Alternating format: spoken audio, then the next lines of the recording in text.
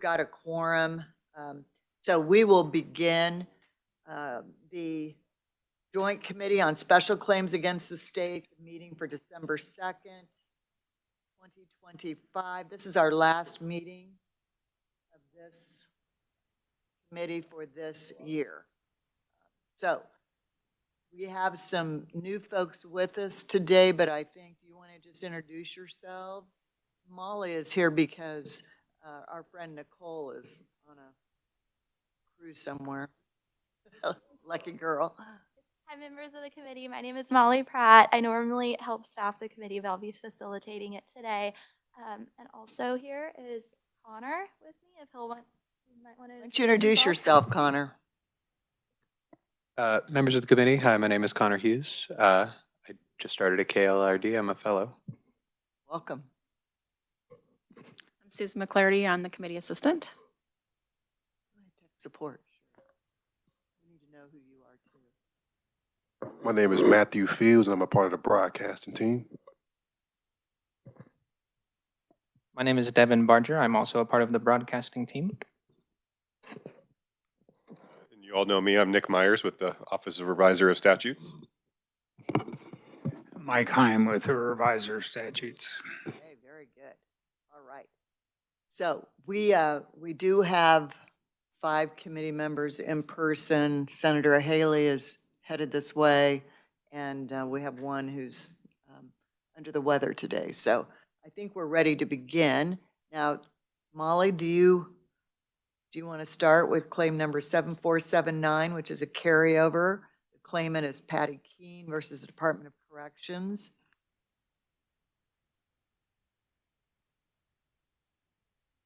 Yes, would you remind us why we carried that over?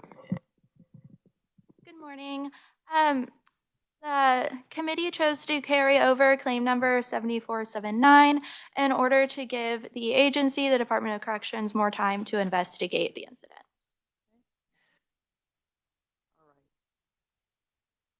And do we have Patty? Is she going to be on the phone? Okay, we will call her.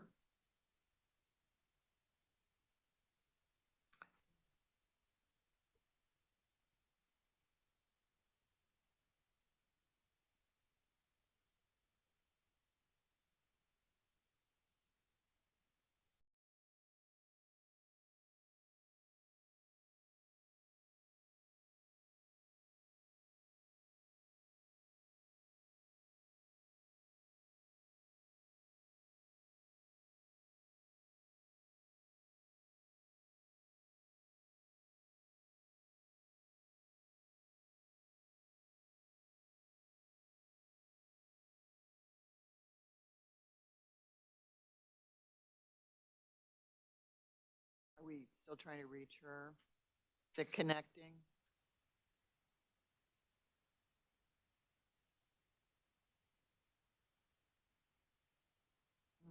Be ready?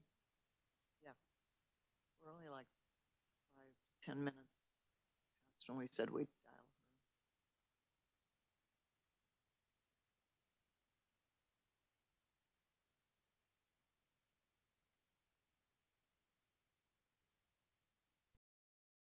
This is a claim for discrimination that we reviewed last time. Are you going to try her one more time?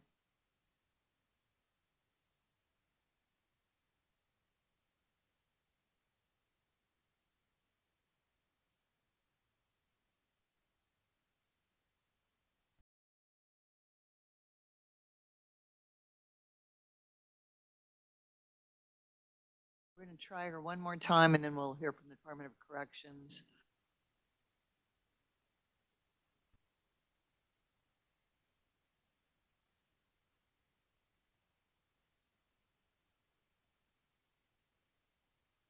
Okay, let's try her home phone number.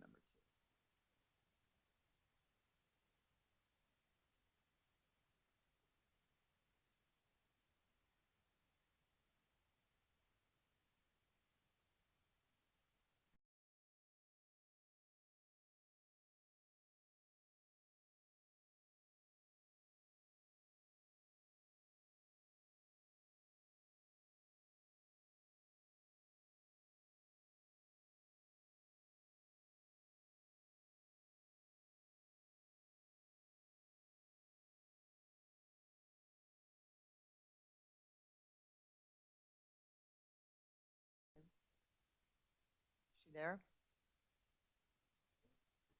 Patty? Mrs. Keen, can you hear me? I can, but I'm in the car. They told me my meeting was at 2:00. We have you down for this morning. Are you able to visit with us now, or do you want us to call you back later? Well, the certified letter I got said 2:00, so I'm in the car, so I don't have any of my paperwork in front of Okay, me. okay, we will try you back this afternoon. We do have a full agenda this afternoon, so it won't be 2:00. I'm sorry, there was a miscommunication. Would we be able to call you back around 2:30, 2:35? Yes, absolutely. Okay, we will plan on that. We might be running a few minutes late, but it'll be right around there. Would that be all right? Yes, ma'am, and it is by phone call. That's what I talked to the gal Yes. yesterday and gave her my number. Yes, and so we have the phone number to reach you, and we will try you around 2:35, 2:40, right around there, okay? Yes, ma'am, that'll Very be good. perfect. Thank you. Okay, thank you for your flexibility. Bye-bye. Okay, bye-bye. Okay.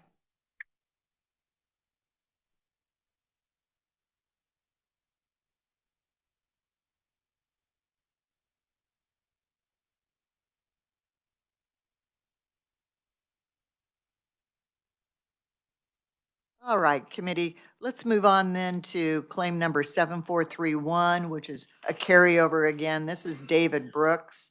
It was a personal injury claim, $150,000. So do you want to remind us why we needed to carry this over? Good morning. Members of the committee chose to carry over the claim because staff could not get a hold of the claimant. We have a number for the aunt of the claimant that we could try calling again, but that hasn't necessarily worked in the past, but I'm totally willing to call again. Let's try that number one more time. This will probably be the last time we give him an opportunity to visit with us because we've had so much difficulty trying to contact him and the numbers have not been valid numbers. And we've sent him a letter, correct? Yes.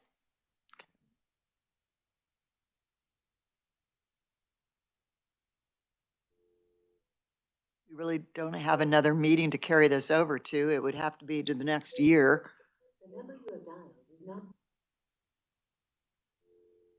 Oh, that's okay.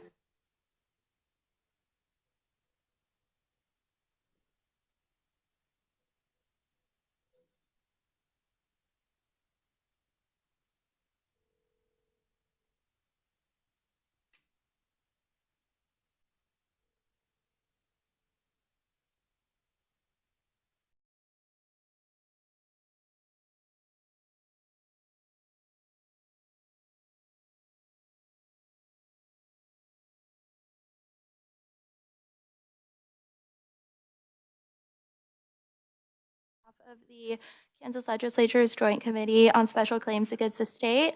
We are trying to get a hold of Mr. David Brooks.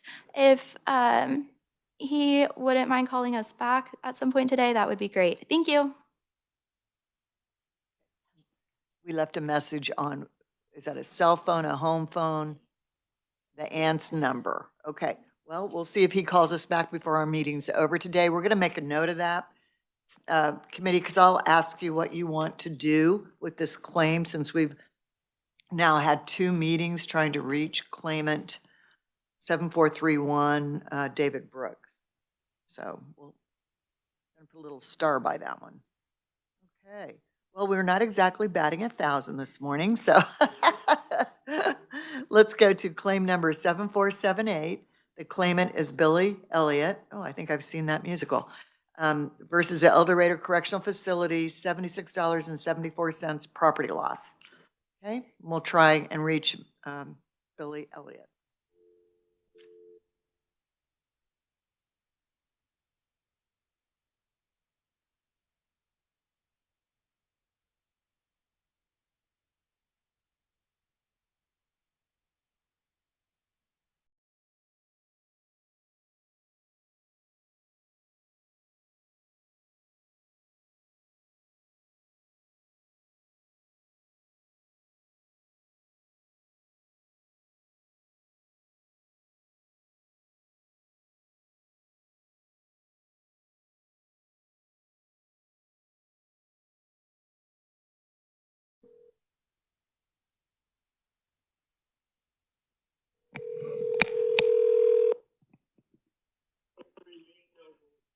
is Unit Team Barry. Hi, my name is Connor Hughes. I'm calling on behalf of the Kansas Legislature's Joint Committee on Special Claims Against the State. Is Billy Elliott available? Yes. Mr. Elliott?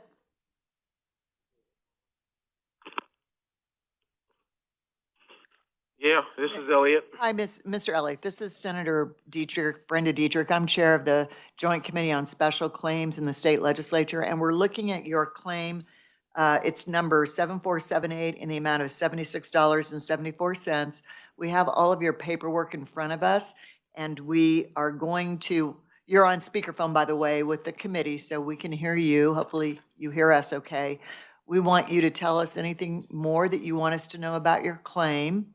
And then we may ask you questions. We've got Department of Corrections here. We're going to ask them their position on the claim, and we will make a decision and get back to you within 21 days.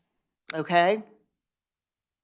Yeah. Okay, so Mr. Elliott, is there anything more you want us to know about your claim? Not other than what's in the paperwork and the fact that the staff continuously violate their own policies and procedures. I mean, that's a fact. You can ask any inmate in here that's filed a claim here and it's been denied. They never follow procedures. When they shake our cell down and take stuff, they're supposed to give us the opportunity to show the invoices that we've paid for it, bought it, it's ours, and they don't do that. They just throw it all in a bin and say, oh, get rid of it. Okay. All right. Amanda, do you have any questions for Mr. Elliott? Okay, Mr. Elliott, we're going to hear from Department of Corrections now, okay? Give us a minute here. Go ahead. Introduce yourself and welcome. Thank you, Madam Chair. My name is Christine Twitteries. I work with the Department of Corrections. So Mr. Elliott has not properly exhausted this claim, which is a procedure he knows well how to do. He has a very long history of litigation, which he has not struggled with properly exhausting for. Furthermore, he did not provide personal inventory sheets showing that he had the items at the time of the shakedown. And furthermore, many of his claimed items could have been consumed as they were thread, tape, and other crafting items, most of which he had purchased several years ago. For these reasons, we recommend this claim be denied. Thank you. Committee questions? I have a quick one. What is the, I haven't read all your remarks here. What was the process that he still needs to follow besides not having the inventory or the receipts? He did not send it to the to the Secretary of Corrections, hindering us from being able to do a full investigation into his claim before coming to this committee. Okay. So, Mr. Elliott, did you hear that? I can't hear it or barely understand anything. There's such an echo in the room that you're in that it's all overlapping each other. All I know is I did follow policies and procedures. I submitted copies of the invoices in which I bought the thread, the tape, everything. She or he, whoever that is talking about the KDOC, doesn't know what they're talking about. I did follow procedures. I contacted the deputy warden. I contacted the unit team. They told me to file a property claim. I did that, and then they deny it. Have you, the next step in the process is to go to the, what? The secretary, yes. So did you file your claim with the Secretary of Corrections? I filed one here at the facility. Okay, so they denied it and said that it was denied by the Secretary of Corrections office also. There is no other form. You file one property claim and it's processed throughout the facility and the Topeka Corrections where the Secretary of Corrections is at. Okay, one more thought from our Department of Corrections folks. There was an administrative error that says central office. However, Mr. Elliott did not send it to the central office or secretary. So what do you mean? I don't mail him. What was the error? Thank you. He did receive a form that says your claim has been disapproved by central office. However, he did not take that additional step to send it to central office as we never actually received it. Why was it denied? This is from, so it says central office is opposed to say warden or unit team administrator. I'm not sure where exactly this happened in the process, but it says This claim does just say it has been denied. It does not give a reason. I assume that would be on another sheet, which, no.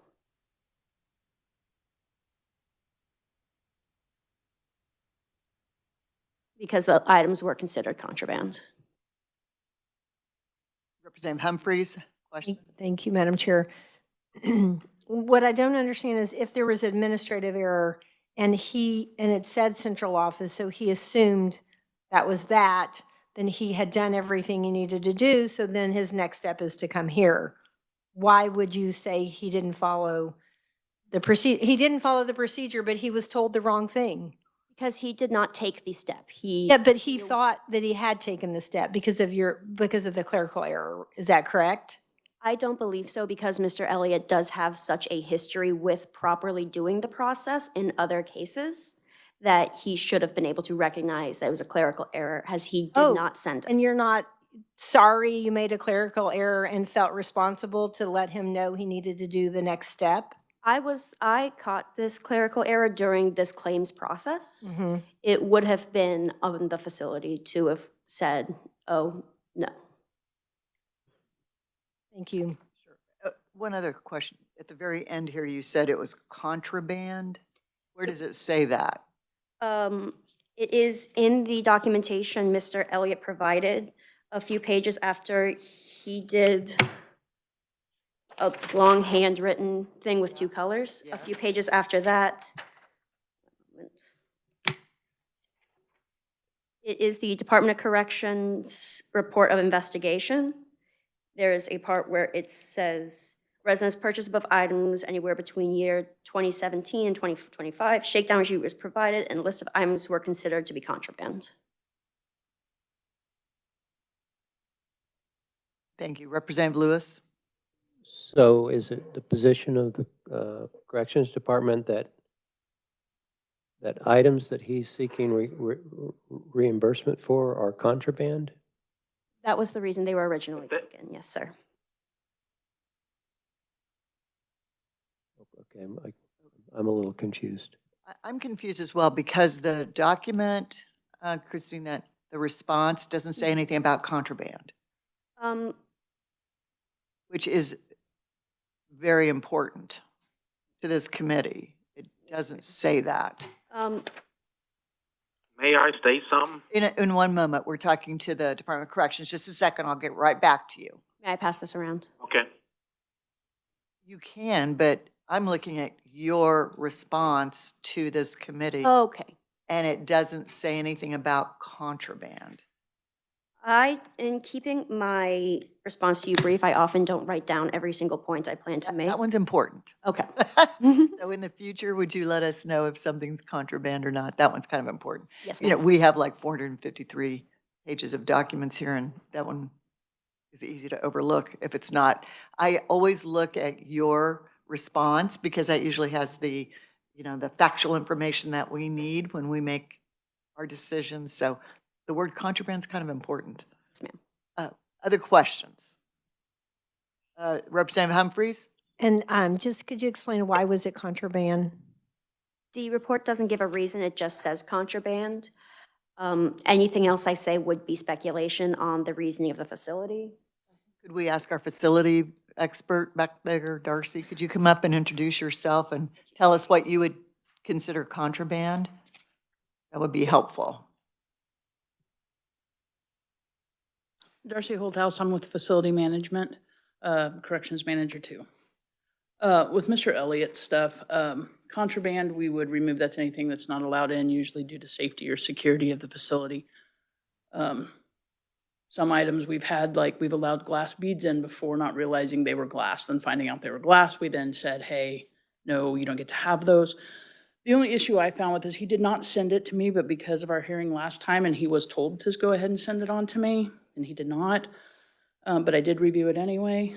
So not only did he not exhaust like he should have, even with the clerical error, my guess is that's a form letter, and so it probably just didn't get changed where it should have.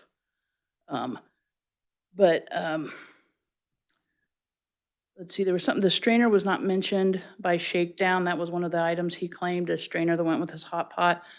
I do see that he did buy one. It had been a while. I'm not certain if that still existed. The Velveeta cheese box, if there was anything in that, that's trash. You're not allowed to keep trash. Once you consume your item, it needs to be thrown away.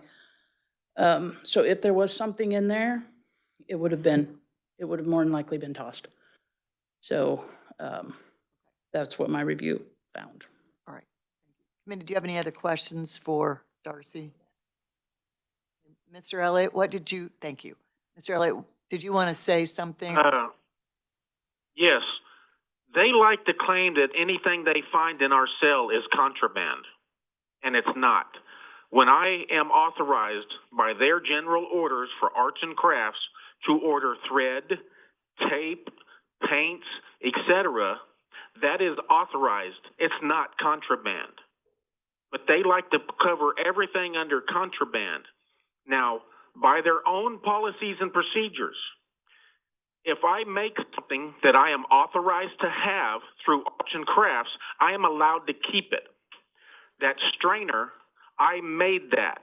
That is plastic mesh canvas that I bought through Dick Blick Art Supplies and made a strainer because I have a hot pot that's 29 years old and they don't make a strainer for it and they don't sell a strainer. Well, they sell us mac and cheese to make. I have to boil the noodles. So I made a strainer. I've got other plastic mesh canvas in my cell that I made another one. But I shouldn't have to be taken from me every time because the officer doesn't know the policies and procedures. Okay. And I am going to send you copies of a grievance I just got back in which it states it covers a property claim that I filed on my music player. And in that grievance, it states that they denied the property claim both at the facility and at the Secretary of Corrections level, but yet they have not returned the property claim to me. So what she's saying is baloney. Usually if the property claim is denied, it's denied at the facility and at the Secretary of Corrections office. Okay, very good. So for her to say, Thank you, I didn't Mr. follow Elliott. procedure, I did. Okay, thank you, Mr. Elliott. We've got a he said, she said thing going on here. Okay, thank you very much. Committee, do you have any other questions? Senator Cluse? Thank you, Madam Chair. I just want to make sure I'm following this for clarity. Back to the contraband. Is contraband determined based on the inmate and his past history, or you see what I'm trying to say? I do. I don't know. I think Darcy might be the better person to answer that. I guess it would be on the actions Sorry, of an inmate. Darcy Holdhouse again, Facility Management. It can be. They could be open to getting some supplies, art supplies and stuff, and certain ones would not be. Certain, I forget the wordage they use, any of you that do thread work or yarn, there's a certain level that they can't have because it becomes like wire. Sometimes we don't know that till they order it, and then it's withheld from them. But most times if he's allowed to order it, then he's only approved, it goes through an approval process generally. Sometimes they mail it straight out. And then when it arrives, if they didn't go through the approval process, that's when it gets vetted for whether it can come in or not.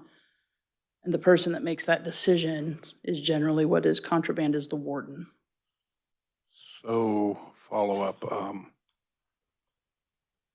So an individual can determine whether or not something's contraband based on the actions of an inmate previous. Is that what I'm hearing? Yes. Okay, so there's 100% or just a piece of the process? It's a piece of the process. There are certain things, like we're not going to allow metal in. You got like a 3-ring binder, we're not going to allow this in. It's got too much metal that could be fashioned to a weapon. So the policy doesn't necessarily, it's not like straight across. It's kind of a living policy. It's kind of a little hard to determine then how, I mean, I'm sitting here trying to figure out what's contraband and how, and yet we're expecting the inmate to comprehend that fully. Well, we expect the inmate to ask Thank for you. approval, is what we expect. I think that piece was what you're saying may have been missing here, the approval process.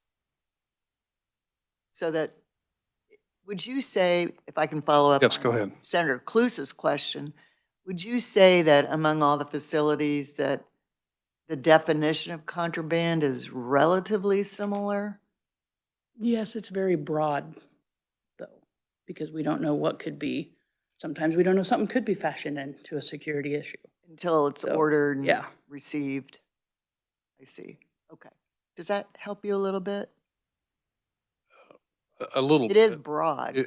Yeah, it's broad. Could, you know, what I'm hearing is could be possibly, and then, and I'm not saying that's a fault on you, I'm just saying the policy itself, it seems, well, you're saying it's broad. So, okay, thank you. Representative Humphries? Thank you, Madam Chair. So, so I think a lot of times in legal matters, it's fact specific. So I don't have an issue that we wait and see. But with this one, what I'm confused about is he's saying it happened during a shakedown. So he had ordered it and it had been okayed. It had been received and it had been okayed. It had been put in his possession and it was okay. But he says he lost it during the shakedown. So then that's where I'm confused. All those opportunities to find it as contraband, but then it wasn't until it was lost in the shakedown. I don't know if you have a comment about that. I don't. Okay, thank you. All right. Committee, any other questions? Mr. Elliott? Yes. Thank you for giving us this claim, and I think you've heard most of the discussion. So we will make a decision before the end of the day and get back to you within 21 days, okay? Yeah. All right, thank you so much. Bye. Bye-bye, have a good day.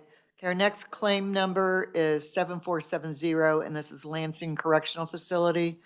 Claimant is Stanley Woolley Jr. This was carried over again. Can someone remind us why we carried this over? Property loss 85206. Yes, the committee carried over claim number 7470 because the claimant was not in ks.gov custody at the time. I believe he was out for a court hearing maybe, but we have confirmed that he is in custody again, so we can try calling him. Okay, thank you.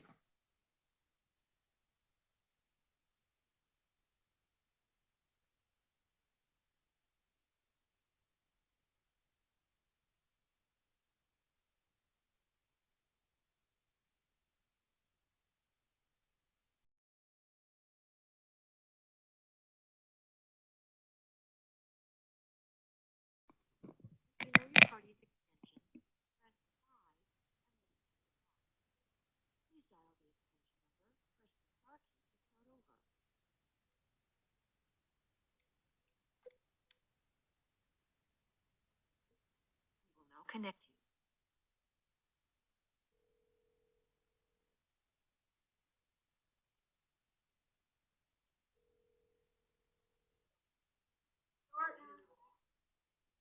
Hi, my name is Connor Hughes. I'm calling on behalf of the Kansas Legislature's. Right now, right there.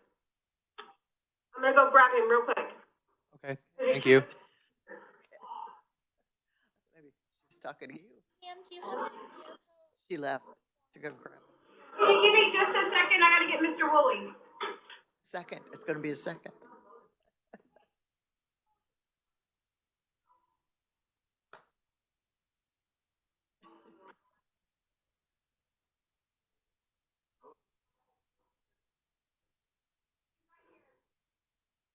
Mr. Woolley? He's here.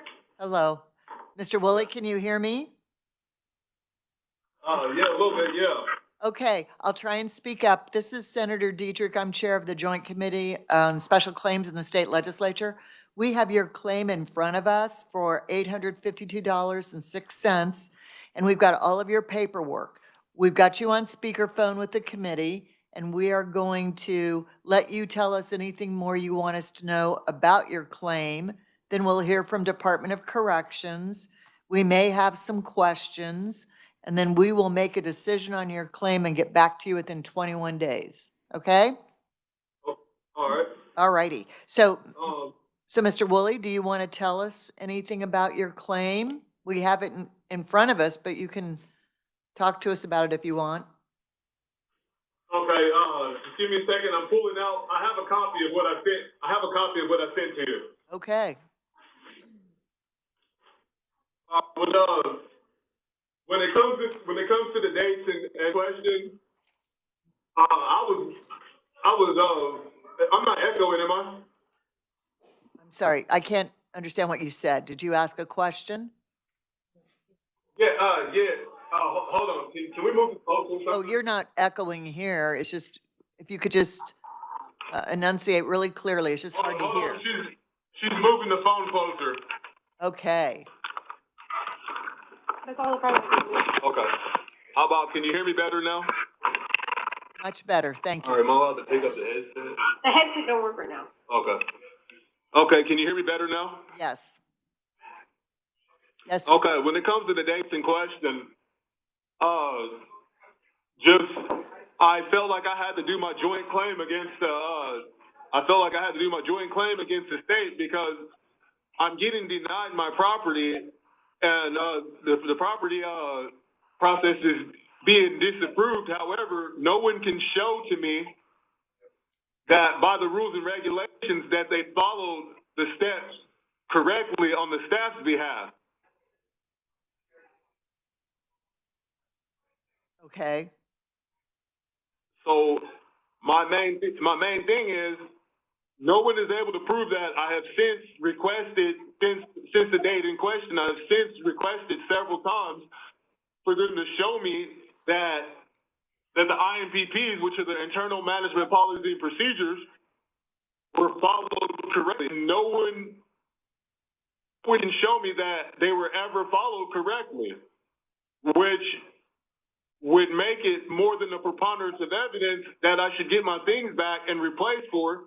There's some things that cannot be replaced, like pictures of my loved ones.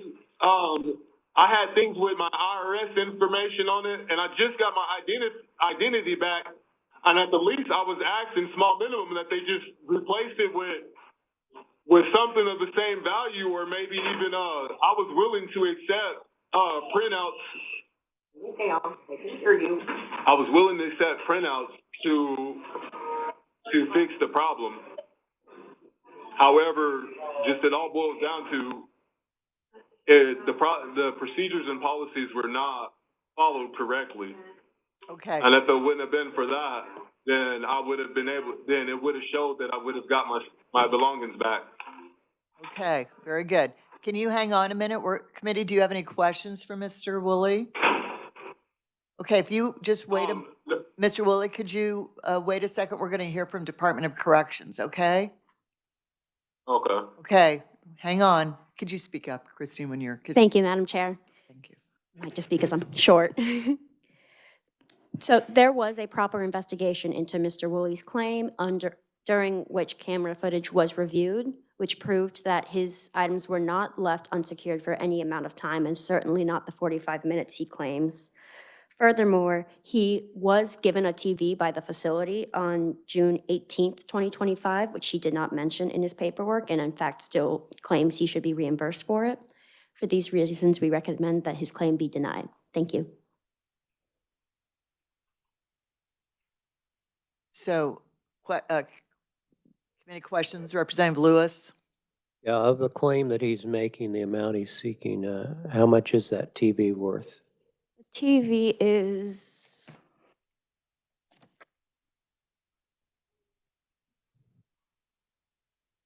I have in my notes that it would have brought his total down to $305.70. So it was one of the nicer ones. Thank you.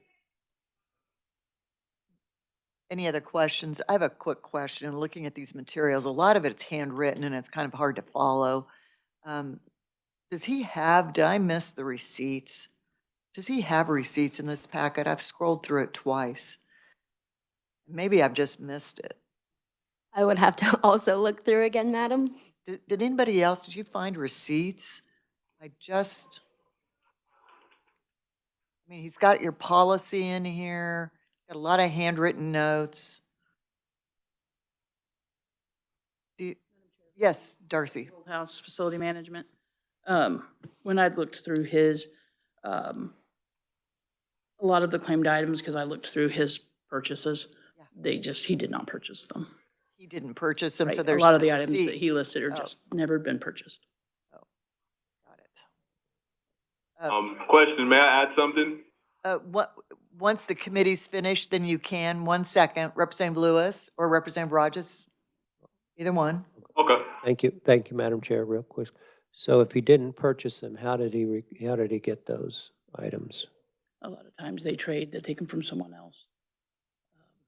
There's a variety of ways they can get other. Or can family members provide them? No.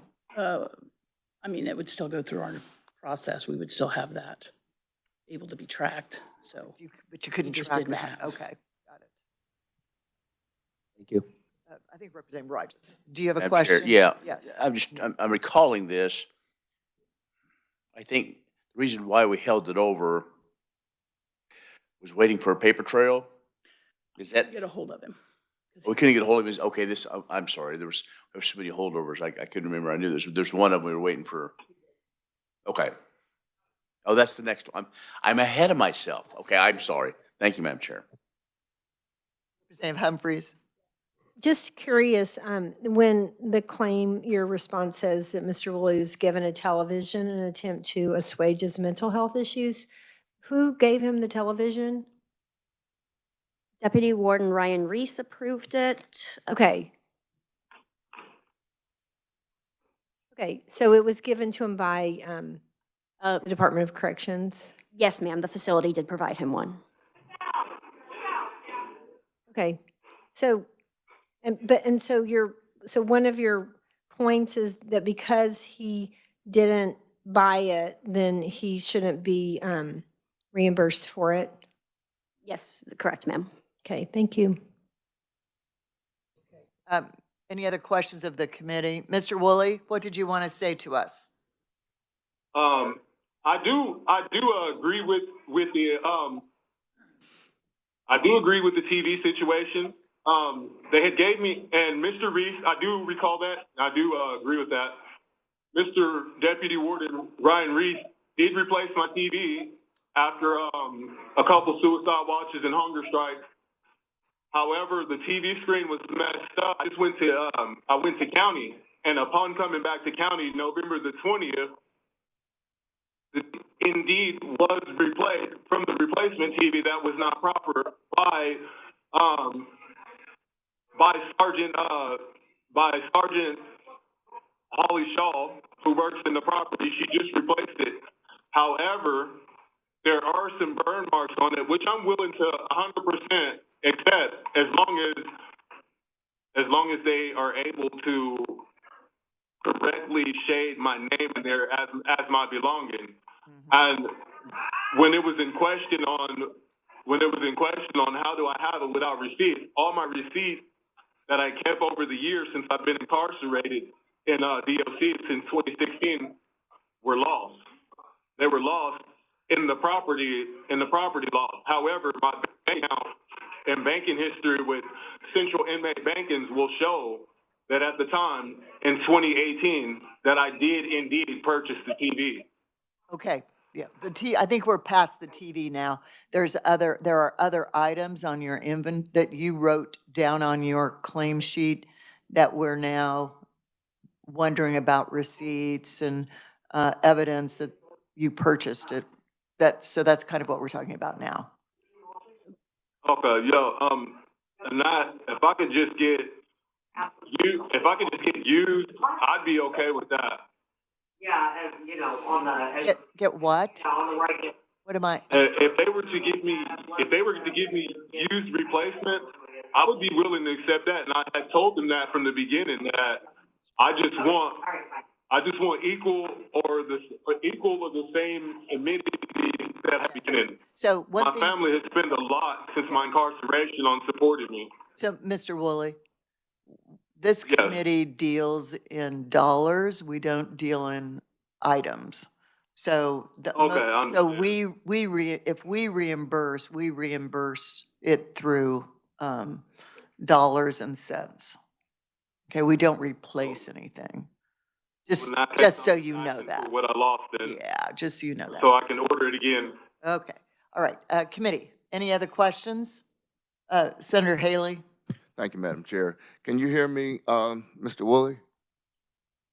Yes, sir. Okay, Mr. Woolley, so there's been a replacement alleged of your TV, right? And of your total loss, what percentage would you say the TV is valued? There's been a representation by the department as to the value of it. How much of your loss that's been replaced now with the TV would you say you have? Seeing as to the TVs now, I could get you a correct price on it. I would say it's at least about 48. That's about 48% of what I'm asking for back. Okay, because that's been substantiated, Mr. Woolley, and you do have that back, so you're suggesting that you have, give or take, 400 or 400 and some odd dollars that we do not have receipts for, that we don't have a chain of custody for, but Yeah. you're pretty much halfway there. Correct. That's what I'm asking. It wouldn't be right to ask for a TV to get replaced that they replaced. Okay, and you like the TV, it's a good TV. You're good with that, that's fine. Okay, so Yeah, it's just the other things that we're not able to get the receipts for that, that we're still having the discussion about, but you're halfway there. Okay, all right. Thank you, Mr. Woolley. Thank you, Madam Chair. Yes, sir. Did you want to say one more? Thank you, Mr. Woolley. Did you want to say something else? Yes, ma'am. Christine, yes. Madam Humphreys, to clarify on your earlier question, he was given the TV after the incident occurred? Okay, just want to make sure. And we have checked the CIB, his CIB purchase history, and we were unable to find any of his claimed items on the list of everything he's purchased while he's been incarcerated. Thank you. All right. Committee, any other questions? Mr. Woolley, thank you for visiting with us. We'll make a decision and get back to you within 21 days. Have a good day. Okay, thank you. Thank you. Bye-bye. Okay, committee, the next claimant is 7469 Billy Brown. Property loss of $47.54. You want to try and reach Mr. Brown? We carried it over again. Did somebody want to tell us why? Remind us. Hi, good morning, members of the committee. The committee chose to carry over claim number 7469 in order to give staff time to contact the claimant. I believe since that meeting, my understanding is that we've realized he is located at the Larned State Hospital. There has been some difficulty contacting him this morning, but we can go ahead and try again. Okay, please do. We'll try.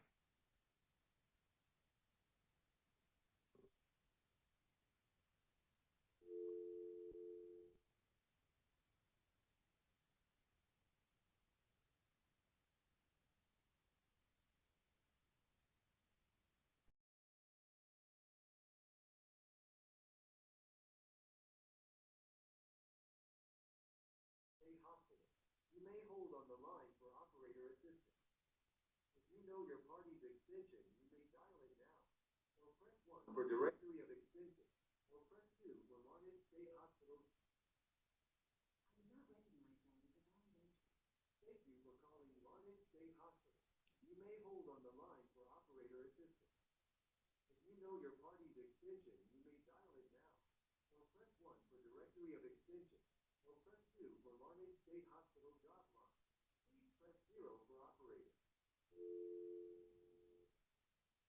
Sorry, members of the committee, we just got a new phone number. Okay, we'll try that number.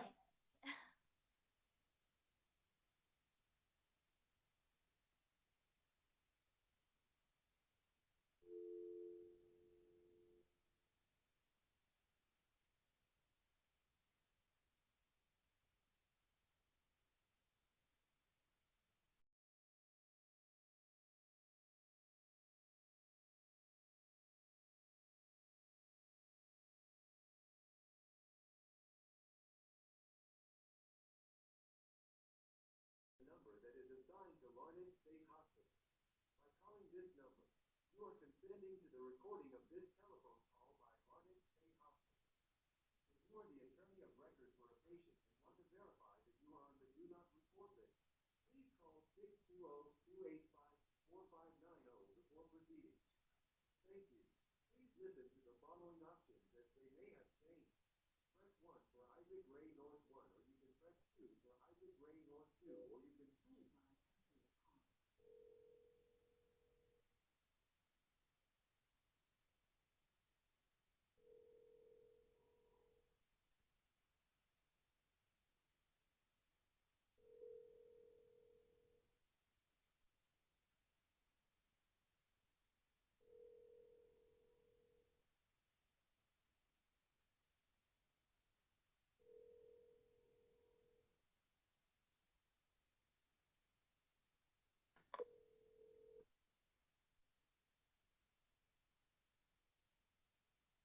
Hi, my name is Molly Pratt, and I'm calling on behalf of the Kansas Legislature's Joint Committee on Special Claims Against the State. Is Mr. Billy Brown available? Millie Brown, hold 1 second. Thank you. This is Billy Brown.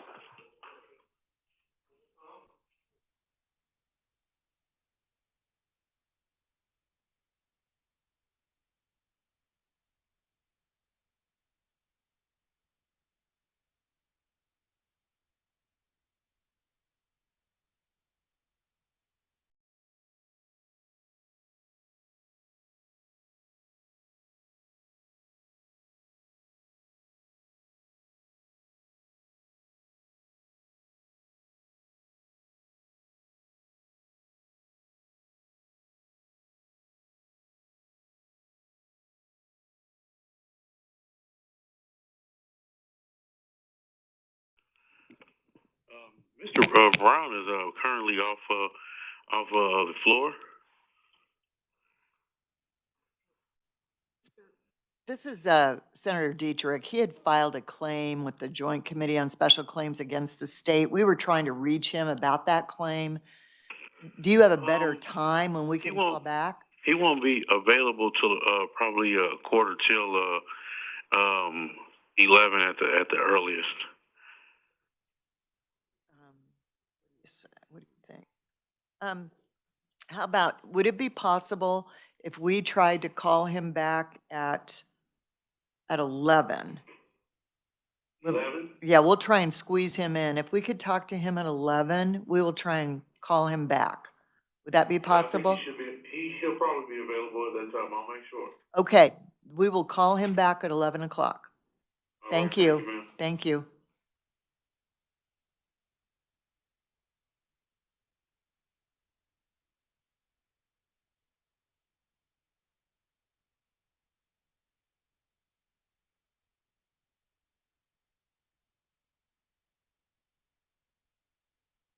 All right, committee, we will try him at 11. I've just made a note on that.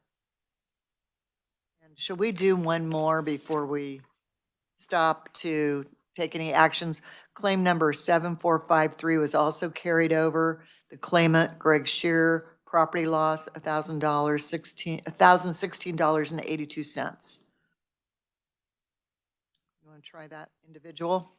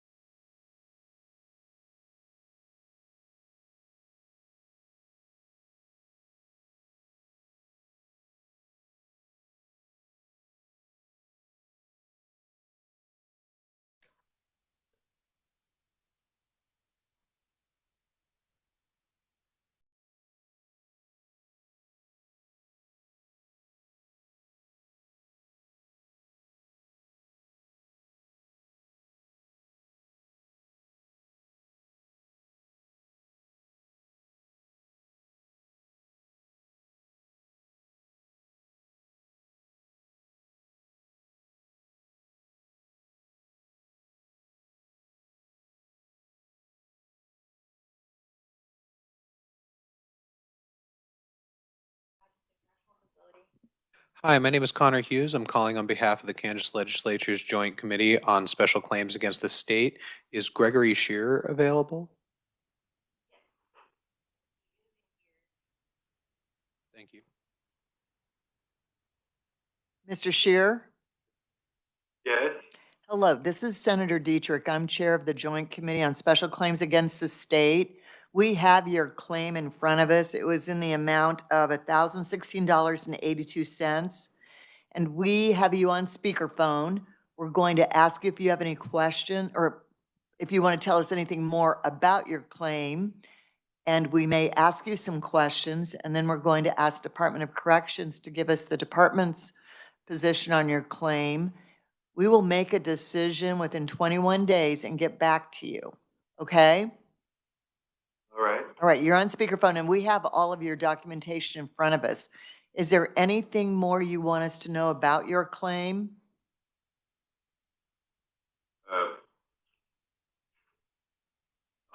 Can I point out some stuff on the paperwork that's there? Yes, you may.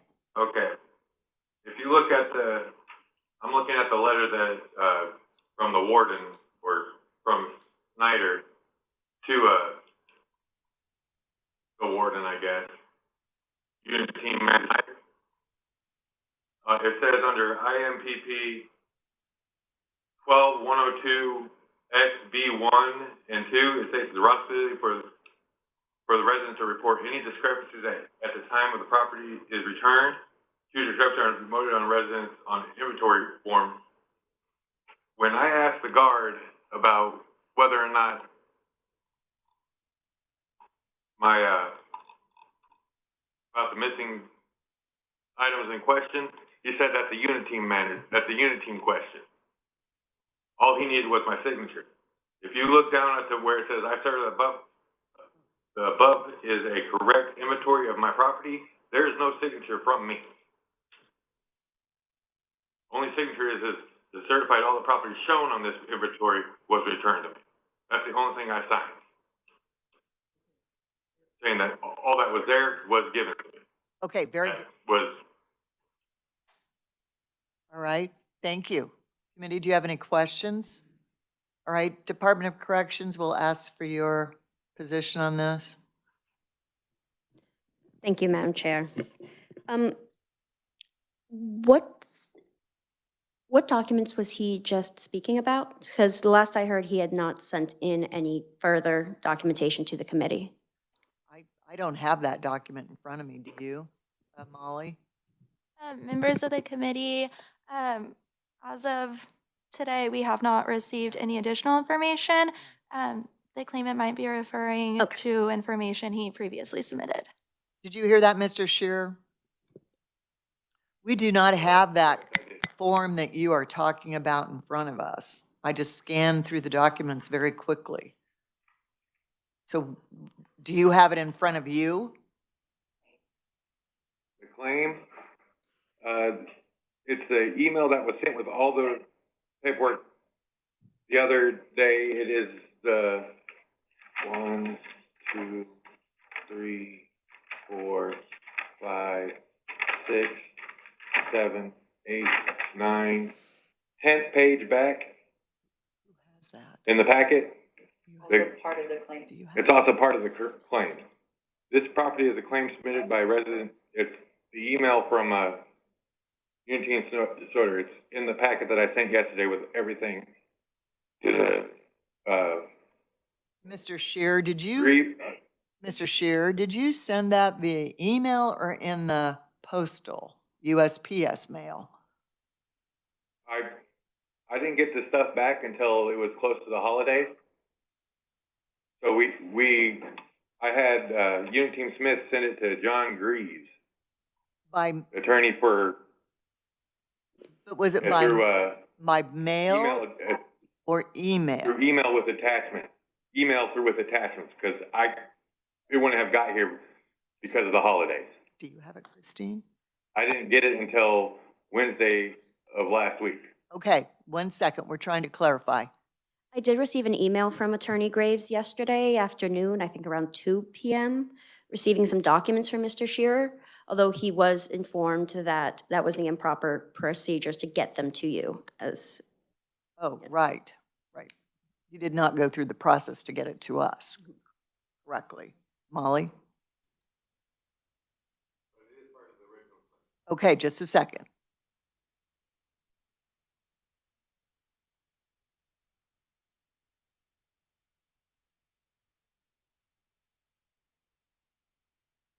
Oh. Oh. All right.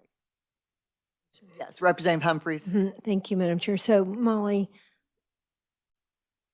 what we got today, does that have everything that was in the original claim too? Like all the documentation that we would have gotten at the last meeting? Representative Humphries, the Legislative Research Department has not received any additional material from the claimant, so the material in your packet is the same that was in your packet at the October meeting, aside from the letter that it looks like KLRD sent to Mr. Shear on November 3rd, saying that the claim would be carried over to the next meeting on December 2nd. And says, please provide receipts for the items in the claim as well as documentation. I do not know when that notice was delivered, though. Okay, thank you. Any other? Yes, okay. Any other questions, committee? Just a moment. Any other questions for Department of Corrections? Or, okay, what do you have in front of you? Mr. Shear, what do you have? I have in front of me the date that I received when this was going to be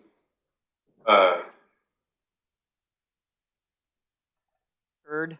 provided for me. I did not receive it until November 26th. It was received at this place November 26th. Okay, thank you. Department of Corrections, do you have a position on this? In general, on the Yes. claim in general? Can you remind me what date he said he received the notice that it was carried over? He said November 26th in the mail. Okay. I do not feel particularly strongly about the timelines. But the claim in general, do you have a letter? Has anything changed from what you submitted to this committee?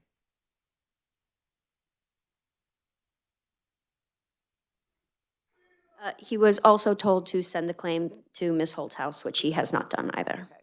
So there's a process issue. Yes, ma'am. Senator Haley.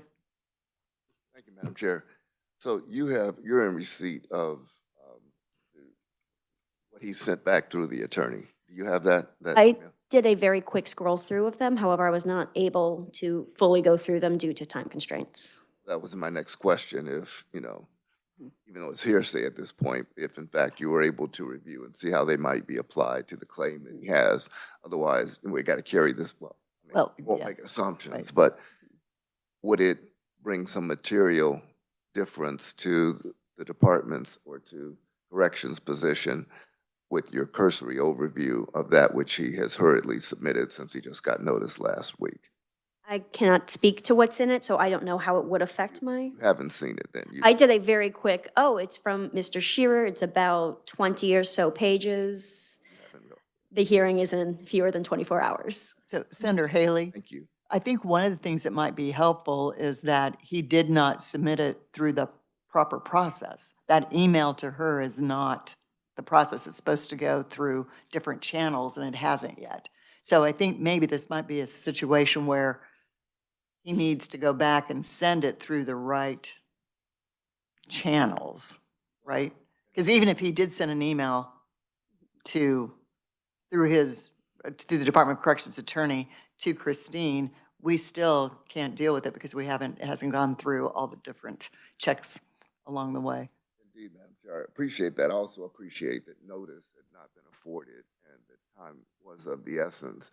And perhaps the most expedient way would have been through counsel. He's had less than a week and a holiday week. Yeah, I totally understand that, yeah. He would have been, had there not been anything received at this point, it might be a failure to respond at all. But he also has to follow the internal processes, right? Is the other piece of this. He So- was advised at the time of the hearing as well, though. We did say during the hearing that he would In need. October, Yes, ma'am. so he was told. Yes, he might have not received the written notice, but he did have actual notice. That's helpful.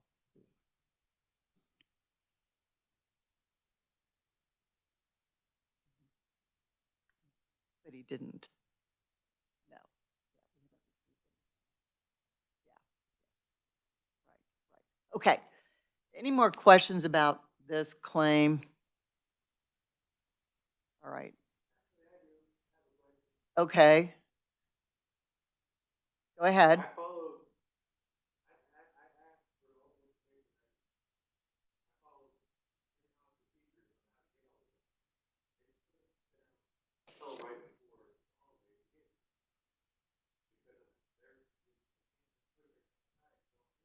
Right.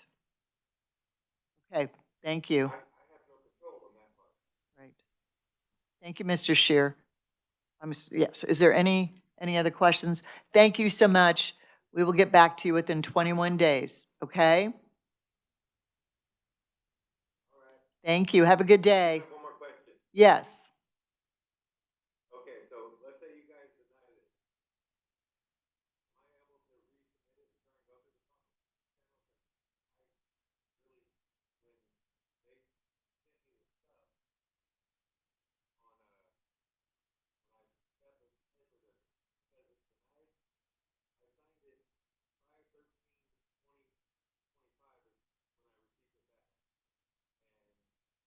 The date that they signed it saying that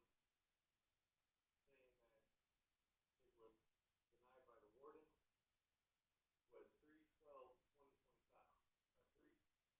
3/13/2025. Yes. That they held on to it for 2 months before I even knew it was denied. So we're in December now. So the question as to whether or not you can resubmit, it will depend upon how the committee determines your claim, and we haven't taken action on that yet. It may be that you can resubmit. It depends on what we find. You'll have to wait to hear from us, okay? All right. Thank you. Have a good day. Bye-bye. All right, committee, before we take on, we've had some complicated claims, and I don't think they're going to get any easier as the day goes on. So shall we go back and, before we call our next person, we're going to, Patty Keene, we're going to call her at 2:35, 2:40 because she had some misinformation on when we would hear her claim. Let's look at claim number 7431. This is David Brooks. We have called him twice and not been able to reach him at his aunt's phone number that we were given as his point of contact. What would you, committee, like to do with this claim? Representative Humphries? Thank you, Madam Chair. Madam Chair, I move that we deny claim number 7431. Is there a second? Representative Rogers, we have a motion and a second. Is there any discussion? Okay. All those in favor of denying claim number 7431 signify by saying aye. Aye. Any opposed, no. Okay. Then it was denied. Are you opposed? No. No, Madam Chair, but I would like to be listed that I did abstain from the vote. I did not hear that.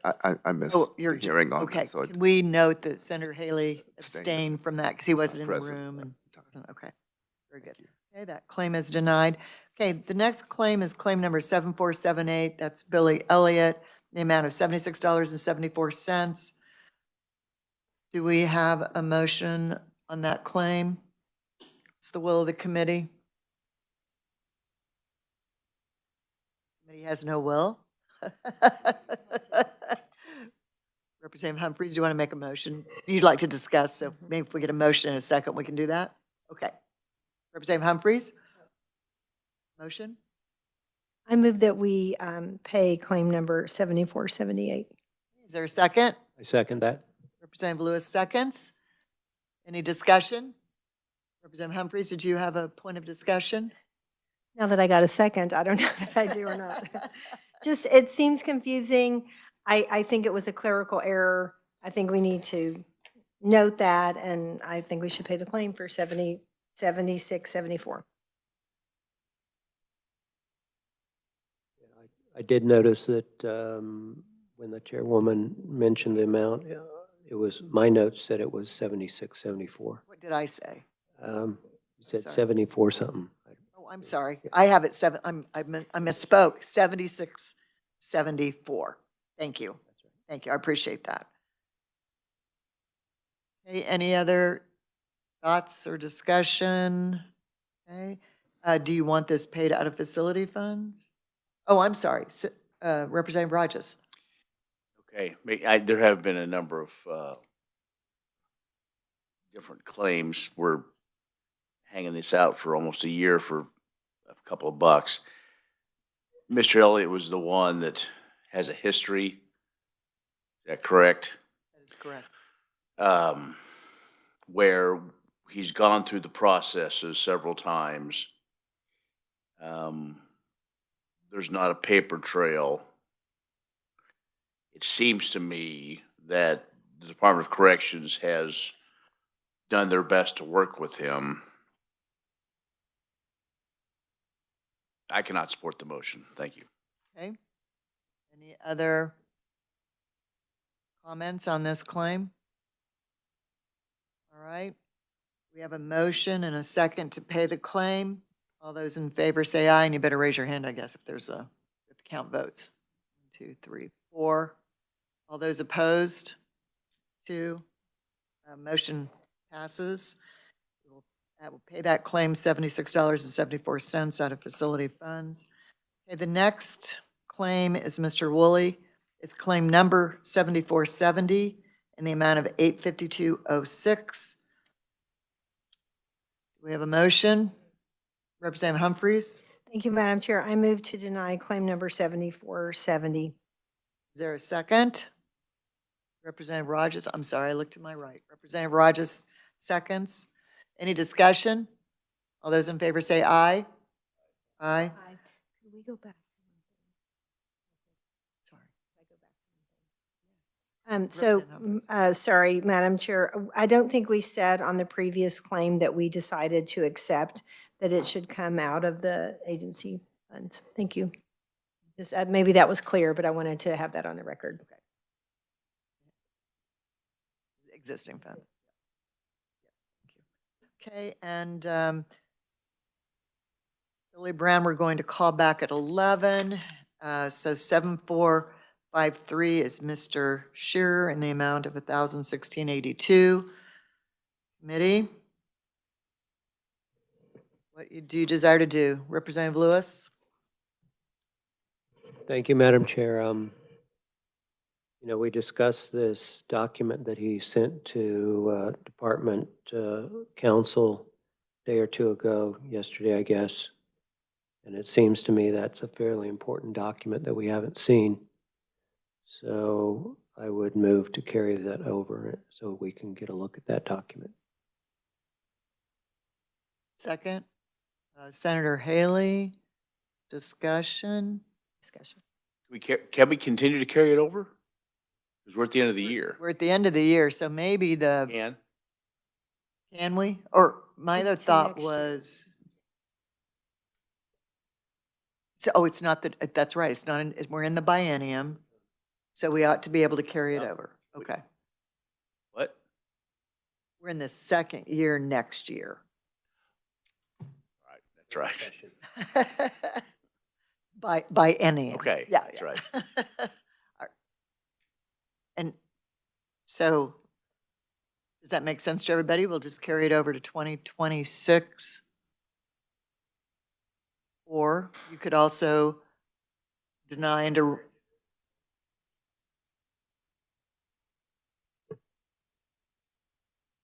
it has got to get to us. Yeah. You like just. Just one more, I guess. Yes, Representative if I Lewis. might. Thank you, Madam Chair. Is this one of the claims where the department's saying that he didn't go to the secretary? And he was supposed to also go through Darcy Right. and Right. did not do that. So he's missed the process, but he also ran out of time. So I'm going to withdraw my motion. I have another motion if I might. Will the second agree? The motion would simply be to deny it without prejudice, so then he can, do the procedural, do it the way it should be done and come back to us if he's not satisfied. And remember, he did ask if he could resubmit the claim. Yeah, So yeah. is there a second on that? Senator Haley, okay. Discussion?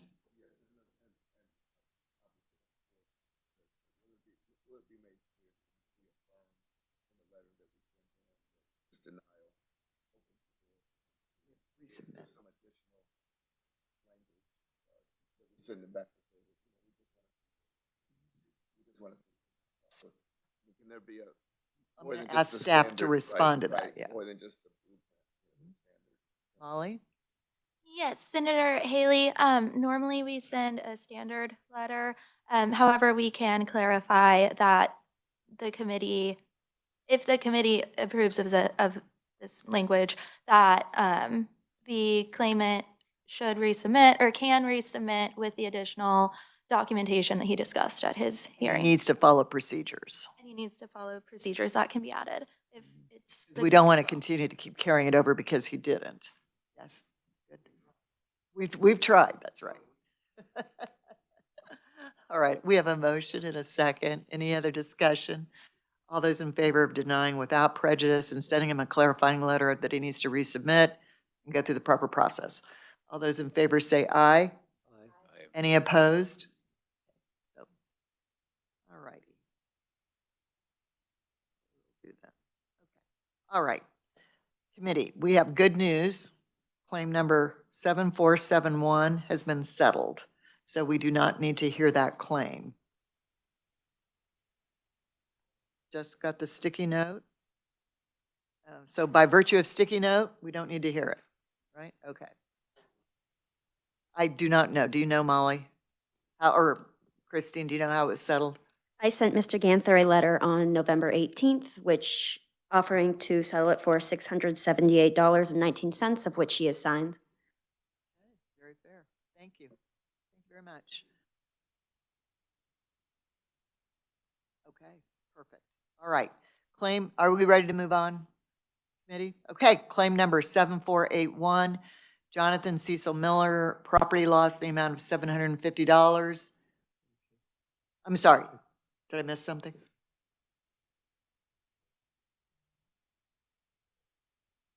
Do you want to, okay, you want to pick up Billy at 11? All right. I'm sorry, I'm looking at that clock and I should have caught that. Thank you. Okay, let's do Billy Brown. So we are going to go back to claim number 7469, Billy Brown, in the amount of $47.54. Let's see if we can reach him. Thank you.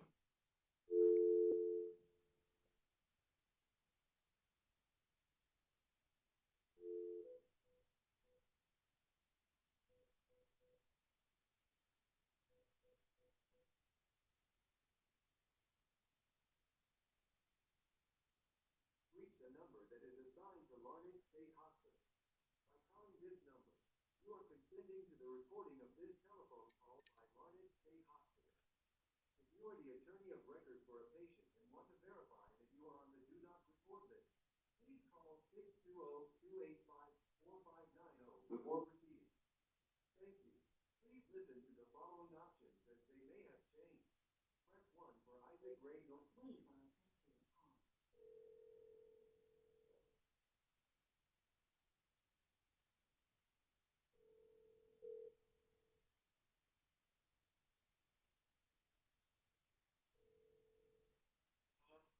Hi, my name is Connor Hughes. I'm calling on behalf of the Kansas Legislature's Joint Committee on Special Claims Against the State. Is Billy Brown available? Hold on a minute. Thank you.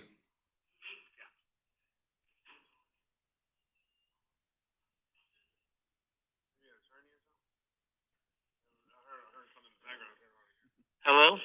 Mr. Brown? Yes. Hello, this is Senator Dietrich. I'm chair of the Joint Committee on Special Claims Against the State. You've submitted a claim to us for $47.54 for a property loss. We have all of your documentation in front of us. You're on speakerphone with the committee. So we're going to ask you if you have anything more you want to tell us about your claim. Then we're going to hear from the Department of Corrections. We might have questions, and we will get back to you within 21 days as to what the committee decides about your claim. Okay? Okay. Okay, so we have everything in front of us. Is there something you want to tell us about your claim? Yeah, when me and my cellie at the time, we both went to the hole, and when they packed out our stuff, they didn't know whose property belonged to who, and so they just assumed, and that's how I lost some of my property. A Mrs. Baker, that was an officer there at the Larned Correctional Facility, said, "I'm sorry you lost some property, but there's nothing I can do to get it back to you because they didn't." I guess he threw it away. You know, the other guy that got my property threw it away, and you know, I just was without the property. Okay, committee, any questions? All right, Department of Corrections, you want to identify yourself and then give us. Thank you, Madam Chair. Christine Tortorese, Kansas Department of Corrections.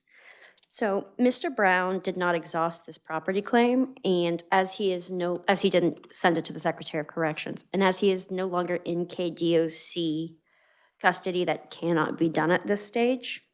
Furthermore, pursuant to IMPP 12-120, it is the responsibility of any of our residents to notate any missing items on their inventory sheets. And Mr. Brown not only didn't notate that anything was missing, but he also signed that it was a correct and accurate description of his property. For these reasons, we recommend his claim be denied. Thank you. Okay. Committee questions? Mr. Brown, do you have anything to add? Yeah, when they pack you out, they give you property that you're allowed, and you sign that first of the property you're allowed, and then you know later on is when they give you the property that brings you the property stuff that you were not allowed, and that's when after I got my second thing, I was like, well, I didn't get this, and this, and they was like, well, we don't know where it's at. We don't even know if you even owned it. I'm like, okay, whatever. Okay. But when they do the property stuff, they don't, write it all, everything you got at the very first time when they bring your allowables. They separate those, the allowables versus the non-allowables. Okay, thank you. Questions, committee? Okay, Mr. Brown? Madam. Oh, I'm sorry, Representative Lewis? Yeah, this is for the counsel for the department. You said that because he's no longer in the custody of corrections, but rather at Larned, he doesn't have the ability to make his claim with the secretary. Is that right? He wouldn't be able to push it through as it was, and he never sent it to the warden, nor did he send it to the secretary. Right. And the secretary, oh, I'm sorry, and this is Darcy Holdhouse, Facility Management. Right. So, and I'm the secretary's designee. Right. So it didn't go anywhere other than an initial writing. So. Right. So my question is, when was he moved from Department of Corrections to Larned? I don't have that offhand, Senator, but I can get it in Representative. I can get that in a few minutes. That was on September the 4th. September 4th? This year. Of this year? All right. Thank you. Committee, any other questions? I'm sorry, Christine? I apologize, Madam. Mr. Brown did sign both his allowable and non-allowable as a correct inventory. Okay. Thank you. All right. Committee, any other questions? Mr. Brown? Yes. Thank you for visiting with us today. We'll get back to you within 21 days with our decision. Okay. Okay. Thank you. Thank you. Have a good day. Bye-bye. All right, committee, we will now move on to the one I tried to do before Mr. Brown. That's Jonathan Miller, claim number 7481, $750, property loss. We will try him.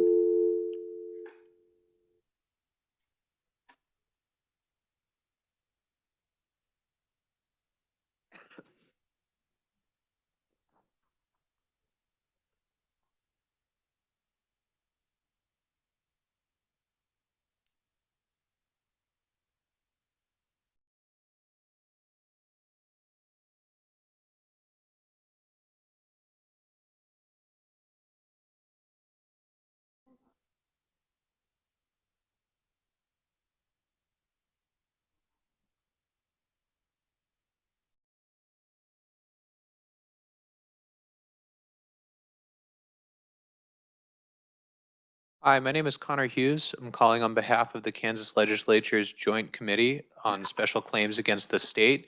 Is Jonathan Miller available? Sorry, say that name again. Jonathan Miller? Jonathan Miller. Yes. Jonathan Cecil Miller? Let me see his location.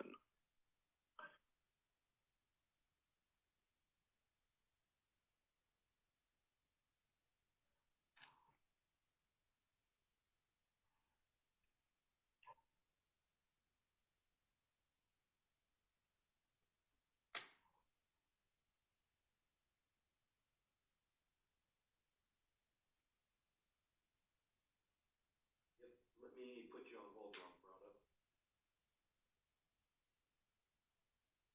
Sir, do you know about how long that'll take? Sir? He's already gone.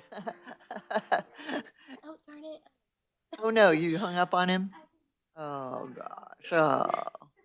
Well, while you're doing that, if you look through the materials, those of you who've been on this committee before, you've seen some of this information from this claimant in the past. This is the lost eagle feather person. Remember that, Senator Haley? Yeah. You weren't here for that? You were here. You remember that? Representative Humphreys lost the eagle feather? Yeah. Same person.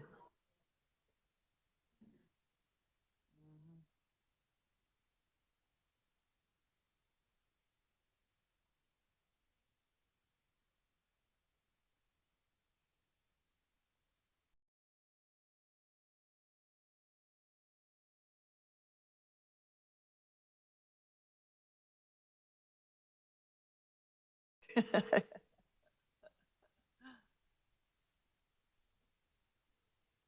happens.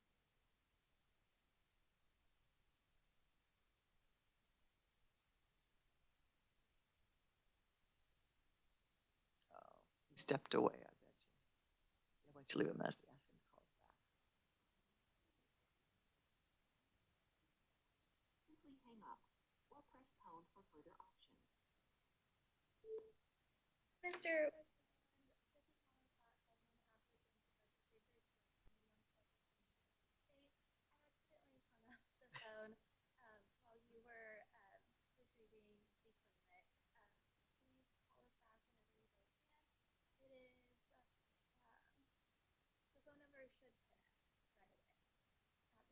Thank you. Shall we dial the next claimant, not knowing how long that's going to take him? Might as well. Okay, let's do claim number 7474, Jeremy Filbert, $260.54.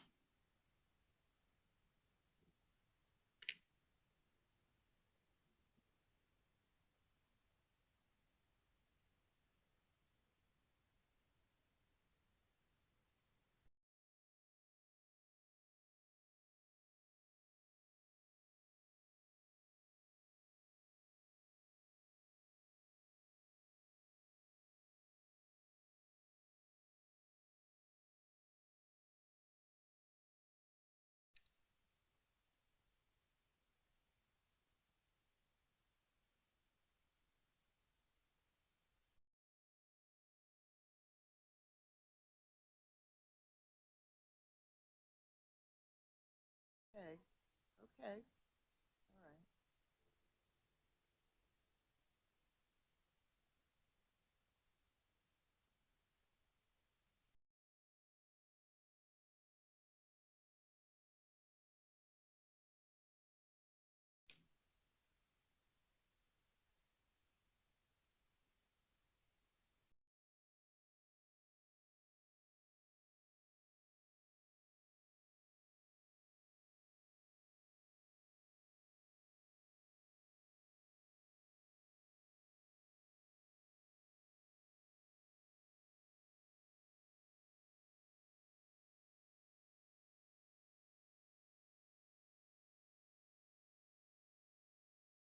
Hi, my name is Connor Hughes. I'm calling on behalf of the Kansas Legislature's Joint Committee on Special Claims Against the State. Is Jeremy Filbert available?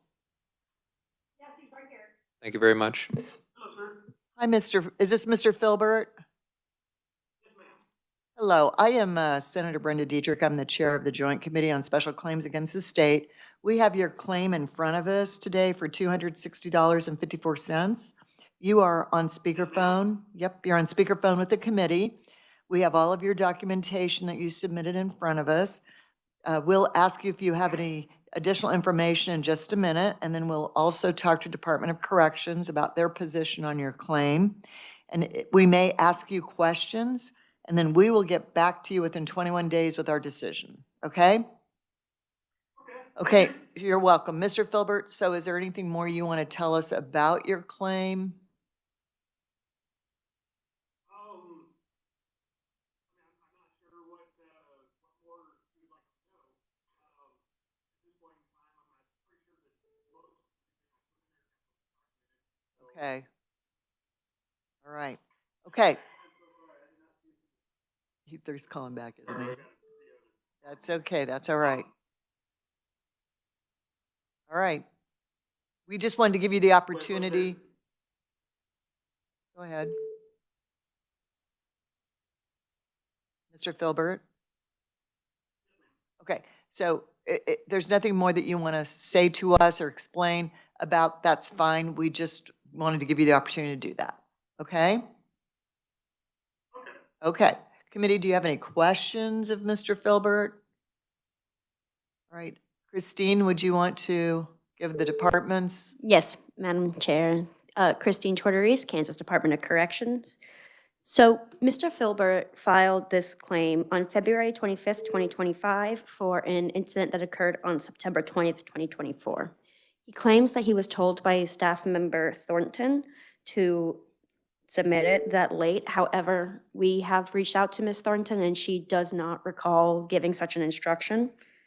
Furthermore, Mr. Filbert has further signed to donate all of his excess property, so that is likely where some of his items went. And KDOC does not issue binders. There is nowhere that he could have purchased those. Therefore, there was no reimbursable loss. And there is no record that he bought the appellate handbook either. For these reasons, we recommend his claim be denied. Thank you. Okay. Committee questions? All right. Mr. Filbert, do you have anything more you want to add?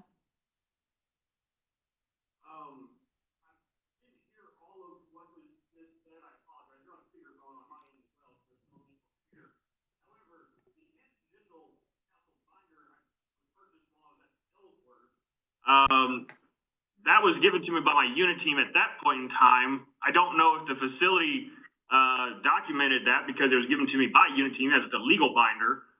However, if the committee needs a record of that purchase, I can ask that. My family is the one that purchased that. So, and then as for the 3-ring binders, I think that's what she was referring to. Those can be purchased. I purchased those while I was at Ellsworth. They're clear plastic binders. They're flexible, clear with a back bind or black clippy things. So they can still be purchased on Canteen. Okay. All right. Thank you. Committee questions? Senator Haley? Thank you, Madam Chair. What is the value, or how much approximately is that book, is the value of that particular book that was purchased, either from the department or from Mr. Filbert? Mr. Filbert claims he paid $125 for it. However, there is no record of such a purchase. But they are readily available for 125 or for whatever. If his family did purchase it, it would not be a loss to Mr. Filbert specifically. Those books are available in the law library. However, KDOC does not sell them. And KDOC facilities, including Ellsworth, also do not sell binders, nor have they. Any other questions, committee?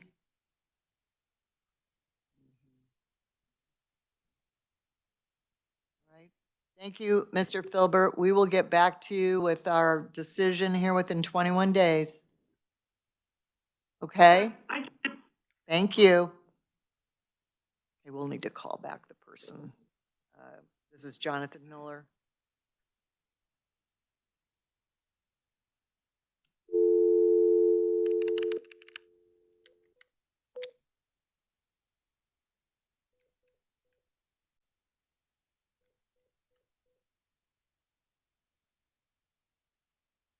The number you have dialed is not in service. Please check the number.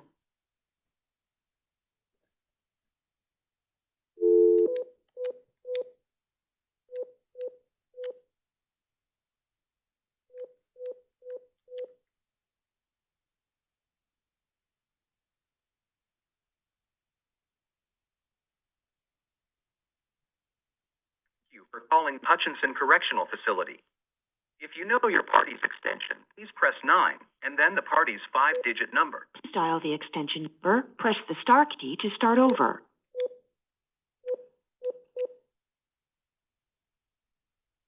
We will now connect you.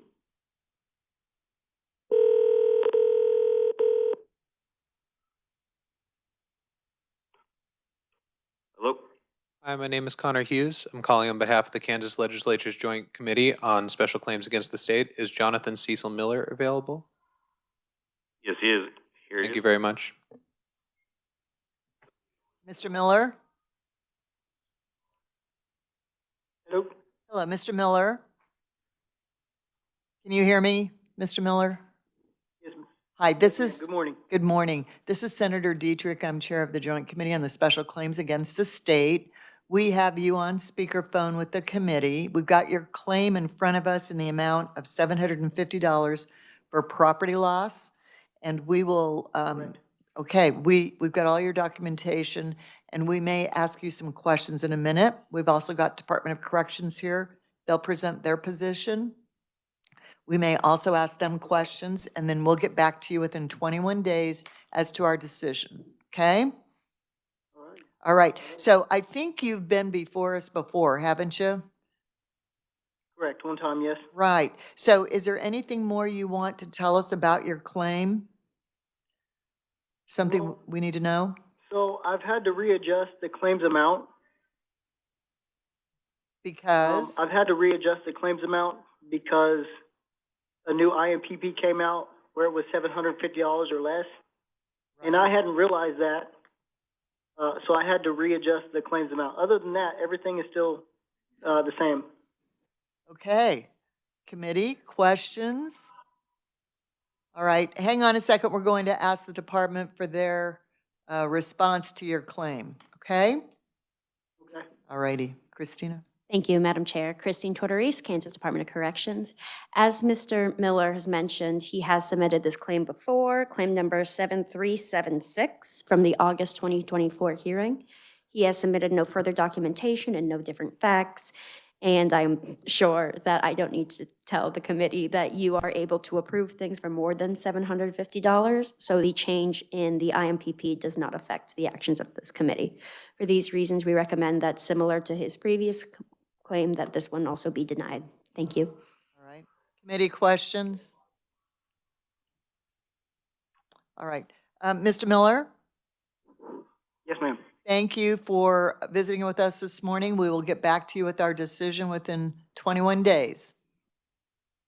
I would greatly appreciate it. Thank you. You're so welcome. Have a good day. Bye-bye. You too. Bye. Okay, committee.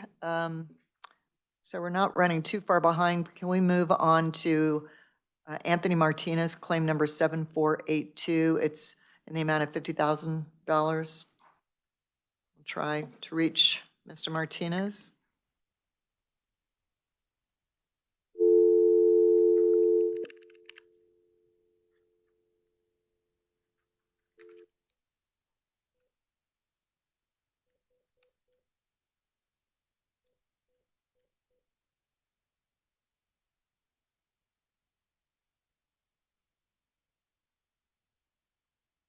Thank you for calling the El Dorado Correctional Facility. If you know your party's extension, press 2 and listen to the prompt. Please dial the extension number. Press the star key to start over.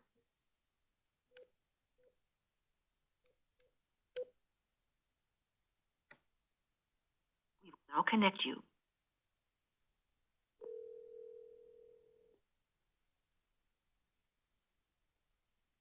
Unit Team Supervisor Chastain and Resident Martinez. Oh, Mr. Martinez, is he available? Yes, he's right here. Great.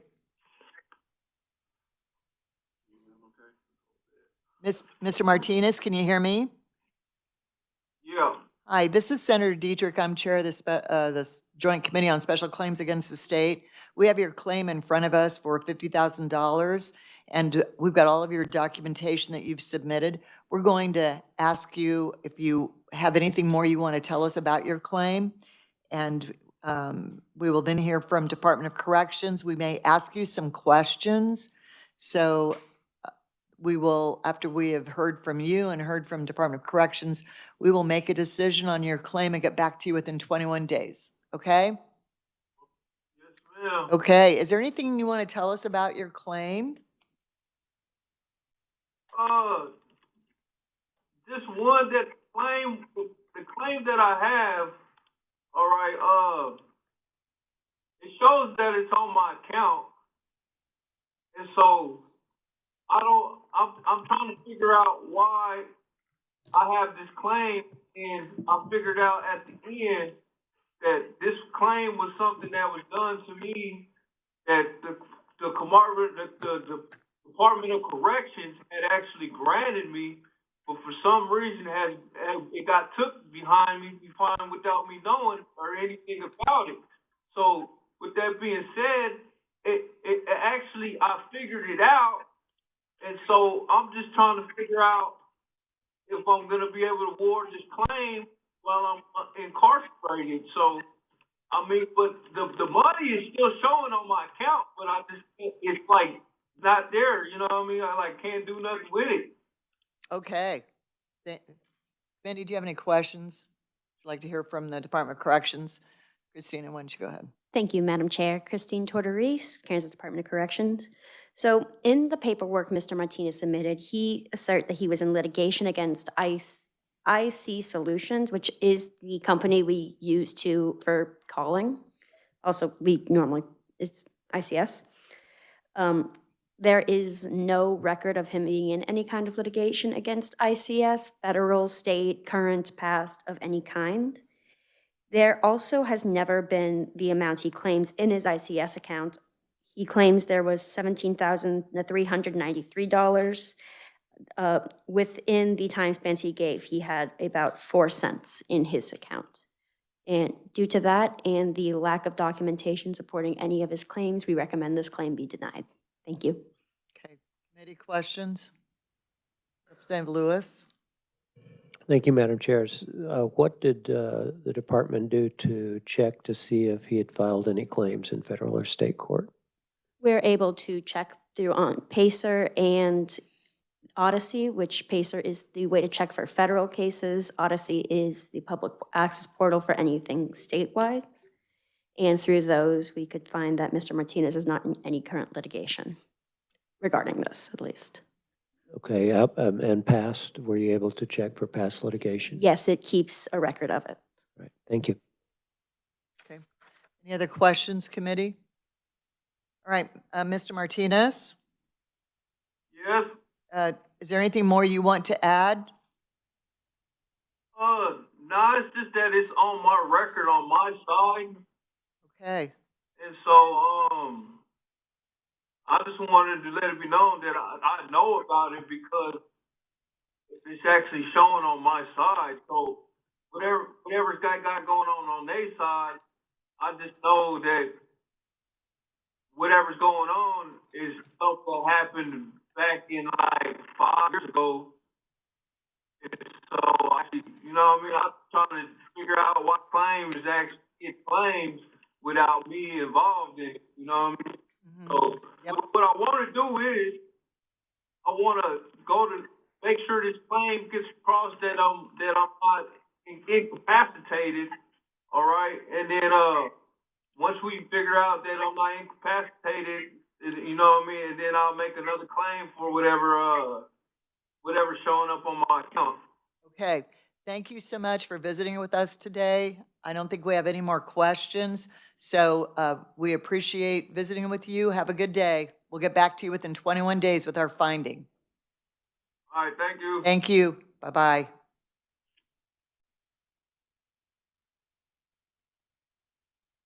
See that.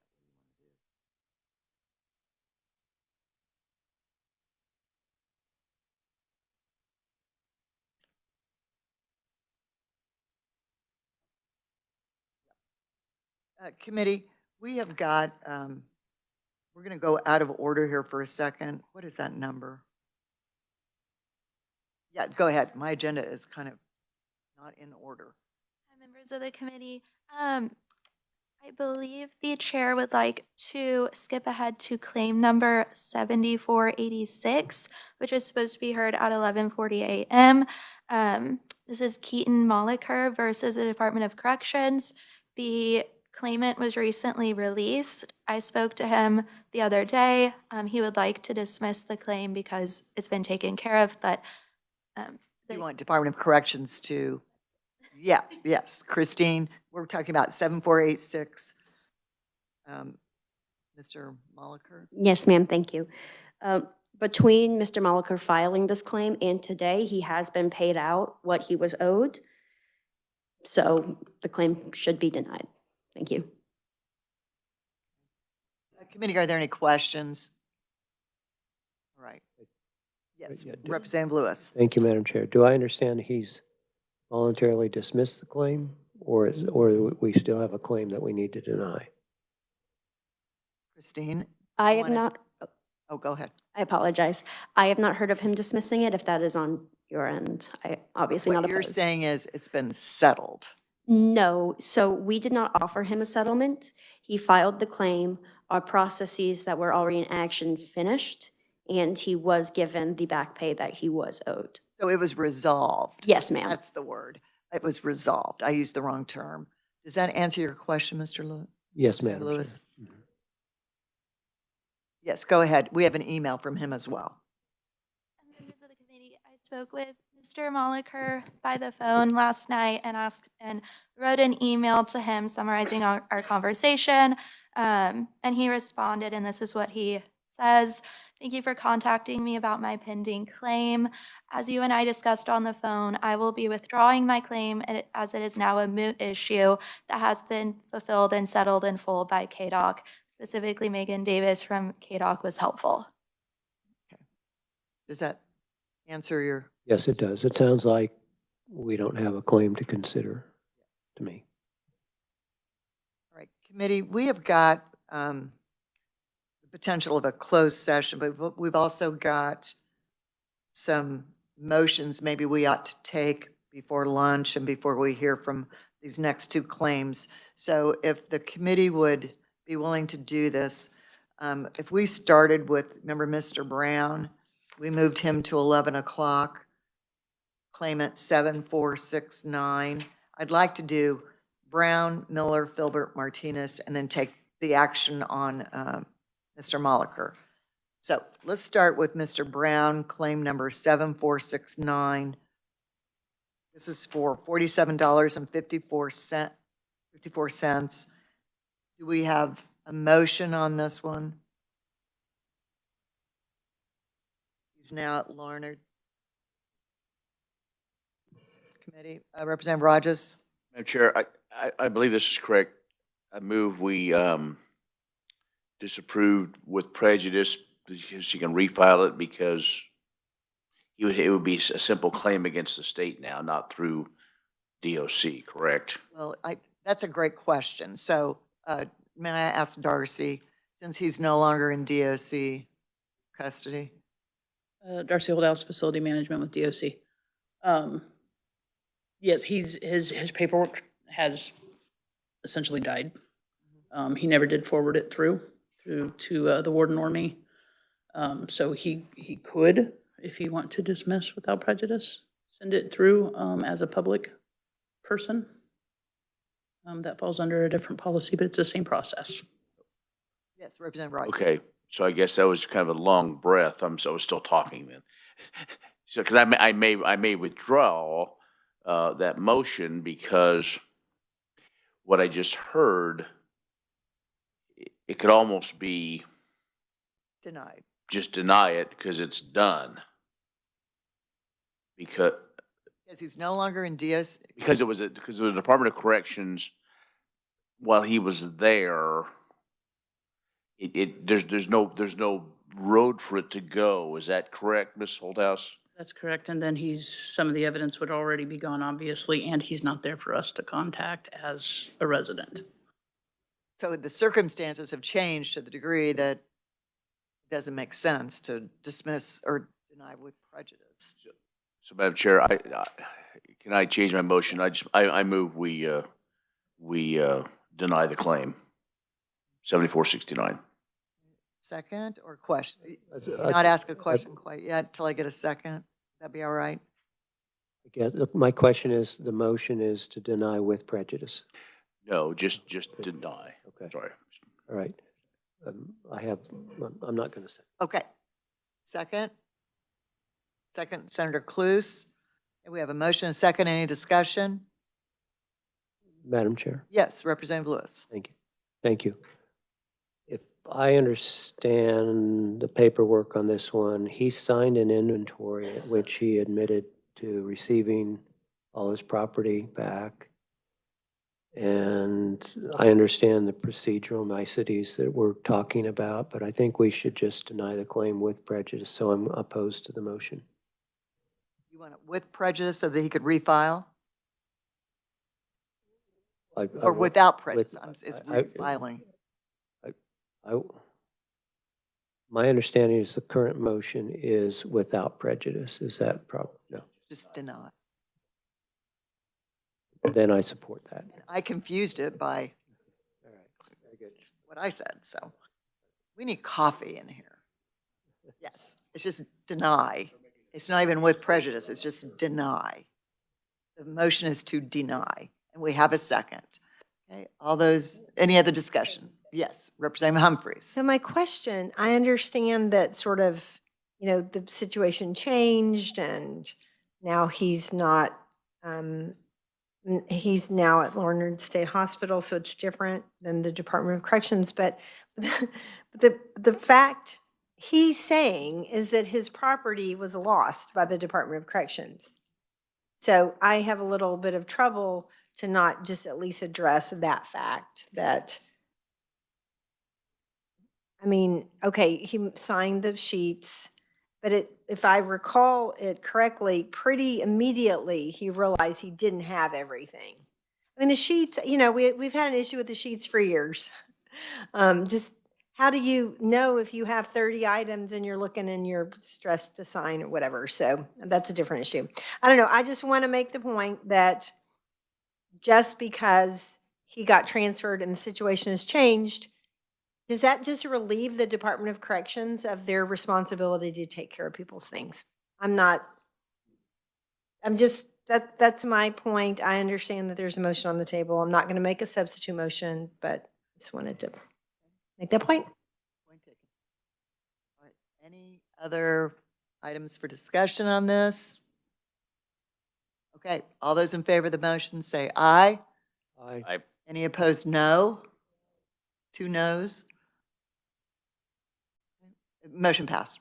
4 yeses. Okay, very good. Next is Mr. Miller, and that is claim number 7481. This is the one who adjusted his documentation to meet the new $750 requirement? Yes. Representative. I'm wondering if we could get our advisor to just give us a little refresher on what that 750 means, because we changed it from 500 to 750. So if we could, or that's fine. Yep. Thank you, ma'am. That was a change in KDOC policy to where we are able to pay out property claims from 500 up to 750 now. Yeah. Statute, I apologize. I was going to say, it wasn't your policy. We changed, we actually had a statute about it. Yeah. So is it 750? I mean, exact, is it 749 or 750? I'm just curious how it's written. We are able to pay a property claim up to $750. Okay. Thank you. Thank you. Just wanted a little refresher on that. Do we have a recommendation committee? What's your will on claim number 7481 in the amount of $750? Mr. Miller. Motion? Representative Rogers. Madam Chair, I move we deny the claim. Is there a second? Second to deny? No one? Okay, what's your motion then? You don't want to deny it, what do you want to do with it? Nobody didn't get a second. 750. It's the exact same claim we had 2 years ago. You just changed it now to 750. No new information. I'm going to second that motion, actually. You made a motion to deny. I'm going to second that because we really cannot keep recycling these claims. Yes. My question is, in the response from the Department of Corrections, one of the paragraphs says, it says that no new information was filed, but then it does say right above the word conclusion, in the present claim, Mr. Miller submitted inventory sheets that were closer in time to the claimed property loss.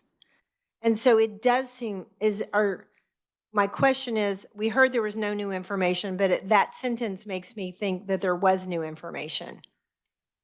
He did submit a slightly newer inventory sheet. However, it had the same information on it. The only difference was the date.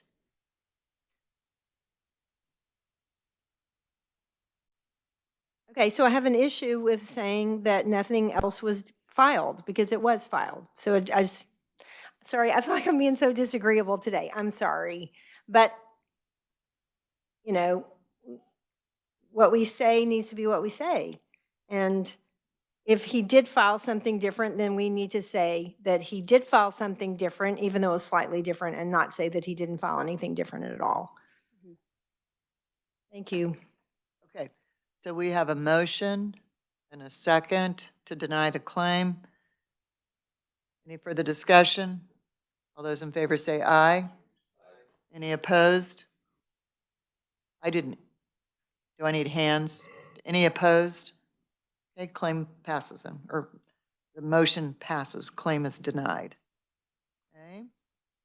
All right, 7474 is Jeremy Filbert in the amount of $260.54. This is just to refresh your memory, the binders issue. Do we have a motion? Senator Haley? I'm taken by the book on this particular book that he had. Forgot the exact title. That new was worth $125. There should be appreciation if he had it for some length of time. But I'd like to move that we approve that for the replacement of the manual that, though it's in the library, or that was his personal he had it. Senator Haley, did you hear that his mother purchased that for him? It's not, he didn't purchase it.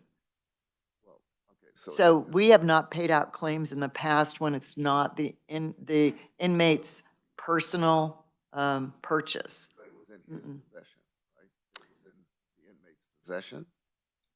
At the time, it was lost by him, right? However it got to him and it was in his possession, it was mother bought it or. I think we'll have to ask Christine to clarify that. But in the past, if it hasn't been an expense that the inmate themselves incurred, we don't pay out to a relative. We pay out No, to no, the person. It would be paid to have it reimbursed, not to the relative, but to have the inmate. He didn't pay So for it. if a gift is received, I mean, I think it's somewhat of a specious argument. If a gift is received by the inmate and it is then in the inmate's possession, it loses its value because they didn't actually purchase it. We need to hear about the loss. I apologize, I was speaking Yeah, with we're Molly, so- talking about that judicial binder Mhm. that Mr. Filbert, his mother purchased it. He says it was lost in the facility. The loss would be to his mother, so she would have had to be the one to pay out a claim, as he as an individual did not suffer a monetary loss. But the question was, how did he lose it?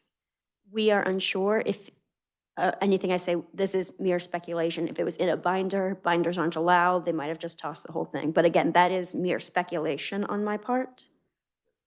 And I'm not trying to be. Yeah.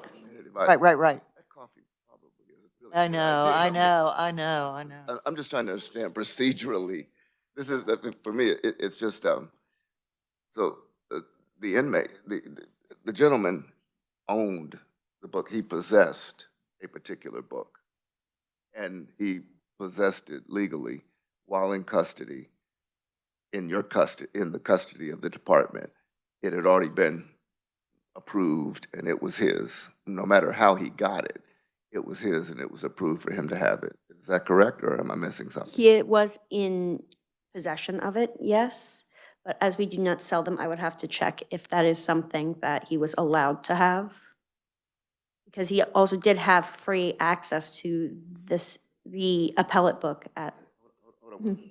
That has not been a discussion that's been had before, though, as to whether or not he was allowed to have it. That was not denied previously, but that now would be something that you'd want to add to the department's position. But he had something in his possession that somebody had given him, his mother, anyone, that he could legally have, and that has a certain value in excess of $100, accordingly, if it's new, even though anyone is free to go over to the library and look at it. It still was his possession. It still was something that someone had given to him and it had a particular value, but then he was deprived of that through no fault of his own during a, whatever, when they came and removed it. It is Is that fair? It is an item he had in his possession, yes. That he was. Can we ask Darcy to talk about binders? Because you mentioned that on another claim, didn't you? Yeah, I checked Darcy Holdhouse Facility Management with KDOC. I had spoken with the canteen people that provide the items they can order. I also spoke with property officers at 2 of different locations. We've never allowed 3-ring binders. So I don't know why he's saying ECF did. I don't know how he got it. Perhaps he took it off of the unit team's desk, and that's why he claimed unit team gave it to him. It'd be disappointing if they did. We don't generally allow that. The other issue being, we have a process if family purchases something. We have an IMPP 01117, which is the IMPP that is directly related to the residence process of 01118D to be reimbursed for property that we were negligent in them not having, losing, breaking, whatever. His family, generally what we would do if we did validate that he had that, which we don't have that validation, showing a purchase of that appellate, was it an appellate handbook? I don't have a receipt. We don't have any of that. If so, we would gladly reimburse the family if we were negligent and lost it. They submit a claim under 01117. We would not pay that out to the resident though, because he was not the one at a loss of the money. His family was. Family is no longer allowed to send those items in. which doesn't cover that time period, but they'd put money on his books. So now if he if he were to purchase himself, he would be the one reimbursed. But our understanding is, and his testimony was, that his family had given it to him. So his family needs to use the process to file a claim for reimbursement on that book.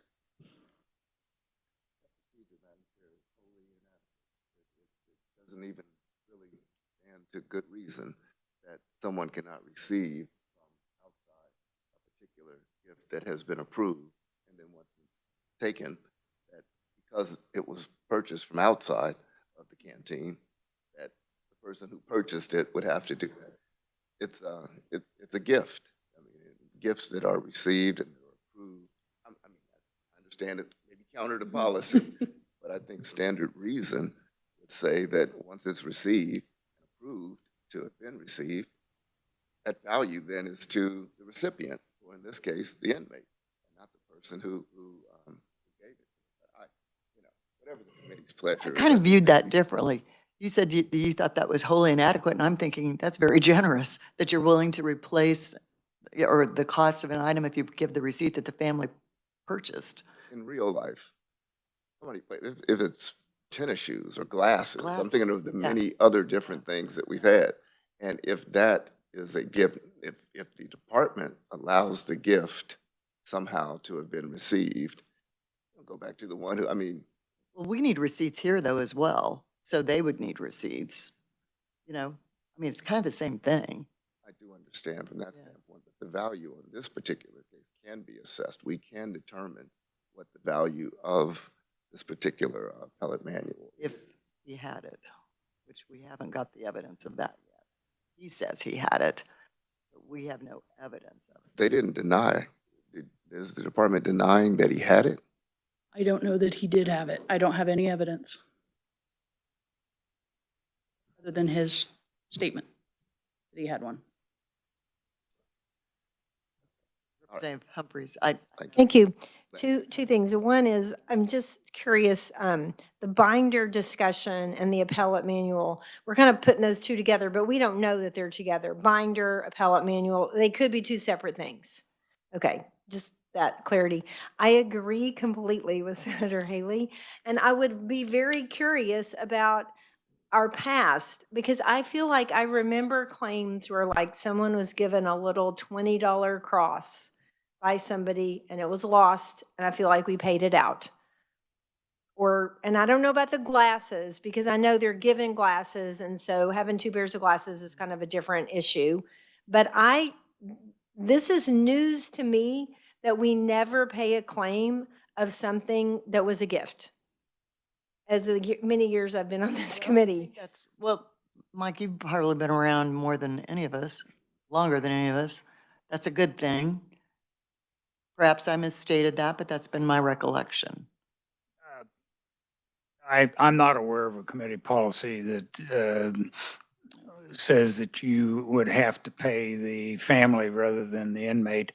No, not the family. We would never pay the family. No, I understand. Unless But they I mean, submitted the claim. to me, if the inmate received the item and it was an item that the Department of Corrections allows them to have, I agree that it then becomes the inmate's possession. And the issue, and I didn't realize the Department of Corrections had the policy that it does, but we're not bound by the Department of Corrections policy, actually. So if you wanted to pay the claim directly to the inmate, I think you could, but if you want to follow the Department of Corrections, whatever it is, rule, then that's fine too. The issue of not being able to pay a claimant because it was a legitimate item that they had, but they got it as a gift, I don't remember it ever coming up exactly like that. Okay. Well, that was Thank you. been my recollection, but I could be wrong as well. Oh, I'm sorry. Yes, Representative Lewis. Thank you, Madam Chair. Just to follow up, so we talk about the department's policy. Is that a written policy or just your normal practice? No, it's a written policy that I referenced, 01-117, so Okay. it's in our IMPPs. All right, thank you. So I have one other question. So if we were to make a motion to pay you had talked about reduced valuation of it, could he even have it because it's a binder? Yes or no? Well, he can't have the binder. I don't think the. You could take the contents out? Yeah, the appellate, yeah. Right, the binders are completely different. He was storing his stuff. It doesn't come in a binder. That's my question. The Is appellate, that the manual- appellate journal or whatever it is he's talking about does not come in. It's just bound? Yes. Okay. That was my confusion. Thank you. Okay. Thank you, Madam Chair. Would the department have the same manual available, even a used one? If you had another one that was in the library, I mean, the exact same that he lost, hopefully it's not interlineated or drawn through it. You have access to these, I mean, because it was not new, I'd be okay as long as you replaced in total, if the department did what he had that he was deprived of. If it has some real monetary value, that would be, I think, a compromise that I would find tenable. Well, because every resident would need access to that, we can't give up what we have. So, Not your one. I Yeah. know there's the second one. but we wouldn't have to buy new, but just replace the copy. Or somewhere. I mean, Okay. yeah, if there's a replacement one available, I'd be fine with that. I personally, because it wasn't a new one that was stolen from him. Whatever you guys say. I mean, Oh, we'll I do. just didn't know if he had access to one, rather than say Yeah, he has $145, for a new one, just a replacement one. I'd be content with. Thank you, ma'am. Okay. Well, I think we have had a robust discussion on this one. What is the committee's will on Mr. Filbert? Claim number 7474. Representative Lewis, did you have a question or are you going to make a motion? I'm sorry. I have further discussion on. Okay, I'm sorry. Okay, so let's assume that we get over this hurdle of his not purchasing it. But in this particular case, there also seems to be an issue as to whether or not his claim that he got it from his family is correct. Is that the department's position that that's not accepted as something that you agree to?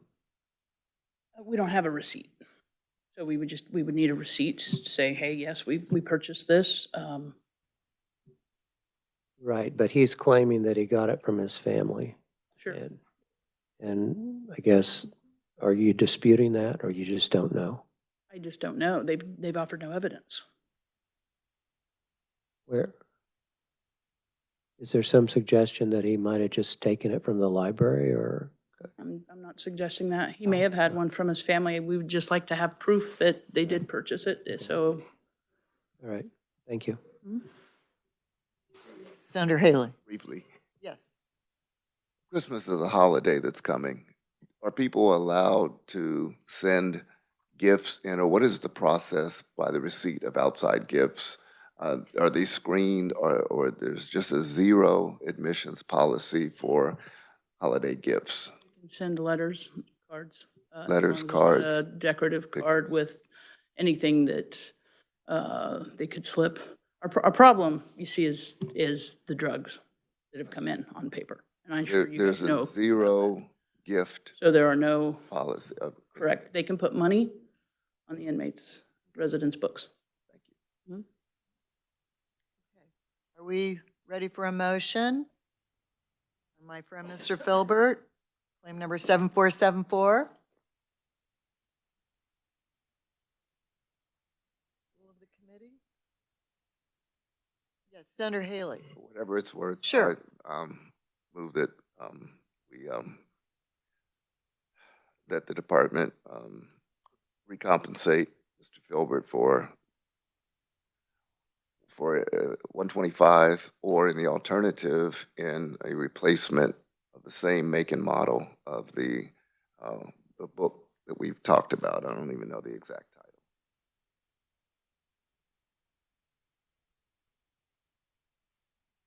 Second?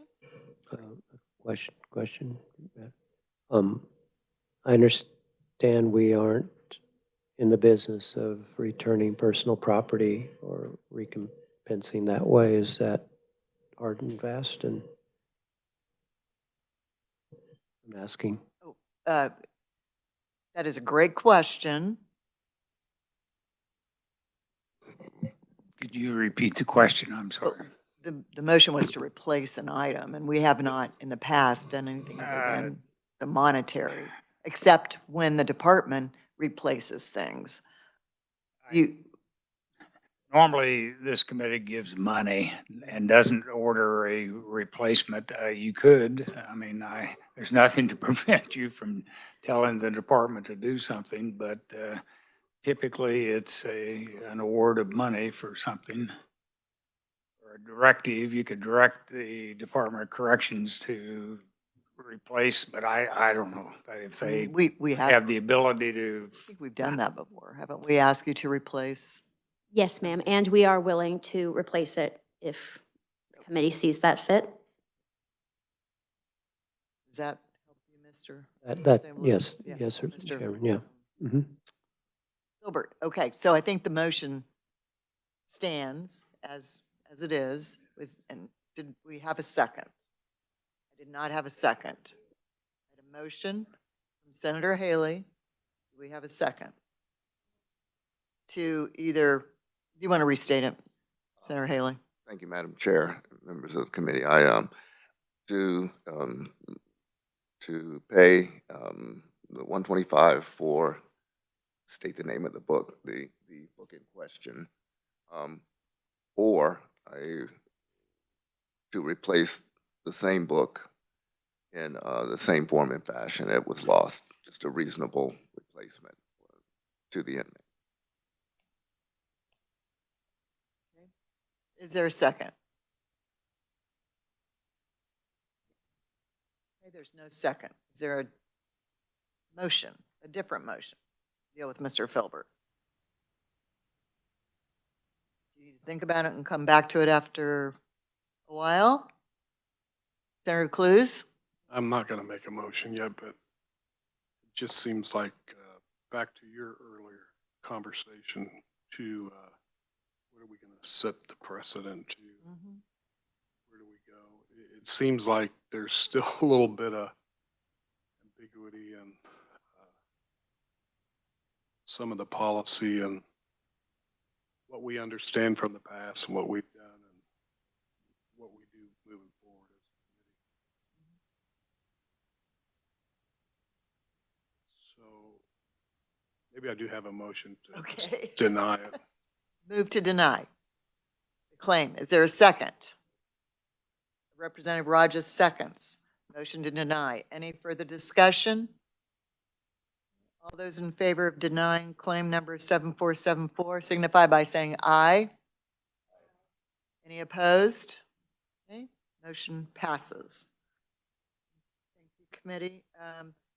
Next we have, this is our last one, 7482, and that is I'm sorry, it's not our last one because we need to go with Mr. Mulder's as well, Mulder's as well. This is Mr. Martinez claim, $50,000. This was the last one we heard on the telephone. Representative Humphreys.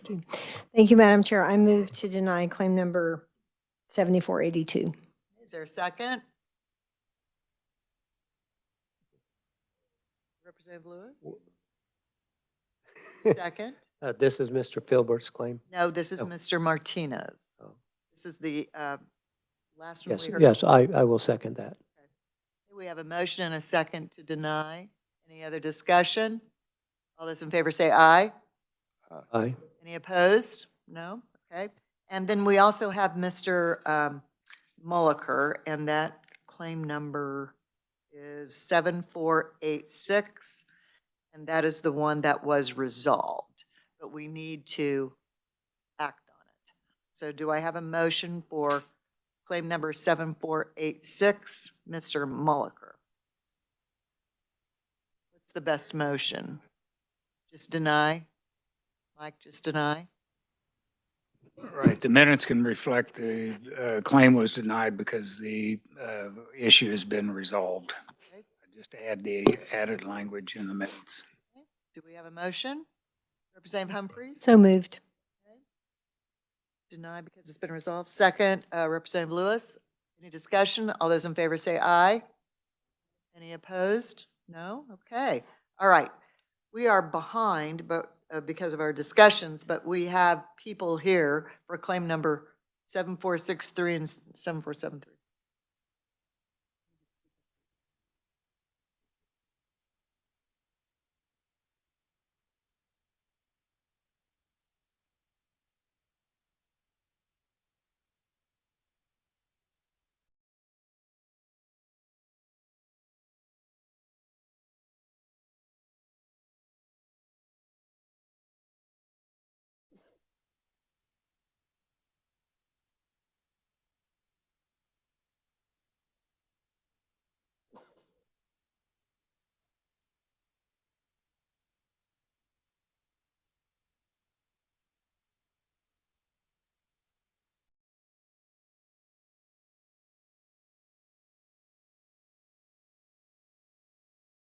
All right, committee, we are going to run over when we normally break for lunch. We have attorneys here. We have possible closed sessions. We're going to go with claim number 7473 first, which is Cynthia Wiseman, Good Sense versus Lansing Correctional Facility, $3,683.04. Is there any reason we need to go into closed session right now? Only if, I do have the video, only if we show that. Okay. If we show the video, we do need to go into closed session because it cannot be a matter of record for the public. So what is the committee's wish? Do you wish to see the video? Yes. Yes. You, Mrs. Wiseman? If we show the video, we cannot show it to you while you're on WebEx because this committee hearing is open and on YouTube. We cannot, we'll have to close down the electronics. Okay, well, that's kind of an unfair situation. Well, we do have the video and we are more than willing to watch the video, but we can't allow it to go out into the general public. And that's what WebEx is. I understand that. Then I should have been present in the committee. And you should have notified me to let me know that that's what was going to happen. And that should have been part of it. Now, I've shut my company down for 2 days. I am a small company. Pardon the pun, but I am a Yes. freckle. Right. Well, if you will allow us to watch the video, that will help us understand the claim. I'm sorry you were not given the information about not being able to show it over video, but we cannot. Is there any way that I can view this video as well? I have my driver present today. Let me check with the revisers.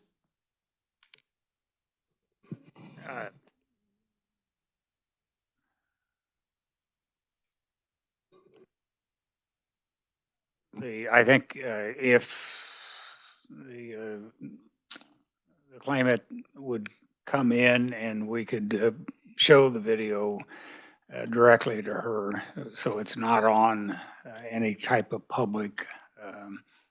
But I don't believe we can send a copy because you got the same issue. If the person would like to come in and review it, fine, and if otherwise, it's not. Yes, ma'am. I would be glad to meet with you guys to view that because I understand being over the internet is a violation to security. I Mrs. appreciate that. Yeah, Ms. Wiseman, where are you located? I am where are you? located in Raytown. I'm in my vehicle right Where? now. I didn't hear what you said. North Kansas City. I'm in North Kansas City, sitting in my vehicle right now. Would you be available this afternoon? To watch the drive video? to Topeka? Yes, to watch the video. This is our last. Yes, I can do that, but this is my deal, ma'am. Oh, When I'm my sorry. rules- I'm sorry. I'm sorry. We are going to, this is not our video. It belongs to Department of Corrections. And Department of Corrections wants to show it to us in closed session. And because it's their property, they're not going to allow you to view it. I'm very sorry to tell you that. It's their property, not ours. You can view it, that's fine, but the thing is accusations been drawn against my company as to we have been a problem out there running or rushing the gate. No one has come to anyone in my company to advise that we were a problem out there. We are only instructed by security to do our job. They are the ones who are in charge of directing people through that gate. Yes, we understand that. We appreciate that. And we are going to, committee, do you wish to view the video? Because we'll have to go into closed session. Senator Cluse, how long is that video? It's been a few days since I watched. I believe it's approximately 2 to 3 minutes long. 2 to 3 minutes? But obviously the incident is shorter than that if you wish to scrub Senator through it. Cluse? Yes, I think we viewed a video and Okay. whether the claimant sees the video or not, the outcome, I mean, her voice or her seeing it is silent anyways. We still make a recommendation as a committee. So we need to see it. Okay, very good. All right. Yes, absolutely. Okay, Yes. so Ms. Weissman? Yes. We're going to go into closed session. It is 10 after 12. We need a motion. I'm going to give this to the vice chair to make that motion.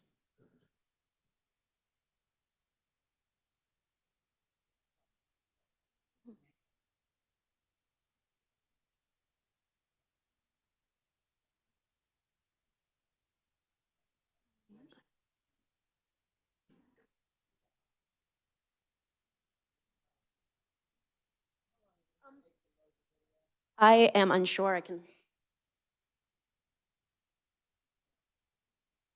I'll say.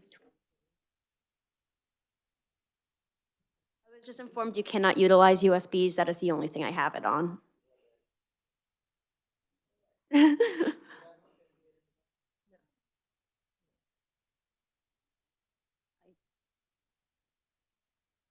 Do we have a, does anyone bring?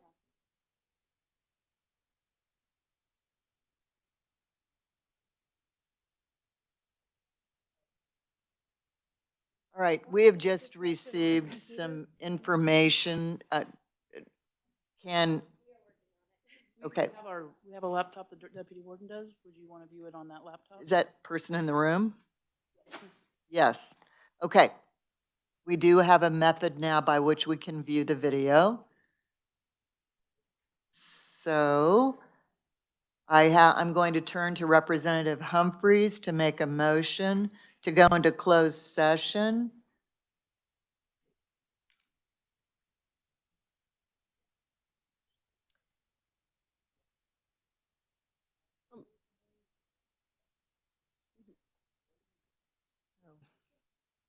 Are you ready for me?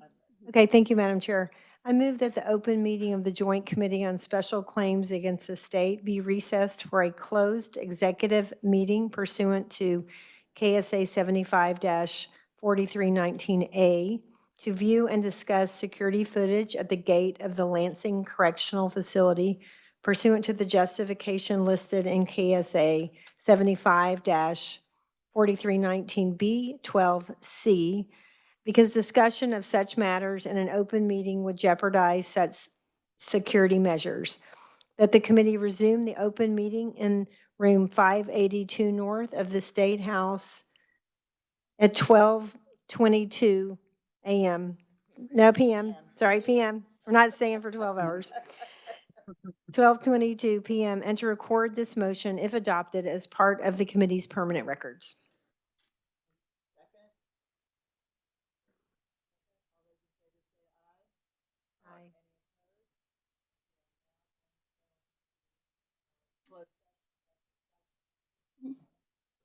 Everyone will need to depart. I just want to say, this is Natasha Carter, Chief Legal Counsel, and then May stay. Nicholas Ball, Head of EAI? Deputy Warden of the Lansing Correctional Facility, and Sergeant Chris Young, who was the officer on the ground during the time of the incident. We can, to view the video though, we're just going to have one person in the room. So who will that be? Person with the laptop would be good.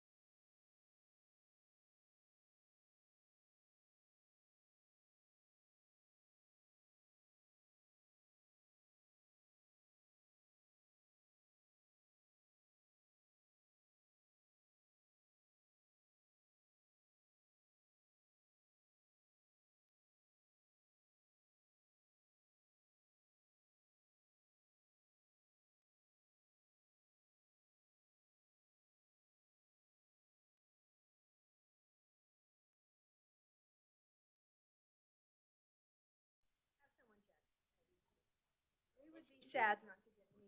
Oh, yeah, I know. Brenda's gonna be a slave driver. I will We're gonna be. get like 5 minutes. So hangry. So hungry. I don't have any food in my office. Okay, we are now back into our regular session for the Special Committee on Claims Against the State. And we are hearing claim number 7473. We just came out of our executive session, our closed session at 12:22. So at this point, I would like to ask Department of Corrections if they have any additional information to present. And then Ms. Weissman, I'll go back to you and ask you for any additional information as well. Thank you, Madam Chair. Christine Tortorese, Kansas Department of Corrections. I hope that video is helpful for you guys. So our position on this has not changed since the October hearing. The Good Sense truck did rush the gate. It was already in the process of closing by the time they entered. As you're aware, we have Mr. Ball and Sergeant Young here. Sergeant Young was the one on the ground. He did not wave them in, and in fact was the one who radioed for the gate to be closed. And the LCF policy is still to only allow 2 trucks in at a time, as there is not space for 3 trucks in the reception area. For these reasons, we recommend the claim be denied. Thank you. Committee, do you have any questions? Representative Lewis? Right, so I understand, you know, your recitation of the facts, I get, but at least from my observation of the video was that the gate didn't look like, to me, it was closing as he entered, but rather it closed as he was in the middle, the driver was in the middle of moving through the gate. Is that something you dispute? I'm going to allow Mr. Ball to answer your question, sir, as he has more knowledge about these proceedings than I do. Okay, Mr. If that's Hall? all right with the committee. Yeah. That would be fine. Mr. Hall, would you Thank you. come up to the podium and give us your name and position for the minutes? Nicholas Ball, Deputy Warden of Operations, Lansing Correctional Facility. Can you spell your last name? Yeah, B-A-L-L. Oh, just like it sounds. Okay. Very good. Right, so I'll just, if I might, just repeat, I mean, we just looked at the video. It looked to me like the gate was closing, was not closing until the third vehicle at issue was already halfway through the gate. Do you agree with me on that? You were watching the video with me. So if you, and so unfortunately you can't slow it down, but that gate is, it sets behind that post, so it's not lined up right there. So when you see it cross that barrier, it appears that the gate's already coming through, but that gate had already started moving on a slow, when you slow that video down, and you can see that the gate has already started moving. I didn't see that, but okay. Any other questions or any of the staff? Senator Clues? Thank you, Madam Chair. So what you're saying is the driver of that third truck would have already, from the moment where he was stopped and then he began to accelerate, he would have saw that gate moving slowly already from his position. He would have saw it, and he also would have heard that audible tone of the beeping when that gate starts to shut. Madam Chair, one follow-up. Sure. And then in your opinion, and maybe it's for the guard that was out there, but from the position of the third truck, would he have clearly noted there was a first truck that went through prior? Or would he have just seen the tail end of the second, or of what could have appeared to be the first truck and then he being the second truck? Or does he acknowledge there was 2 prior? I don't know what he acknowledged prior to that, but that it's a chain link fence, so he could, I mean, it's not like block view until you enter that Sallyport area. So in my opinion, he could have seen those trucks go through because he was sitting there waiting to enter. And then also, like, the officer there would have waved him in. And it looks like at no point he slowed down to be waved in. He just rushed through the gate. Thank you. Any other questions of Department of Corrections? Representative Humphries? Thank you, Madam Chair.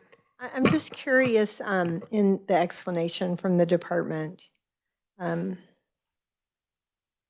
why they say, furthermore, as evidence in the photos submitted to this committee, there is no apparent damage to the truck. Why would they say that when it's pretty clear? I think, I haven't seen the photos myself. I mean, I don't know that what damage there was. I know the day of it, they said it looked like there was no damage to the truck. Who's they? The officer that was down at the gate, Mr. Young, he's here today. He's here today. I thought, if anything, I thought they said there was a scuff or something on the truck, and I don't know if that's from the gate or what that damage is from.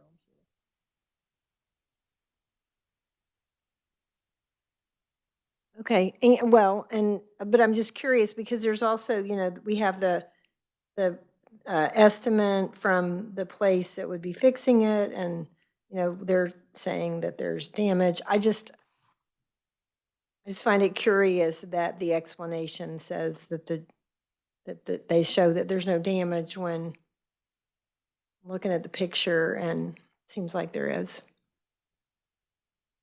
I don't know where that damage came from. I know at the time, they said there was no structural damage, I guess, to that vehicle. Structural damage. So I don't know what the outcome was of what their claim is. I mean, I didn't see their photos or their estimate.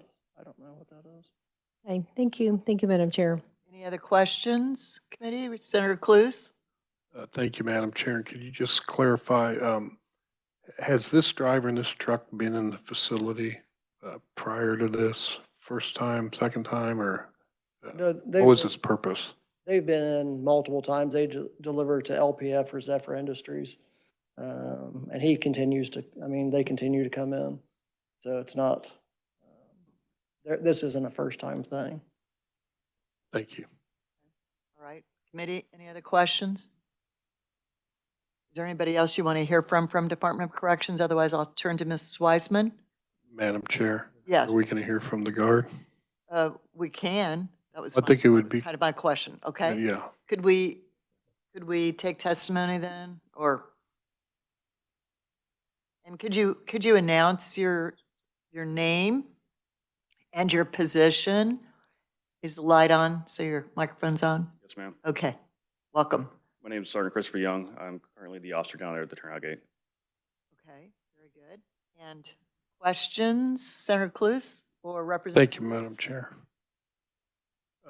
Well, I guess if you could just give us your take on what happened, and then from your position, do you feel like that truck was able to see the first truck come through, or could it be assumed that he was the second truck? I know, I'd assume that he saw all vehicles coming in. I know he saw the last tail end of the semi. And at that time, I did not wave him in. I radioed for the gate to be shut. There is a delay. There's an audible tone, and then the gate will start moving. And at that point is when he entered, he accelerated through to make it into the gate. Okay. Question, Representative Lewis, did you have a question, and then Senator Haley? Yes, Madam Chair. So you're saying that there were 3 trucks. The third truck is the truck at issue, right? Yes. And you did not wave the third truck through? Correct. Is that something that you would sometimes do or almost never do? Have a third truck come through? Depending on the situation, what's going on. For example, we had at one point shifted things left or right a little bit due to the construction of the new building. But historically, I let my 2 in, I have the others wait. And did you, if I might? Yes, please. I take it from your vantage point, you're seeing all the trucks as they approach and come through, right? Yes, sir. So you saw you observed this third truck coming towards the gate? As I radioed for it to shut, seen him and heard him accelerate, trying to make it through. Right. And is there any way to stop the gate from shutting once you've ordered it shut? No, sir. It'll continue a cycle until it closes or reaches an obstruction. I might? Yes, Can go you? ahead. So after the third truck passed through the gate, did you have any discussions with the driver? As far as That day, did you talk to the driver? yeah, told him like I didn't call you in, I didn't see you, and hopefully everything's all right. Standard, person to person. So you had a telephone call or with him? Was Face. face to face? And tell me what you said and what he said, as best you can recall. I was apologizing, like, hey, I'm sorry your truck got hit. And he was very adamant. It was, I don't think it'd be a big deal. I'm more worried about my boss. I'm having trouble hearing him. Yeah. You just need You're to good. speak up a little. Sorry. It's okay. Oh, that's better. Right. So you apologized to him for hitting his truck. Is that I told him I was sorry that his truck got hit. right? Okay. And what did he say? Okay. Mrs. Wiseman, please, can you wait a minute? Wait a minute. Go ahead. What did he say? He was apologetic to himself, and more worried about getting in trouble from his boss What did he apologize for? for running through the gate. Right. Is there anything else said in that conversation that you can recall? No, sir. Okay, thank you. Very good. Senator Haley, you had a question or? I did along the same line, Okay. Madam Chair of Representative Lewis. Thank you for being here today. I Yes, appreciate thank you. that. How long is it, Officer Young, did you say? How long have you been in that particular position that you hold approximately? Going on off and on about 2.5 years now. 2.5 years. And during that time, is this customary? Would you say that there have been, how often has the gate struck an entering vehicle?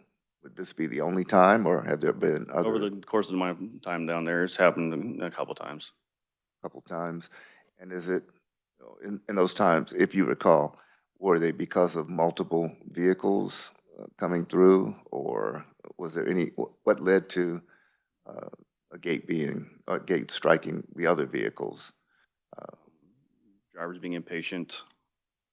One that comes to mind was during the construction of one of the new buildings. We had EMS come through, and one of the construction crews started driving their sedan in behind them as I called for the gate to close. And our policy is nobody falls in the EMS. All movement stops, and the gate struck their car. Okay. Finally, Madam Chair, Mr. Young, may. and are there incident reports? There's no written incident report that was taken either in this case or in other times where there's just some sort of a written log. Incident reports are submitted. Right, but there wasn't in this particular case before us a written. I did submit one, I believe, later on that day.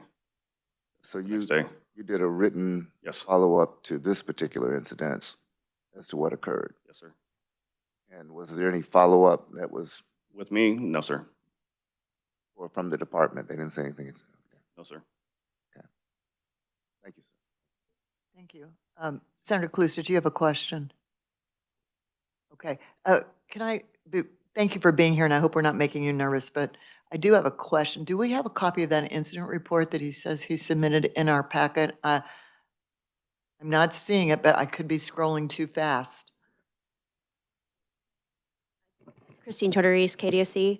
I do not believe so. I also have not seen the incident report itself. Okay. So who do you submit those incident reports to? Normally at the end of my shift, I'd give it to the captain's office, and then from there they get disseminated to the appropriate, mailboxes Be the warden, deputy warden, major. So what would that incident report indicate? I mean, what kind of an incident report is it? It just states who, what, when, where, why, you know. Concerning this Yes, gate hitting a truck? yes, ma'am. Okay. Okay.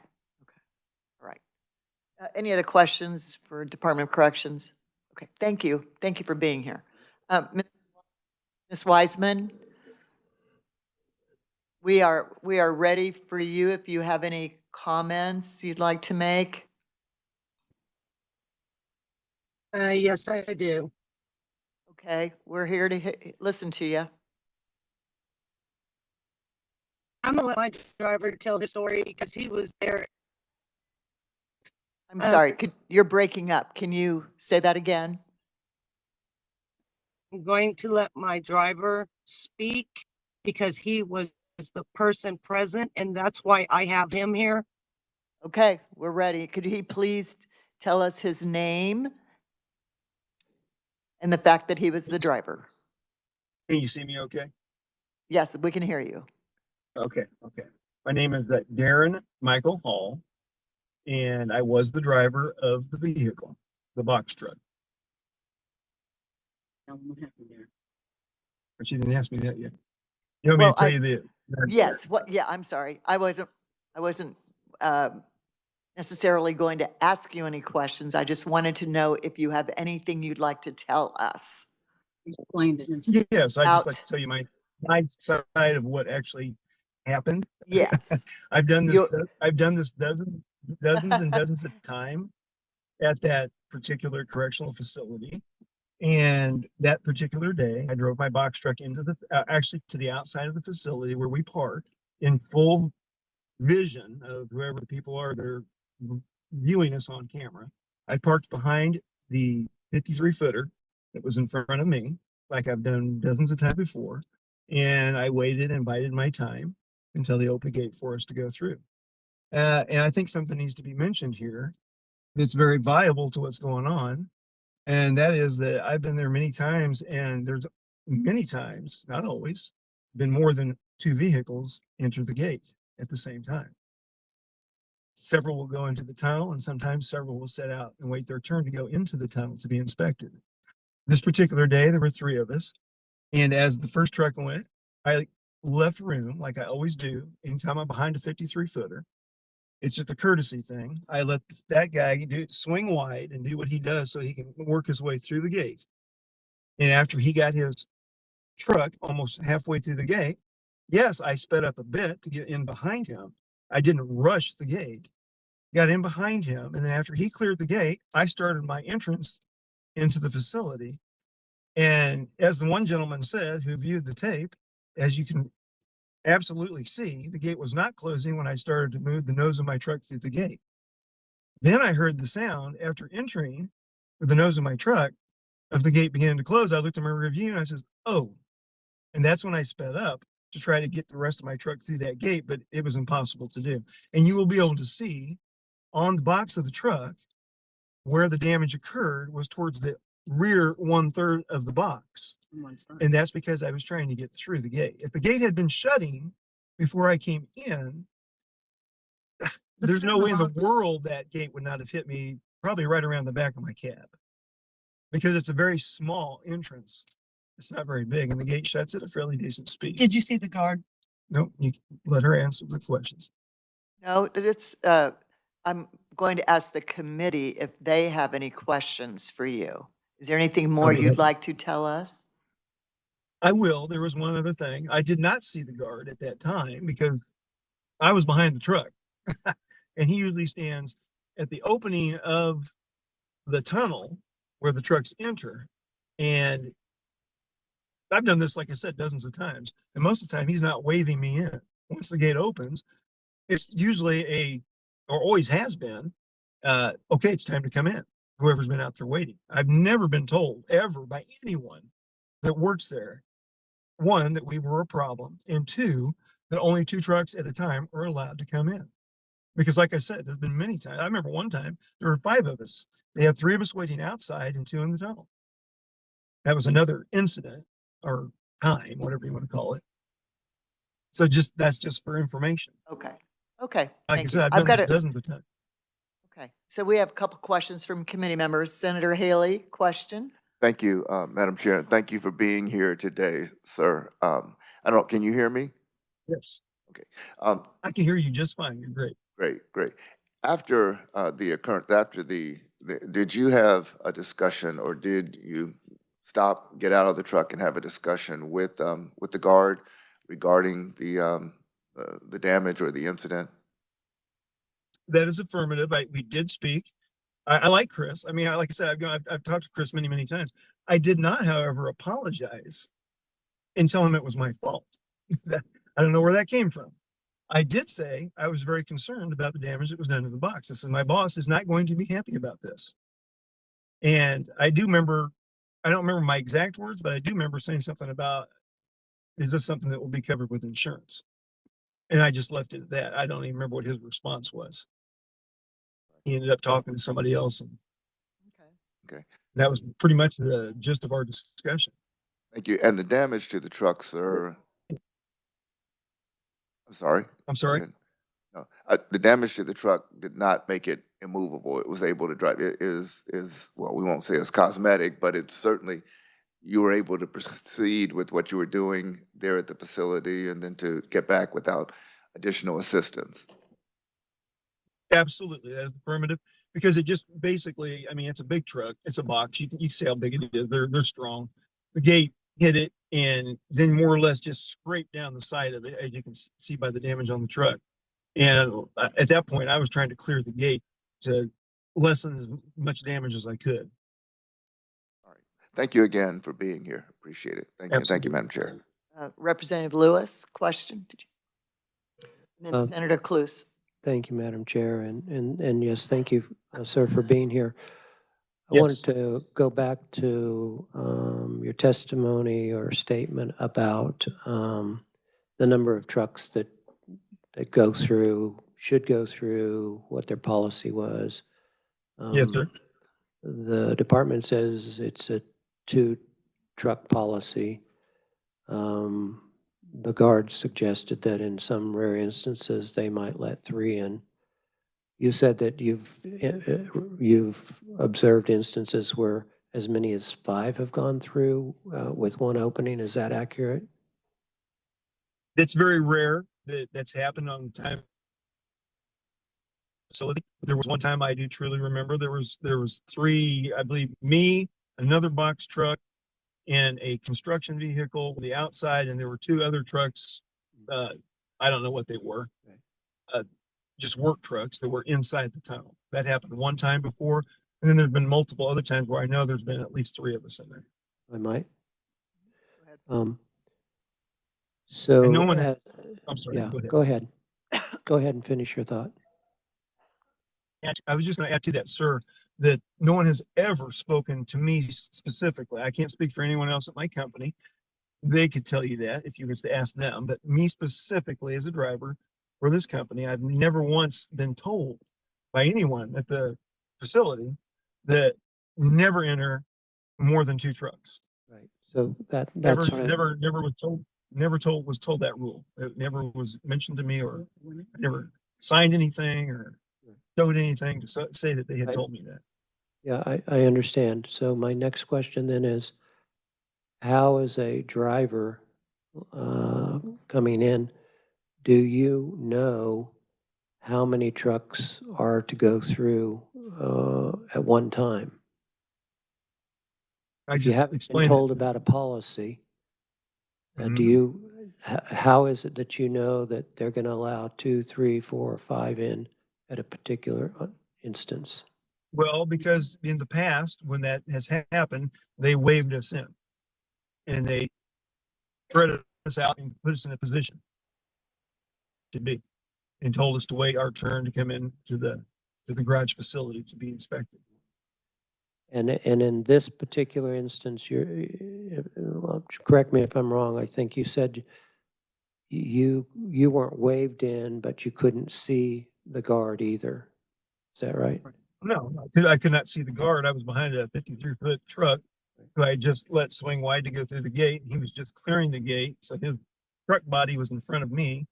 And that's when I started to come through the gate, like I always have. I mean, anytime we've been in a line of trucks, like I said, I don't ever remember them not letting us all come through unless there was like 6, 7, 8 trucks. And that only happened, I think, maybe once that I can remember where there was that many trucks there at one time. Usually whatever trucks are waiting to come in, they usually let us all in. Thank you. One more question. Senator Cluse? Yes, thank you, Madam Chair. And I think Representative Lewis dealt with most of my questions, so I won't recap on those. But just you did mention in your testimony that you didn't hear the alarm until the nose of your truck hit the gate. Was that No, correct? No, that's not correct. It was after I had already moved through with the nose of my truck through the gate. So I was probably a good, I'd say the entirety of my cab was probably at that point, if I recollect, was into the facility when I heard the being and the gate started shutting. And that's when I accepted to try to get through. But like I said, the opening is so small. I mean, I had no way to get through it. Okay, thank you. Yes. Committee, any further questions? Okay. Ms. Wiseman, we're going to close this hearing in just a couple minutes. Is there anything more you want to add? Well, ma'am, this one thing to add. This committee is determining our fate. And we come before you under our oath that we would tell you the truth. And that's what we've done here today. And I can't make your decision for you, but in the video by the man's speech that he gave earlier, the truck was already through the hole. Now, in my opinion, if my driver would have heard the beep, he would not have proceeded. That's correct. The beeping sound was already after he entered and was at the gate. He was already through the gate. If that gate, you have to go off of timing here, folks. You have a gate that's closing. You have a driver that's proceeding as he normally does, and you have the timing of the gate. Where the timing of the gate hit my truck, if he wouldn't have excelled, it would have scraped the entire distance of my truck, and we'd be looking at about $10,000 bill. Instead, we're looking at about half of my truck. I'm asking you people to be reasonable. We have not caused any incident up at this place for any contact to me as the owner, nor has any driver been reprimanded by this company nor told policy and they don't hold to their own policy. And that man that is attorney, Mr. Bell, I apologize, but you didn't even research anything. You didn't look at the information. You didn't look at the pictures. Mrs. Wiseman, nope, we're not going to go there. Is there something you would like, something more you'd like to tell the committee? Otherwise, we're going to That is close all the I have. hearing. Please, Okay. please use your common sense. Thank you. Okay. Thank you, Mrs. Wiseman. Appreciate that. Committee, we're going to close this hearing. We will get back to you within 21 days of our decision. Thank you so much. Yes, ma'am. Bye-bye. I appreciate your time. Have a good day. If I may make one more comment, even though they're gone. Closed, sorry. Okay. I just closed the hearing. Sorry. We need to move on to our next group that has been patiently waiting. And then we are going to take a quick lunch break. Hopefully, we're done with the next one in time to do that. Because we have a hard start at 1:30. Okay? I believe I did say Brown, the next one should be closed. If the committee agrees, I would like to try doing it open. I believe we can do it without saying any confidential information on the part of KDOC, Okay, but so- that might have to change depending on questions Right. asked. So committee, we are going to look at claim number 7463. That's claimant Keith Brown versus Winfield Correctional Facility, personal injury, $230. $50,000. And where'd she go? Oh, Christine, I'm sorry. You moved over there and I couldn't see you. I thought you left. I'm like, where did she go? You can hide right there. That's hilarious. I really thought you left the room.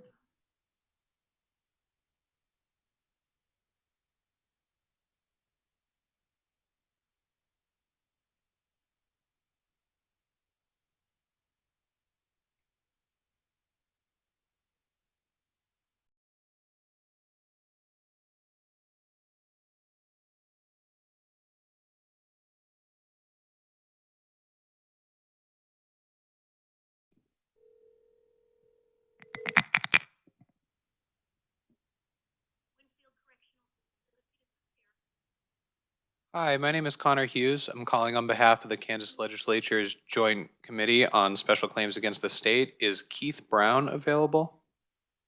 Yes, he's right here. I'm going to let him have the handset. Thank you very much. Hello? Hi, Mr. Brown. Yes. This is Senator Dietrich. I'm the chair of the Joint Committee on Special Claims Against the State. We have your claim in front of us, claim number 7463 in the amount of $250,000. You are on speakerphone with the committee, and we have all of the information that you provided in front of us, all the documents.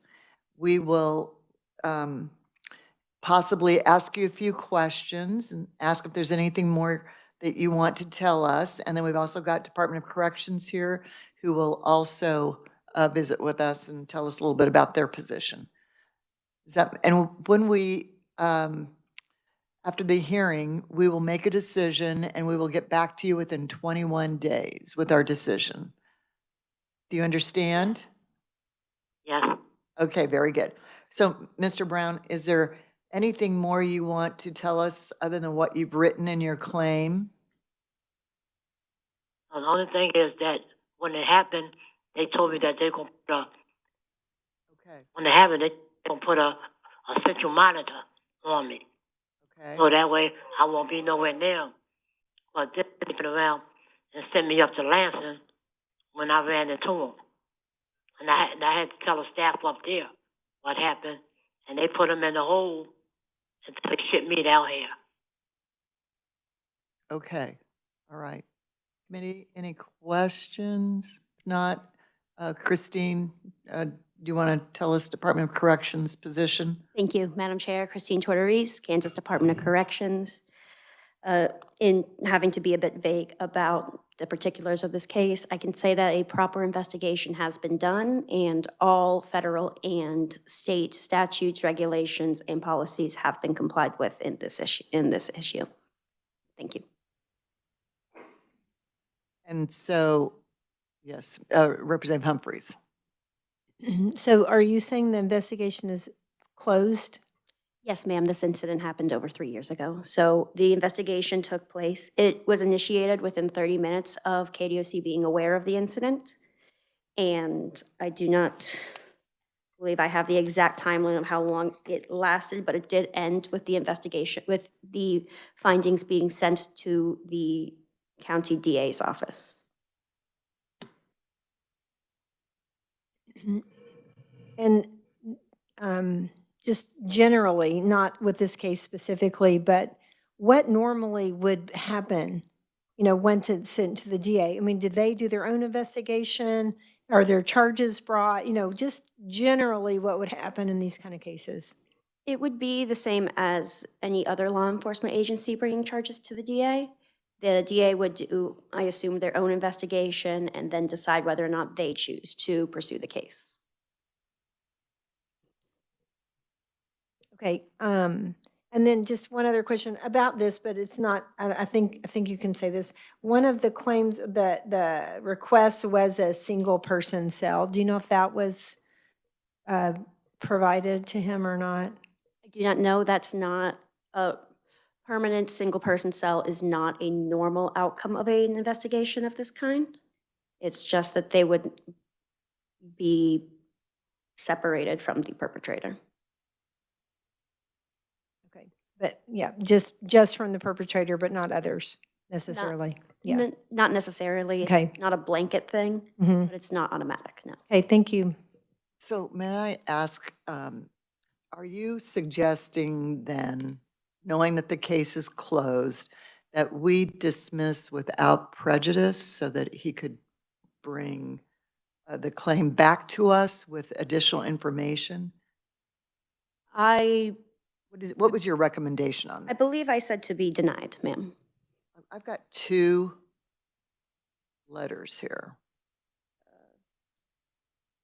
One's August 13th.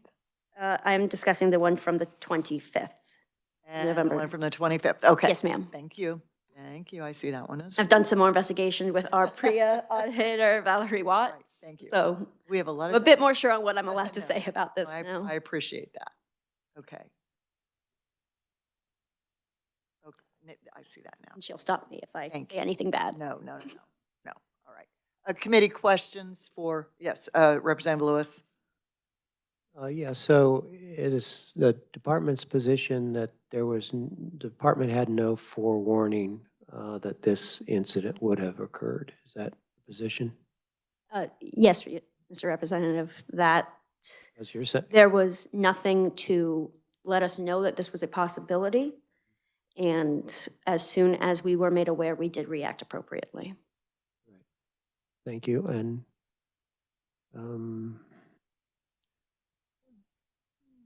Madam Chair, I would like to ask the same question of the claimant, but I'm not sure if that would be appropriate. The question is whether he believes that the facility had forewarning of that this type of incident might occur.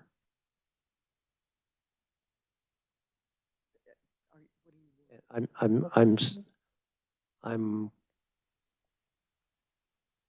concerned that we may need to go into executive session.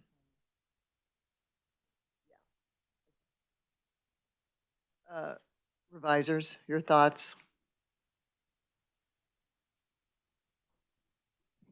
So glad you're here today. I don't see a problem with an open session if the question is simply, did you inform the Department of Corrections ahead of time that this may be an issue? If you want to get into more specifics, then probably executive session, I don't know. Is that the crux of your question? Yes, and if so, or more broadly, did they have forewarning, whether he told them or otherwise? Okay.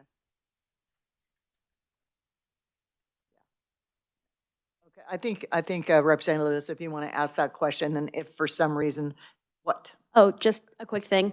Mr. Brown can say whatever he wants in an open session. It's the department that cannot speak to the public about this. Okay, Representative Lewis, Mr. I forgot his last name, Brown, can you still hear us? Yeah. We want to ask you a question. Representative Lewis will ask you a question. Mr. Brown, yes, this is Representative Bob Lewis, and I just have a question. Do you believe that the department had some forewarning that this type of incident might occur between you and the other inmate? And if so, what that would be, that forewarning would be?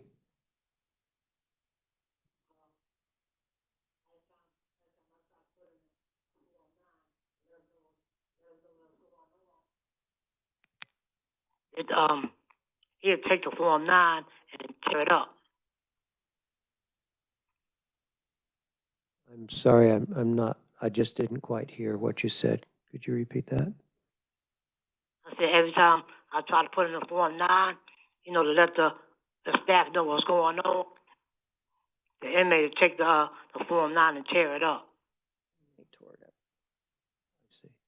And you did this in a document before the incident or after?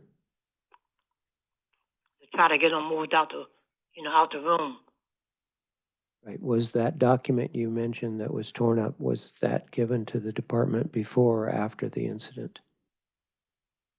Before. Right, thank you. Any other questions, committee? All right. Senator Haley. The civil amount that's being requested for this criminal, how was that reached for this crime? Do you want to ask him? Yes, thank you, Madam Chair. I didn't know if we had discussed that already. No, it hasn't been discussed. Okay, thank you. Mr. Brown, can you hear me? Yes, I can hear you. Yes, and certainly understanding this is a personal injury, how were you able to reach the determination for what's being requested by compensation? The 250,000. How did you reach that? Well, for one, it's hard for me to, trust people because I'm in a room, with two other people, and I got to wait till they go to sleep, before I go to sleep. And plus, I still have nightmares about it. Yes, and thank you. I understand. I certainly fully understand. Yes, sir, I do. I'm just wondering how that figure was reached. I mean, why? 250,000 is that how did that figure come to mind? Because I was violated. Because I didn't ask to be raped. I was violated. And DOC, if they would have made a rounds, they would have known what was going on. But they never made no rounds. I see. So that's just a comfortable number for you, 250. Maybe not. Not to bargain. It could have been 50,000. Could have been 500,000. You just felt 250 is the right amount for the indignity that you have alleged and that you've endured. That's 250,000. Yes. Okay. Thank you. Thank you, ma'am. Any other questions, committee? All right. Thank you so much. Is there anything more, Christine, you wanted to add? Not, we will close this hearing. Apologies. Mr. Brown did state in his written statement in the beginning of the investigation that he and the perpetrator had been cellmates for a few months and that there had been no discord between them prior to the incident. Did see that in your letter, yes. Oh, yes, Representative Humphries. Thank you, Madam Chair. So Mr. Brown just mentioned about making rounds. Do you have any idea about that, or records or video or anything about, what the timing, how often those are, anything that might have to do specifically with this incident? I do not know exactly what time El Dorado does their rounds. It is generally every 3 to 4 hours. So each facility does their rounds at a different time. Mm-hmm. Okay, thank you. Thank you. All right, one more question. Yes. Your knowledge, was any disciplinary action taken to the perpetrator, to the alleged perpetrator on this particular action? Did the department respond in any way? I believe so.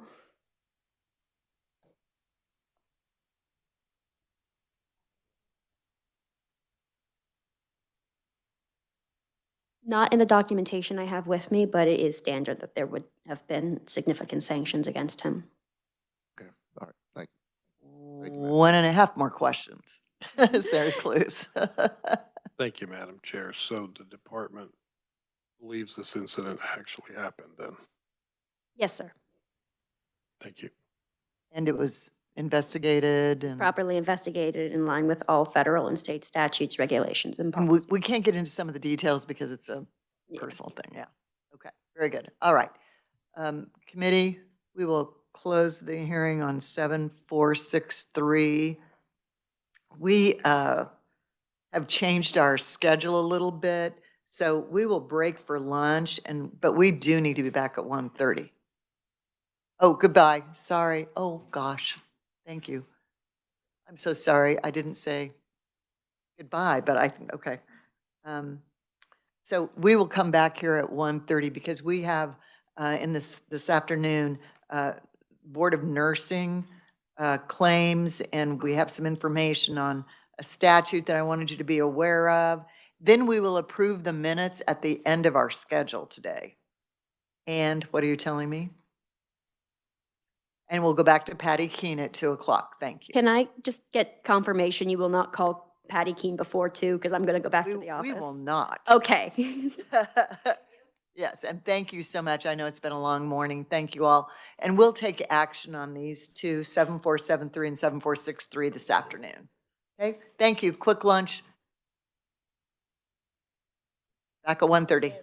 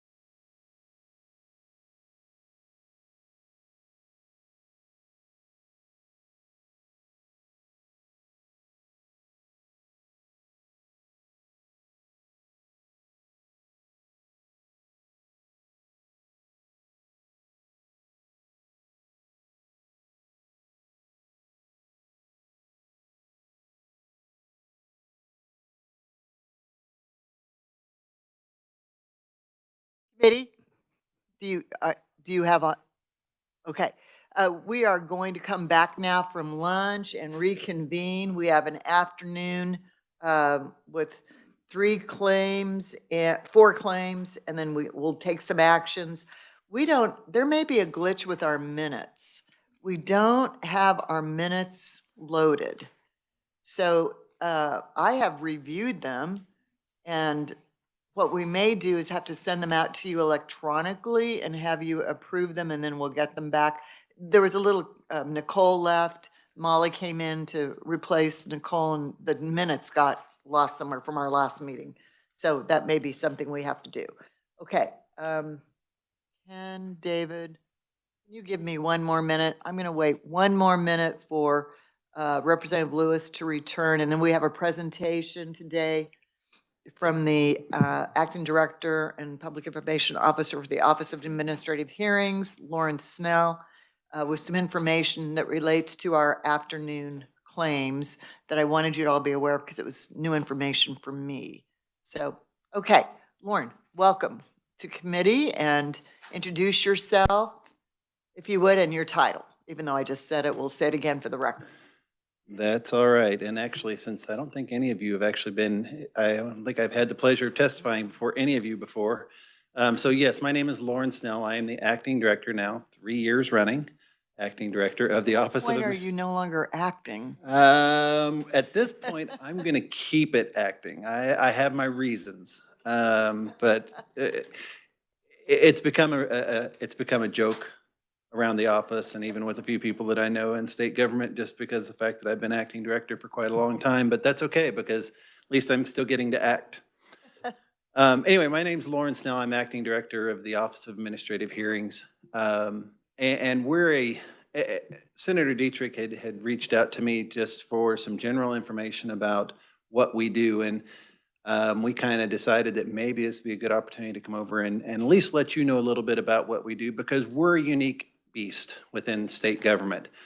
In fact, we're unique enough that we used to be buried within an agency. The Office of Administrative Hearings originally was within the Department of Social and Rehabilitation Services back when that existed. And it was actually within the agency, and the responsibility was to review actions that were taken by the by SRS against the citizens of the state of Kansas or other entities within the state, and then make a determination as to whether or not those actions complied with the statutes, regulations, and policies that governed those actions. It was decided that that was something that needed to be expanded, that it actually would go beyond just social and rehabilitation services. And so I believe it was in 2004, they decided to take the administrative hearing process out of SRS and make it its own independent agency. At that time, we started out under the Department of Administration and eventually became our own freestanding agency that we are today, which is the Office of Administrative Hearings. Now, we are a court. We're just like any other court, except for we are a lot less formal. And we are part of the executive branch, not part of the judicial branch. Meaning I answer to the governor. I do not answer to the justices of the Supreme Court. And so, but we're independent from the agencies that we actually work with, that we contract with, that we provide services to on an annual basis as relates to actions that they've taken. Now, as part of that, we have expanded from just doing social and rehabilitation services. We now we do things for the Department for Children and Families. We do things for KDHE. We do things for KDADS. For those listening out there, the Department of Aging and Disability Services and Kansas Department of Health and Environment. We actually contract with over 30 different agencies or entities that we provide administrative hearing services to. And how that looks can vary depending upon the agency that we're working with, or the board or commission that we may be working with. And so what I gave you here is I wasn't going to go and do a full-fledged testimony to give to you, so I apologize for that. But I wanted to at least show you kind of what our process is as relates to the administrative hearing process. And I think it bears some importance as relates to some things that have been going on over here in this lovely building in the last few months. And so, first of all, we get a hearing request, and that hearing request can come from an individual who may have had their food stamps cut off. It can come from an individual who lost their Medicaid benefits. It can come from a teacher who is being subjected to possible discipline based upon their conduct that they've engaged in, either as a teacher or outside of the teaching profession, but somehow may implicate their ability to be a teacher. Pharmacists, medical professionals, whether that be doctors, nurses, or otherwise.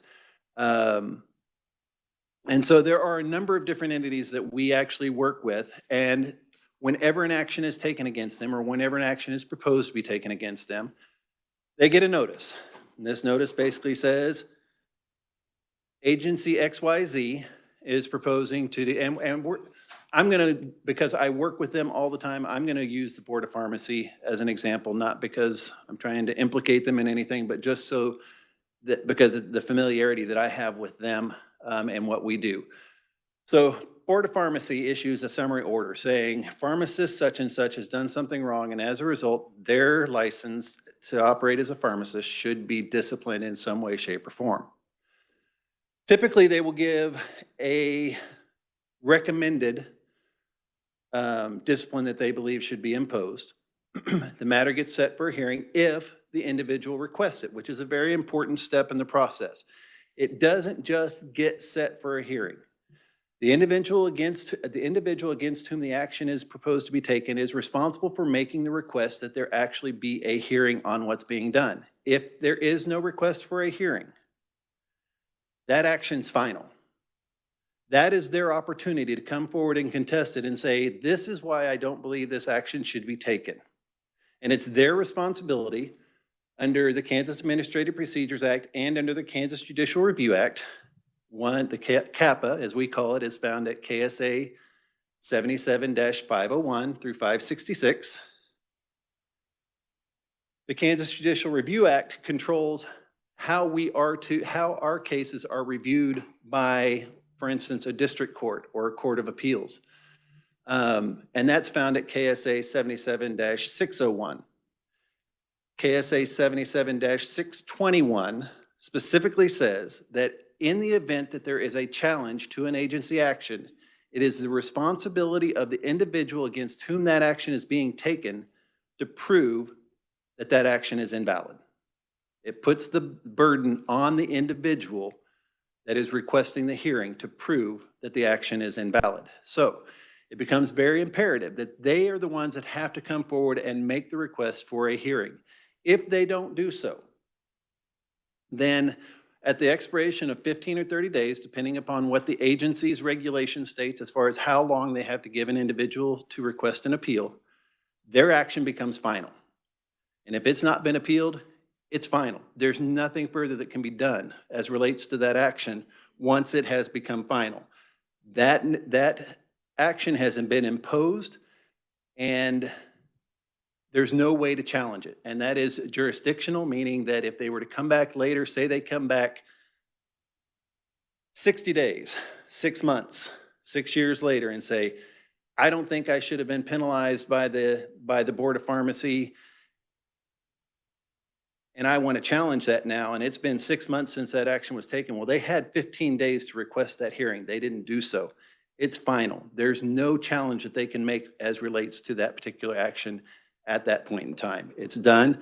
The courts have actually found that that is jurisdictional, and we lack the jurisdiction to do anything as far as taking that hearing to take into consideration their allegations at that particular point. And so, and the same is going to be the case with all of the agencies that we represent. They're all provided with a specific time frame within which to come forward and make their request. Failure to do so within that time can result and will result in the matter being deemed final. Now, if they come forward and they make a request, then we do these steps that you have in front of you. We will do an acknowledgement and order that gets sent to the parties. We will order an appeal summary if it's necessary. Sometimes it is, sometimes it's not. In the case of the Board of Pharmacy, or the Board of Nursing, or the Board of Healing Arts, or the Board of Dentistry, or the Board of Optometry Examiners, we do a pre-hearing conference. We give them an opportunity to come forward and kind of explain the issues that they have that they are going to be bringing before the board or before the administrative law judge. And then at that particular point in time, we set the matter for hearing. We address all the issues. That's when they can do their discovery. That's when they can raise, they can do dispositive motions or, like a motion for summary judgment, anything that they want to do to try, if the agency wants to try to prove that the case shouldn't go forward at all, they have that opportunity. There's also the opportunity for them to do any discovery as would be permitted under the Civil Code in Chapter 60 of the KSAs. And so that's their opportunity to take those steps if necessary. Then it will go to a hearing. At the hearing, now for Board of Pharmacy, the hearings before Board of Pharmacy are conducted before the board. They actually participate in the process, which is important because if it's before the board and they make the determination, that becomes a final order. Once they issue their order in response to the request for a hearing, that becomes a final order, which means that it can only then be appealed to the district court. It can't, there are no other steps in between. They go from a decision of the board straight to the district court. Then they can go from the district court to the Court of Appeals, and they can even take it to the Kansas Supreme Court, which has been done on occasion. There are other boards, for instance, I'm pretty sure the Board of Nursing, I don't do the Board of Nursing cases, but I'm pretty sure the Board of Nursing, for instance, because I noticed that the director's sitting back there, we do the hearings for them. We do what's called an initial order, which is basically, this is what we conclude based upon our hearing of the evidence. That gets sent to the board. And I believe either the board or the individual at that point can appeal that decision. And they can come in and either one of them can say, we don't agree, which, I mean, there've been times when we've gone against the board and they've been like, nope, we don't agree with you. So the board can actually say, nope, we're not going to accept this. We're going to issue our own final order. Or if they want to, under certain circumstances, they can appeal our decision. If they don't want to just override it, they can appeal our decision to the district court and take it straight up to the district court. Same thing that the individual against whom the action has been taken can also do. If they're not happy with the decision, they can appeal it to the district court. And so now there are other agencies, food stamp cases, as I mentioned before. There are other steps in the process. I'm not going to go into that at this particular point. If anybody ever wants to hear about it, I'm certainly willing to sit down with you and tell you how that goes, because there is another intermediary step in there. But it doesn't happen in your typical case, although 50% of our cases it happens in, because they are primarily what we handle are Medicaid and food stamp cases. We have a lot of those, believe it or not. But anyway, that initial order gets issued. Unless it's the board that's actually issuing it, then it becomes a final order. If it's an initial order, what it does according to statute, and I'm sorry I can't give you the exact citation off the top of my head right now, there's 30 days in which to request a review of that initial order. And if neither party requests a review of that initial order within that 30-day time period, it becomes a final order, meaning it's the law as relates to that particular case. It becomes the final order and that's it. And at that point, because you didn't appeal the initial order, you don't have the right to appeal the final order. I hope that makes sense. You can only appeal if you've appealed at the step previous. Yes, please. Yeah, because that did confuse me for a second. So, because you say a final order could be appealed to the district court, is that still an option? Okay, so even if they didn't go through the initial order? See, this is what we get to deal with every day. So here's two different paths that we're going to take here. Board of Pharmacy. Board of Pharmacy issues a final order. There's never an initial order that's issued in that particular case. The only order that's issued is a final order. That order is subject to appeal in the district court because that was the only order that was issued.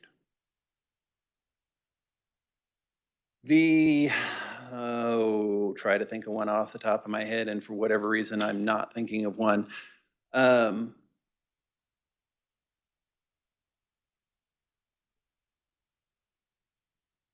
Dental board, we do final orders. optometry examiners. We'll go with, I'm going to leave a step out, so bear with me, but it's not relevant to what I'm going to discuss. Food stamp cases, for instance, we make those decisions in those cases. Our administrative law judges make those decisions, and we issue what's called an initial order. An individual then can appeal that initial order to what's called the State Appeals Committee, which would be kind of like the board on the others. If they appeal it to the State Appeals Committee, then the State Appeals Committee will go in and review it, and they will then issue a final order. That final order that the State Appeals Committee issues after it's been reviewed would be subject to appeal to the district court. If they choose not to appeal that initial order and it becomes a final order by operation of law, which the statute says it will, that cannot, once that initial order becomes final, it's over. Because you did not exhaust your administrative remedies. You did not appeal that decision before you went to district court. So it's an interesting step in there. So, but the long and the short of it is, you have to take various steps in order to get to the point of being able to challenge the validity of the action that's been taken by the agency or the board or commission. Is it possible to circumvent this administrative process and just file a, let's say, a Section 1983 civil rights lawsuit that I lost my license to practice pharmacy, and it's a due process issue? You certainly can, but typically what they're going to say is that you have a responsibility to exhaust the administrative hearing process, because the statute specifically says that if you are not happy with the decision, you have to take it under the Kansas Administrative Procedures Act and file an appeal within there. And so typically what the district courts will do, I say typically because every once in a while you have a rogue judge who may do things a little bit differently than someone else. But the way the law reads is you have a responsibility to exhaust those administrative remedies. And so failure to do that on any level will preclude you from being able to take other actions. But if you can make, I mean, we cannot decide constitutional issues. So if you were to make a constitutional case only, you would have a good argument for going to the court and saying, we're not doing this as an administrative, we're doing this from a constitutional standpoint. Typically what they will do is bring up the constitutional issues as part of the administrative hearing process. We say we acknowledge it, we understand you're raising this, we can't address that issue, we're precluded by statute from being able to, but it's here and it's preserved for you so that you can take it at the next level when you go to district court. That's typically how the process for getting around that. Does that happen often, or do you have any idea about that? Doesn't happen very often. We get in excess of, I mean, we're up around 3,000 cases a year now, now that we've kind of recovered from COVID. Obviously during COVID, there was a lack of cases being filed because there's a lot of things that were just being allowed, things that were being done without having to go through that process, and there was no appeal process involved. We've been building back up towards that, and we've gotten back up over 3,000. Typically, the individuals that raise those kind of issues, they're individuals who are not represented by attorneys, and they're individuals who write very challenging arguments from the standpoint it's very challenging to follow the thought process behind those arguments. I'm trying to keep it I'm trying to keep it civil, but you get those arguments that are raised. I mean, I could point to one, I could go over and pull a case for you right now. I know the guy's name off the top of my head, and the arguments that were raised in that particular case, they were difficult to track. But he wasn't represented by an attorney. Very seldom do you have an attorney that's coming in and actually makes a legitimate claim outside of that. Or if they do, we don't hear about them. But a lot of times what they will do is do a dual track. They will file something in the court system, in the judiciary branch, the judicial branch, sorry, and then they'll file something in ours. That way they can point to it and say that we're doing what we need to do here. Once this is done, we want to take this for, we want to have everything moving so that this can be taken forward. And I have seen that done on a few occasions. I hope that answers your question.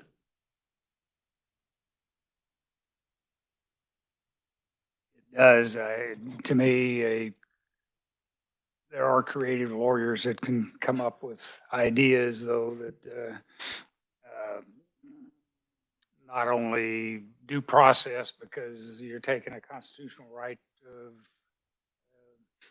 my ability to practice a profession, but perhaps you've maligned me and you've defamed me or whatever, and you've ruined my good name, so you've got a violation there. I don't know. Again, apparently it doesn't happen that often. It typically doesn't come through our office that way. Like I said, every once in a while we'll get those issues raised, but it's not something that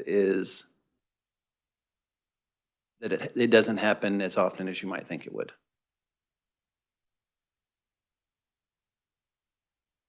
So anyway. Okay.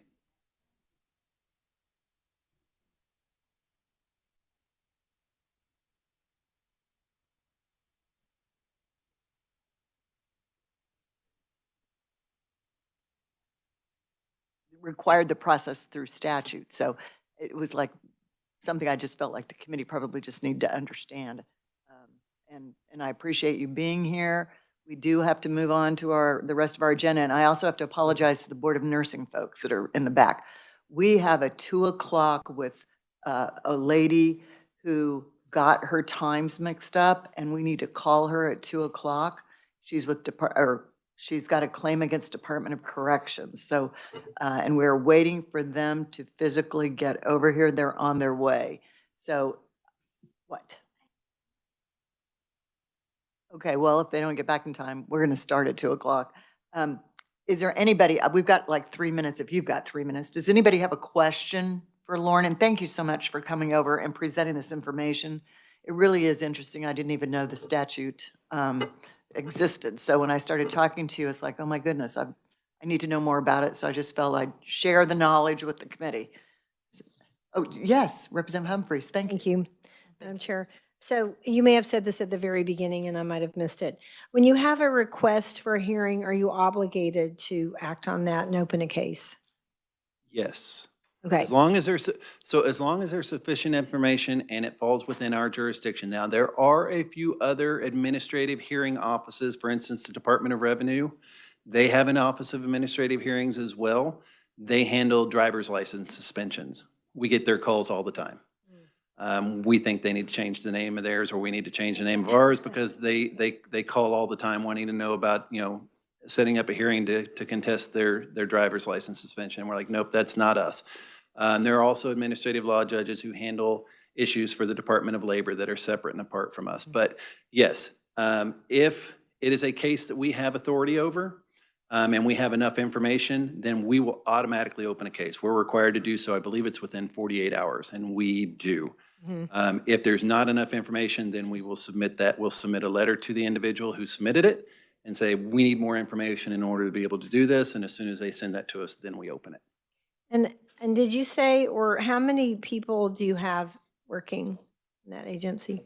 We have 14 full-time employees out of 14 FTEs, which is first time since I've been working there in 7 years. We've actually filled every spot, and we have one, what we call him a judicial clerk. We call him a law clerk. He's one of the most important people to me because he helps fill in the gaps for everybody else when we're busy. He helps us keep things going, and he's a law student at Washburn.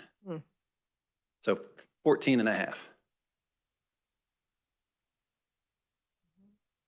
Clues, and then we'll close this part. Thank you, Madam Chair. So you said Department of Revenue has their own hearing process. BOTA the same, right? Do what? BOTA would be the same. I believe the Board of Tax Appeals, they have their own process, believe me. They have their own process. I believe even the Corporation Commission has an administrative hearing process of sorts. In fact, it's addressed as part of the Kansas Administrative Procedures Act. If it is a Corporation Commission case, they get handled a little bit differently. So there are some other agencies out there that do the administrative hearing process, but when it comes to like your boards, like Board of Dentistry, optometry examiners, pharmacy. So if you could, I brought that up for a reason. Touch real quick again on the 15-day, because I know with BOTA, they have a 15-day hard line deadline for motion or reconsideration. And there's, like you were saying earlier, 30 days is more reasonable, but 15 days, I mean, a lot of people get lost in the weeds. And does the notice go out through the mail, email? Is it certified? Is it not? Just real quick in your department for 15 days, speak to that. Okay, so as quickly as I can, each agency or each board has their own prescribed time limits for requesting a hearing on, or requesting an appeal of an action that's been taken by that agency. The typical ones that I've seen, for instance, with Board of Pharmacy, Board of Nursing, is that I believe it's 15 days that you get to make that request, 15 days from the date of the order. Yeah, that is something, like I said, that is done. That's a hard line then. Yes, it is. It's actually very hard. Now, so 15 days. Now, let me throw in the big caveat here that goes along with that. There is a statute. If I were ever brave enough to open up the Kansas Administrative Procedures Act to being looked at, and I'm not opening it up, please. But if I ever were, this would be one that we would have to discuss. And that is, there is a provision that does allow for 3 days, an extra 3 days for an individual if they've been ordered to do something by mail or electronically. Don't know why they included both, but they did. They get an extra 3 days in order to do it. So technically, you have 15 days plus 3 days. If the 15th day falls on a Saturday, for instance, the way it's been interpreted, it's not necessarily my interpretation, but the way it's been interpreted is that 3 days starts on the following Monday. If that Monday happens to be a holiday, then it starts on that Tuesday. So you could have potentially about 20 days to do it, but typically it's 15 days. And yes, if we don't receive it within that period of time, whatever that is with that additional time period added to it, the agency has the right to make a request that be dismissed, and jurisdictionally, we would have to dismiss it because it was not filed within the proper time frame. I've never heard that 3-day. Oh. It's good to come up. 77, 5. But I don't like the 15 days anyways. That's my personal opinion. But, and like I said, that's not It's just such a hard cutoff for. And that's not something that's pursuant to Kansas Administrative Procedures Act, so don't go in there looking for it. It's not there. It's actually going to be something that's subject to the various regulations and statutes associated with the agencies. So in case you can't tell, I'm really trying to protect my statutes. Thank you. Thank you so much. Okay. Really appreciate you coming and enlightening us. If you have other questions. Complicated, but important. If you have other questions, I'm happy to meet with anybody on an individual basis and go over this for you. Thanks. Thank you. Thank you so much. You've been very, very helpful and very responsive. Okay, committee, we're going to call Patty Keene. Remember, we tried this morning and she had the wrong time on her calendar, so we told her we'd call her back at 2 o'clock. That's claim number 7479 versus Department of Corrections. And yes, there you are. You were hiding again, Christine. I said, we're starting this at, all right, we have Department of Corrections here now. That was the very first claim this morning that we had to postpone.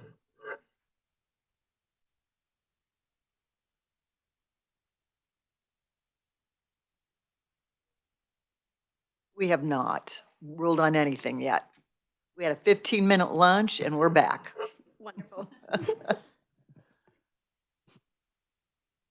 We're just calling her, we're waiting.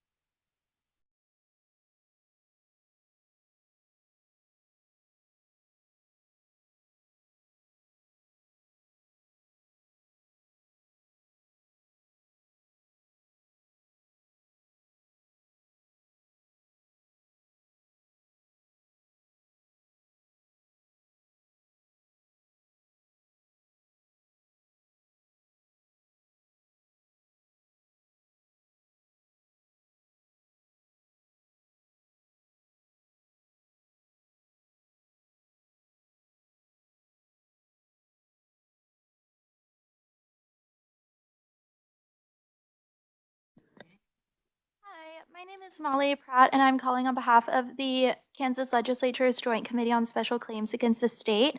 Is Patty Keene available?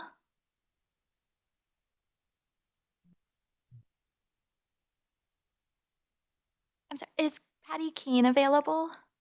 Yes, I thought they were going to call on the cell phone. I gave the gal the number 620-931-7256. Are you able to talk to us on this line? Yes, I think if the battery doesn't go dead, so yes. Honey, maybe I could take your phone over there. Hang on just a minute. Okay, go ahead. Okay, thank you. Thank you, Ms. Keene. This is Senator Dietrich. I'm Chair of the Joint Committee on Special Claims Against the State. We have your claim number 7479 in front of us. Yes. It's $145,000 against Kansas Department of Corrections. We've got all of your information that you provided us, all the documentation in front of us. So you are on speakerphone with the committee. We will perhaps ask you if there's anything more you want to tell us about your claim. We might ask you some questions. We'll hear from Department of Corrections. We might possibly ask them some questions. And then we will make a determination on your claim within 21 days and get that back to you, okay? Yes, ma'am. Okay. And so sorry about the mix up on the times. This has worked out well though. So we're all here. And what would you like to tell us about your claim? Okay, first of all, I prepared a pamphlets for everybody on the committee, and I sent them in care of Mr. Robert Lewis. And I hope everybody has those in front of them, because I want to reference a couple of papers that are in there according to my claim. And basically, this whole thing is about I never intended my employment with the KDOC would end in litigation. If the union hadn't brought this wage discrepancy to me on October the 25th, I would have left my 32-year career believing HCF did, in fact, compensate me as a supervisor with all benefits earned for my 23 years of service. Unit Team Gorgas, as I was completing a mail drop, was the one who initially brought it to me and had me come into an office and explain to me that I hadn't been compensated, and that they had found out because there was some kind of interest in my job since I had had it for so long, and nobody had ever, there was no reason for anybody to take it over. When he told me that if I wanted to join the union to represent me and file on my behalf, I'd have to sign up for the union. So I asked him if I could call my husband, Mike, which I did. David explained the discovery to my husband, who directed me to sign up. I signed up October the 25th, 2021. The very next day, as I'm preparing payroll for my staff member, I was wondering how come I couldn't connect. And I later found out that HCF had removed my status as supervisor, thereby blocking my access to my staff's payroll. And they informed me to turn over my employee evaluations to my direct supervisor, Mr. Brandon Ruiz. All I received about this was a 3-line email that was sent from Deputy Warden Misty Croker, informing myself and my 2 staff members that effective immediately, we all report to Brandon Ruiz. When I took the evaluations to Brandon, all he said was he was sorry. So basically, I had been, when the union had brought this to my attention, I had told them that I had kept some paperwork because I was proud of my service to the DOC. And when I sent it to them, they were quite excited to see that I had still had copies of many things, training, evals, just a bunch of records that I had kept, reviews showing my promotion. But when the union failed to follow through on what they said they were going to do with my case, I reached out to other attorneys' office. Many said that they had conflict of interest with the state. And after reaching out to many of these in Hutch and out of Hutch, the last one told me to write the governor, and maybe he was making a joke or something, but I thought, what do I have to lose? And I did. Letters, emails, phone calls. I met with a representative at the fair that worked in the governor's office. And again, I was proud of the service that I had for my husband. 58 years in total, 32 for me, 26 for Mike. When I when I started in 1989 as an officer and was an officer for 5 years, my career ended when I was assaulted by an inmate there, and the warden at the time gave me an opportunity to heal and still serve HCF in the mailroom. Though I almost lost my life as an officer, I was determined not to give up. I believe those who knew me and worked with me over these 23 years, I was a supervisor, would say that I enforced the KERs, the IMPPs, the general orders, and regulations as they relate to the mail. 11 different wardens and deputy wardens and supervisors gave me exceptional evaluations for my work ethic, leadership skills, and not misusing vacation and sick time. What I'm asking is for compensation due for the years that I served and was regarded as the HCF mailroom supervisor. Okay. Had I not received this from David Gorgas, I would have never known that there was anything amiss. Okay. We have all that documentation in front of us, so I appreciate you reminding us of all of that. Thank you so much. Committee, do you have any questions for Ms. Keene? If not, we'll hear from Department of Corrections. Okay, Department of Corrections. I do have one other thing I Oh. wanted you guys to look at. In that packet of paperwork, there is a very important review. It says manager review system entered, and this was the review that happened when I first became a supervisor. Steve Decken and Warden Louis Bruce signed on it on 8/22 of 2000. On that paper, it was stamped by the HR department, August 24th, 2000. It says no INC, which is no increase. It says 1515 top of range.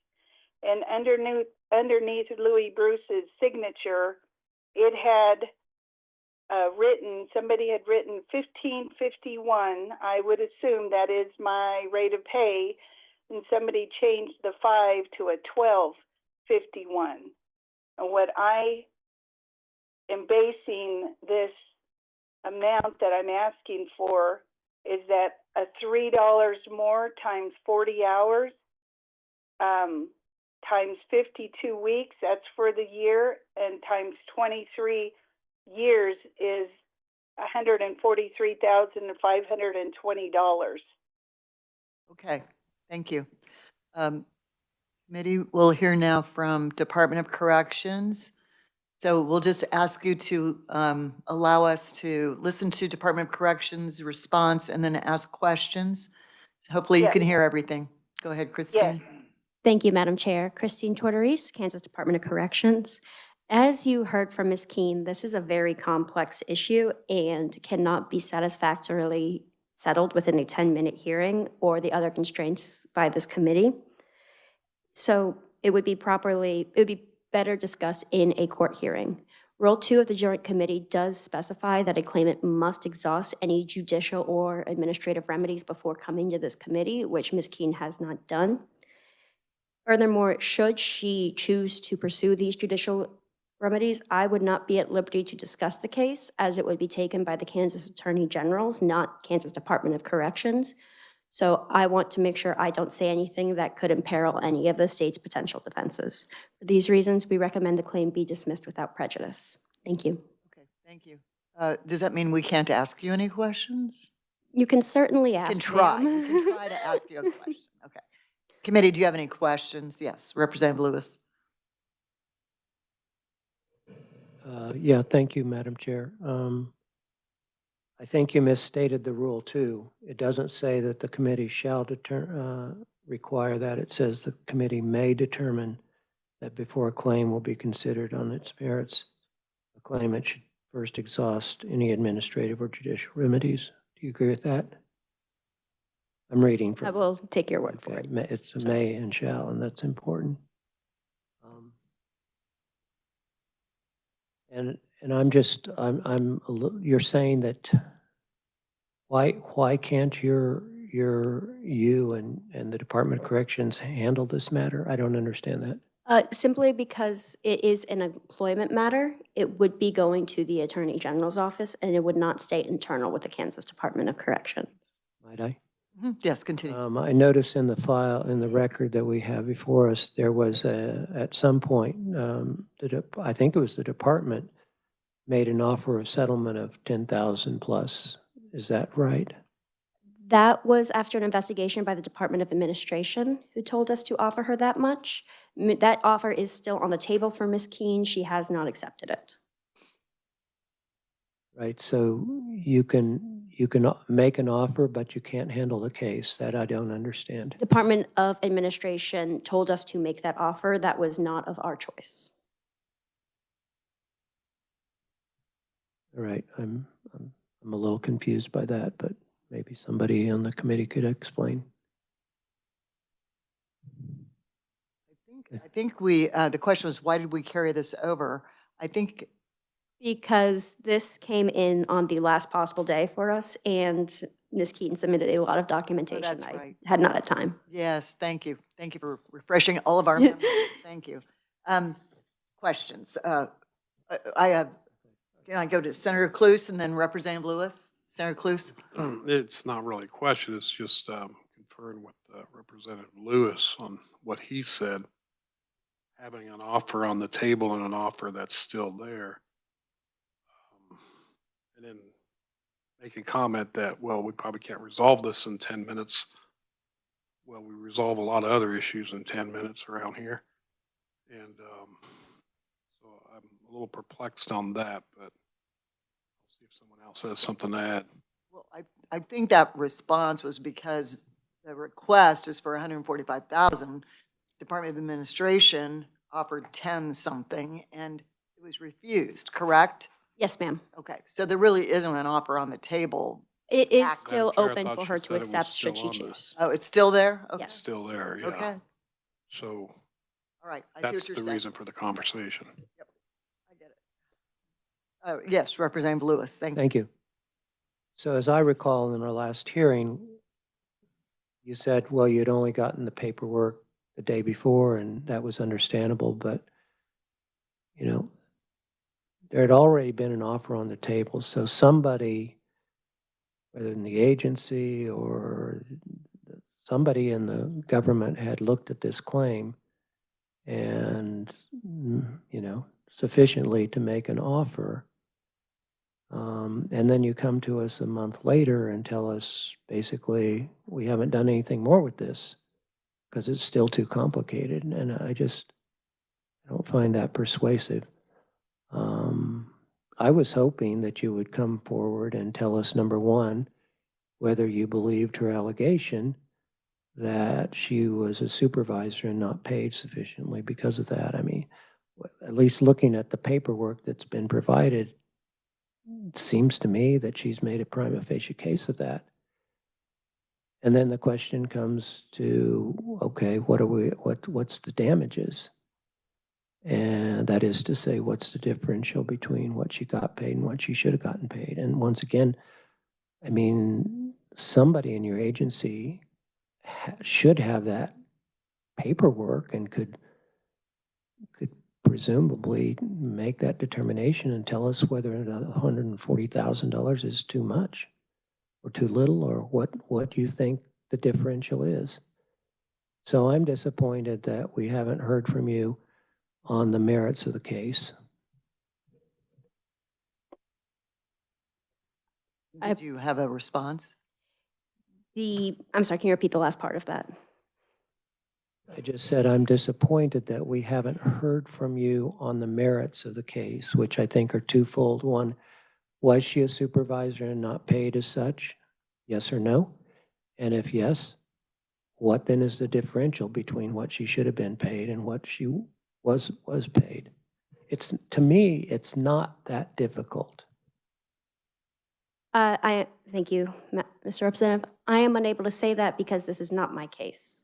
This is a case that would be handled by the AG. It is an issue that has been offered by the Department of Administration. This is only a KDOC issue in name at this point. It's, never mind. Okay. Other, yes, Mike. Was there a lawsuit filed, and is that why the Attorney General's office is, or do they represent the Department of Corrections in issues like this? A lawsuit has not been filed as of this time. She still has 1 year, most to the day, on her statute of limitations, and she has indicated previously that she is willing to sue, and even mentioned during the last hearing that she has reached out to multiple attorneys about this issue. Any other? I Representative Rogers? Okay.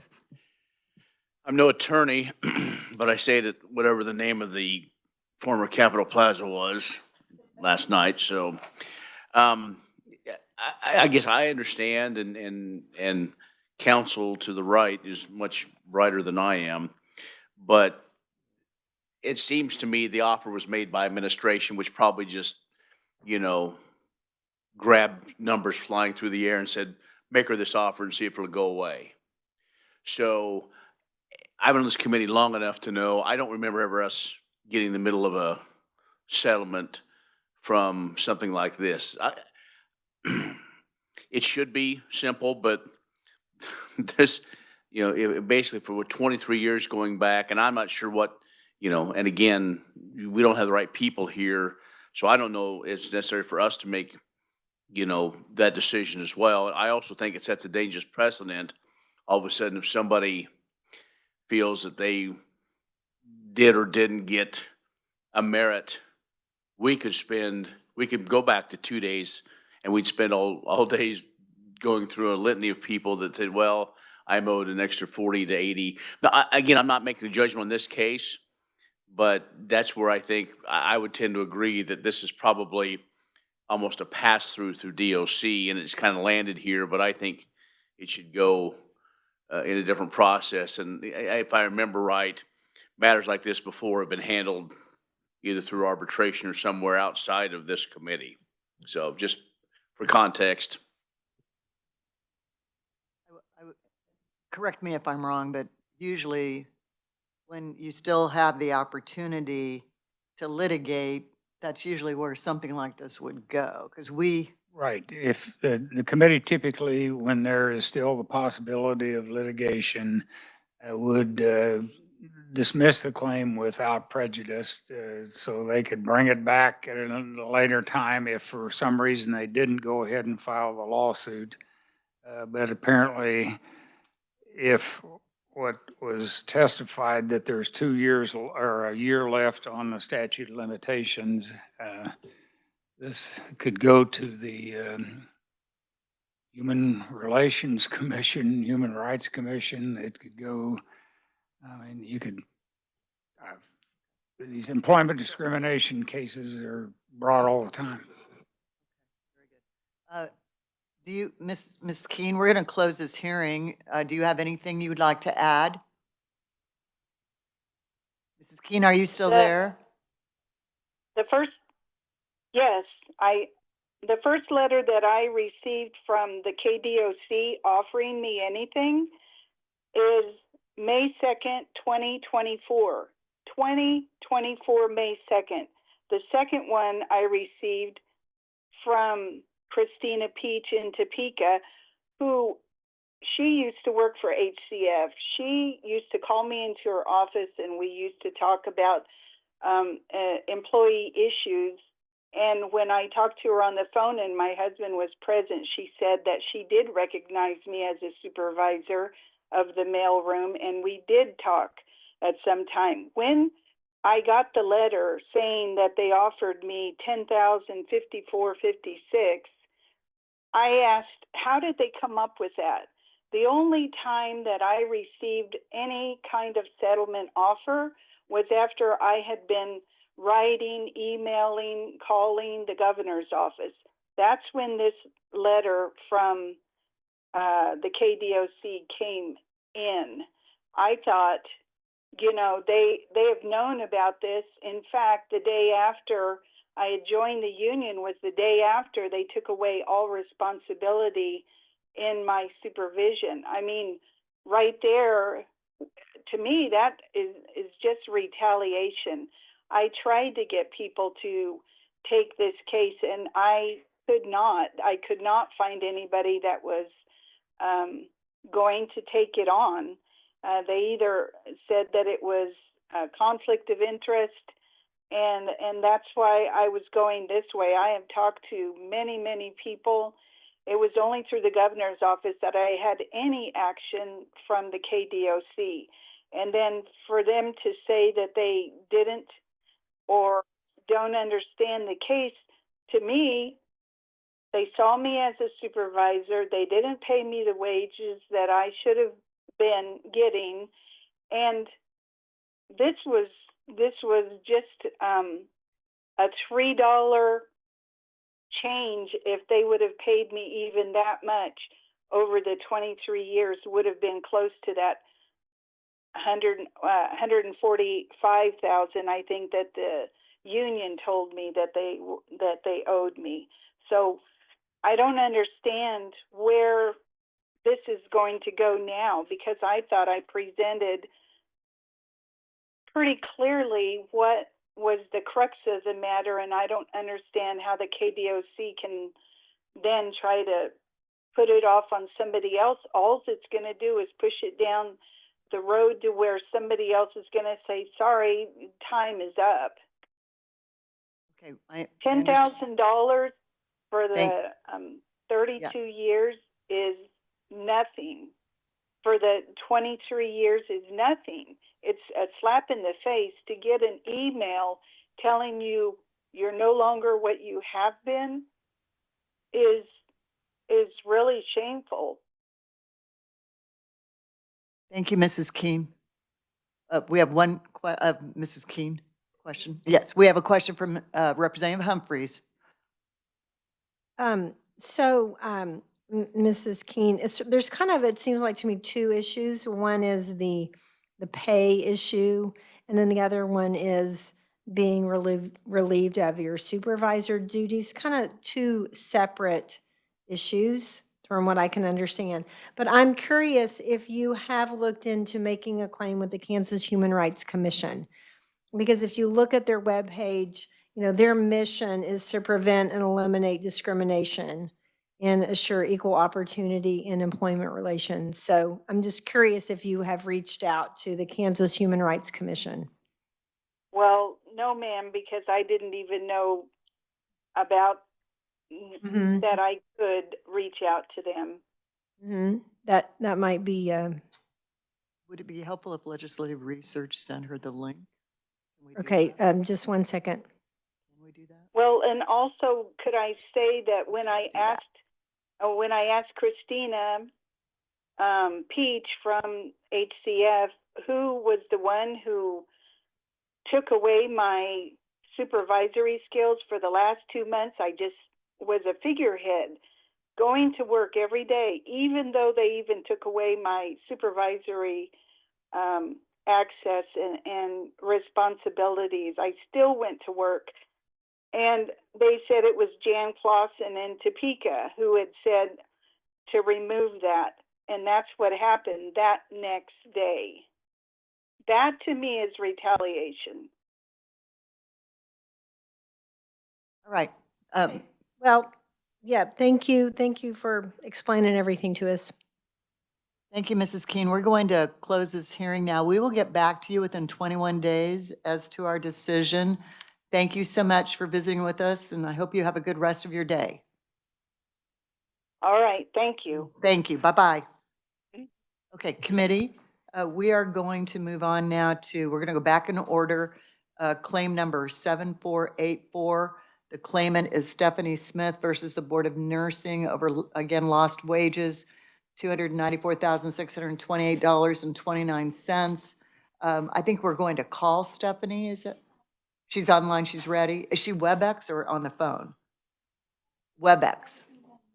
Okay, okay. And so we have Stephanie, and then we've got the Board of Nursing folks here too. So go ahead. You let me know when she's ready and I'll welcome her.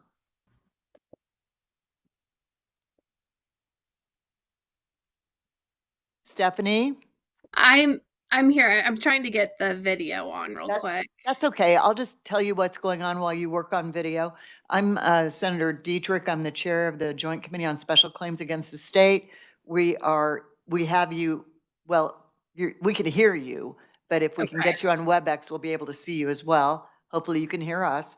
We've got all the information in front of us that you sent with your claim, and we will listen to anything more you would want to tell us about your claim. We only have about 10 to 15 minutes for your hearing here today. And then we'll hear from the Board of Nursing as well, their position. And then we will maybe ask a few questions and we will get back to you within 21 days as to our decision. Okay? All right. So Stephanie, we can't see you yet, which is fine. We can hear you. Is there anything more you'd like us to know about your claim? So I think I pretty much answered most of the questions. Plus I testified back in September. And that was an extensive testimony that I think you guys maybe have also. But essentially what I'm asking for is lost wages, attorney fees, drug testing fees, drug location testing fees, and the monthly fees for KNAP program, as well as the fees for the 3 drug and alcohol assessments that I took that all explained to the State Board of Nursing and KNAP that I was not a candidate for KNAP, and that I was not, that I have no history, no signs and symptoms, no issues with drugs, alcohol, anything of the sort. So with the lost wages, at the time when this all happened, I was making $70,000 a year. I ended up just doing half of that per year because I had offered my boss that I would go part-time and keep my patients. I just couldn't keep working the full-time hospice schedule and doing so much on call. And so when we calculated that in, that half of 70 is 34,996. So that's how I broke that down. Okay, very good. Committee, do you have any questions of Ms. Smith? Representative, I'm forgetting your name all of a sudden, Humphreys. Hi, Stephanie. I think, well, there's 2 members of this committee that would have heard your testimony on the special committee. But I guess one question I have is when I just want to make sure I understand this amount of your lost wages that you're claiming. It's not during that time between 2018 and 2022 when you voluntarily allowed your license to lapse, right? It's after that. Is that what you're claiming? Because when you voluntarily allowed your license to lapse, that would be something different. Yes, I voluntarily allowed the license to lapse. I would have to go back and look. I don't remember the exact date of when I allowed it to voluntarily lapse. I think that was before that was before they had kind of coerced me to sign that contract for KNAP. So that's when I let it lapse because I couldn't keep up with all of the different stresses of all of it and the attorney fees and things. Okay. So Okay. And then, are you still under KNAP or is that over now? I was actually contacted after my testimony and was encouraged to write a letter to KNAP asking for early release, and it was granted on November 21st. Okay, thank you. Thank you. Okay. If there are no other questions, would you introduce yourself? We have the response from the Board of Nursing, but you're not really like Board of Nursing. Yes, Madam Chair. I'm Deputy Attorney General Robert Hutchison here on behalf of the Board of Nursing. And Executive Administrator Carol Moreland from the Board of Nursing is also here to answer questions if necessary. You have the response that I wrote and submitted to the committee to just touch on a couple of points that I thought were important. The complaint that initiated all this was one of two complaints about drug diversion that were filed against the claimant here that the board was investigating, filed by two different facilities across 2 different years that they were following up on. The investigations didn't go all the way through the administrative process due to the voluntary lapse of the license. And then when she sought to reinstate 3.5 years later, I believe it was, she got her license reinstated with the condition that she go in KNAP, and that ended the complaint process regarding the 2 medical diversion complaints. She had said early on when she responded to complaints that she would be happy to go into monitoring for a period and that she had nothing to hide. So it was kind of a surprise to read the complaints and to see that ended up being such a problem. Also, just in terms of timeline, I discussed in my response some issues with the damages that it did cover that period of voluntary lapse. That was just based on the spreadsheet that she attached, which showed 39,000 something for those years in which she was lapsed. So it appeared to my assessment that it was included in her damages claim, those lapsed years. And just finally, another note, the board had investigated the complaints, and she voluntarily lapsed, and she reinstated and was in KNAP. That KNAP was initially an 18-month period that should have ended at the end of 2023. However, unfortunately, she did not comply with the conditions of KNAP and had positive tests, which extended out her KNAP period of time initially to February of 2026 until October of 2026 as a result of failed tests. So it should have been over a lot sooner than it was. Reading through the claims, I had nothing to do with the original cases. I took these claims when they came in and tried to give an objective assessment. I just struggled to find where the Board of Nursing did something wrong here that puts the state on the hook for the damages that she claims. I had 2 complaints that were consistent with one another that were initially investigated, substantiated enough to keep continuing in the investigative process. In investigating those, she chose to let her license lapse. And rather than continuing those investigative processes years later, she agreed to go into KNAP in order to get her license back and start working. So I had a hard time finding where the Board of Nursing did her wrong. I sympathize with her circumstances and understand what she lost. I just did not see how it was the responsibility of the state. Questions? Representative Humphreys? Just a couple questions. You work in the Attorney General's office, but you are counsel for the Kansas Board of Nursing. Yes, Representative Humphreys, our office provides general counsel services to the Board of Nursing by contract, and we agreed to assist them with this claim matter. And are you the only person that does the Board of Nursing? No, I don't help the Counsel? Board of Nursing on a day-to-day basis. That's a different attorney. I chose to take this matter on myself because I Okay. signed the cases. Okay, and then just a clarification. When you said she didn't comply with the KNAP, did you mean she had, why? What happened? In February of 2023, there was a positive test for Xanax, In October of 2023, there was a positive test for alcohol. And those were both failed tests.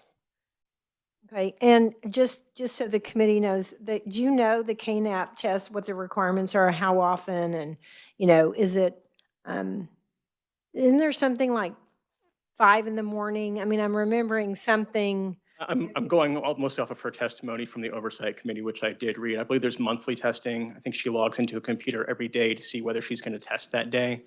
And then when she's notified of testing, she has to go in and test. So every day you have to log in at like 5 a.m.? I believe that's, I don't know the Something like time that? of the day itself, but that sounds correct. Or at least it's consistent with the testimony that I read. Okay, thank you. Thank you, Madam Chair. Committee questions? Any other questions? So Is there anything else you'd like to add before we close the hearing?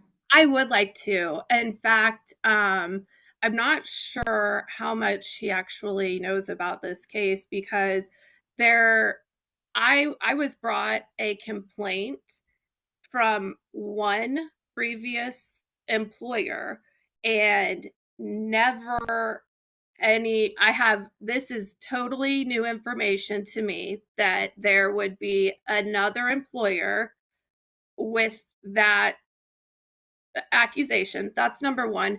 Number two, the situation with my license lapsing, the reason that my license lapsed was because I could not get any information from the board. I could not get a meeting with the board. My attorney was banging down the doors at the board. No one would speak to us to find out what information what was there that we needed to defend me against, because we had 3 sentences of accusations that really just made absolutely no sense.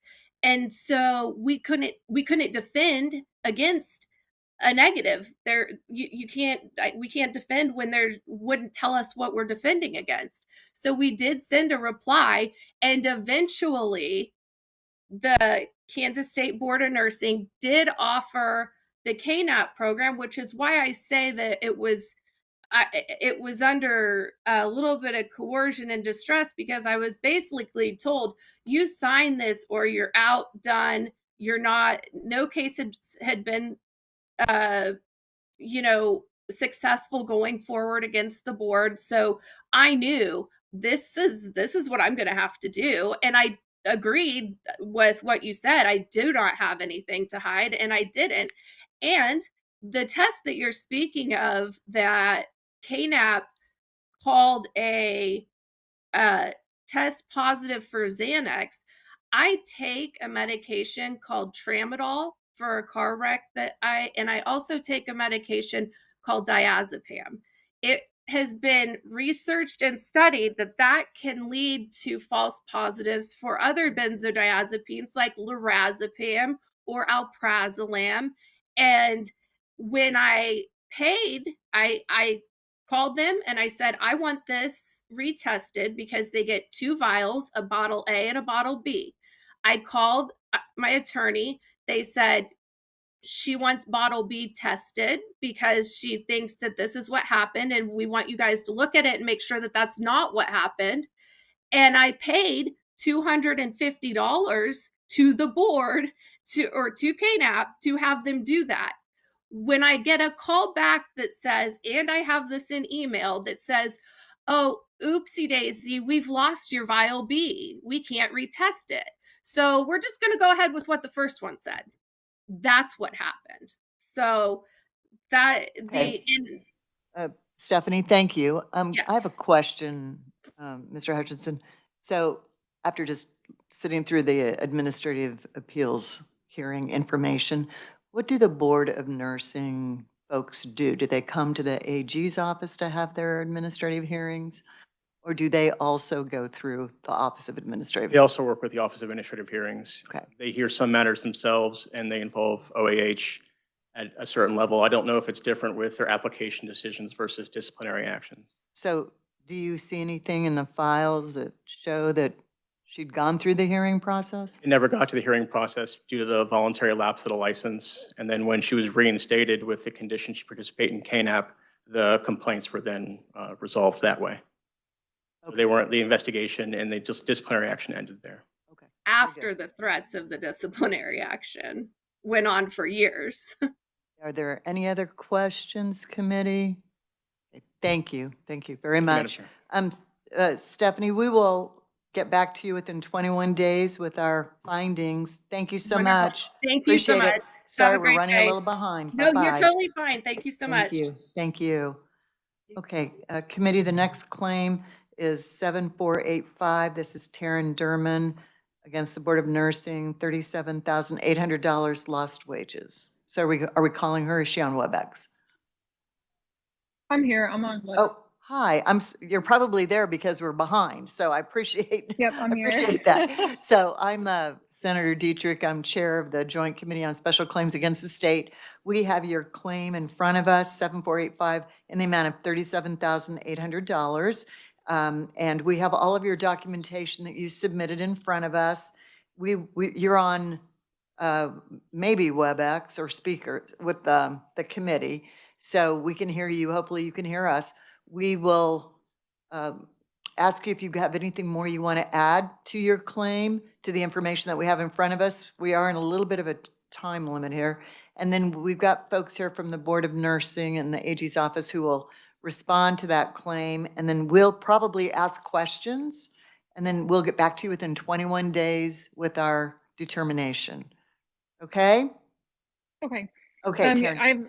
I have nothing to add. I think you guys should have everything, but I'm more than welcome to answer any questions. Well, I might ask that's actually what I was going to ask the committee. Committee, do you have any questions of Taryn regarding her claim? I'm not seeing anybody. So if it's okay, Taryn, we'll ask for the Board of Nursing, the attorney to introduce himself and give their response to your claim, okay? Taryn, Yep, you still sounds there? good. Okay. I'm still here, yeah. Okay, go ahead. I'm Deputy Attorney General Robert Hutchison, here representing the Board of Nursing, and Executive Administrator Carol Moreland is still here with me in case there are questions. With this matter, Ms. Derman was terminated by her employer as a result of not taking a class. I understand she didn't have access to email, and so she wasn't aware it happened, that the class occurred during the 6 weeks between her shifts. And after that termination decision was communicated to her, the chief nursing officer of that facility identified herself as then the president of the Kansas Board of Nursing when they were discussing whether her desire to leave her shift right at that moment constituted job abandonment, which was later reported to the Board of Nursing for possible discipline. My primary points on this, because I'll try and keep it brief, is that the chief nursing officer, when she made the determination decision, didn't identify herself as the president of the Board of Nursing then, wasn't exercising state authority then. It was a decision by a private employer.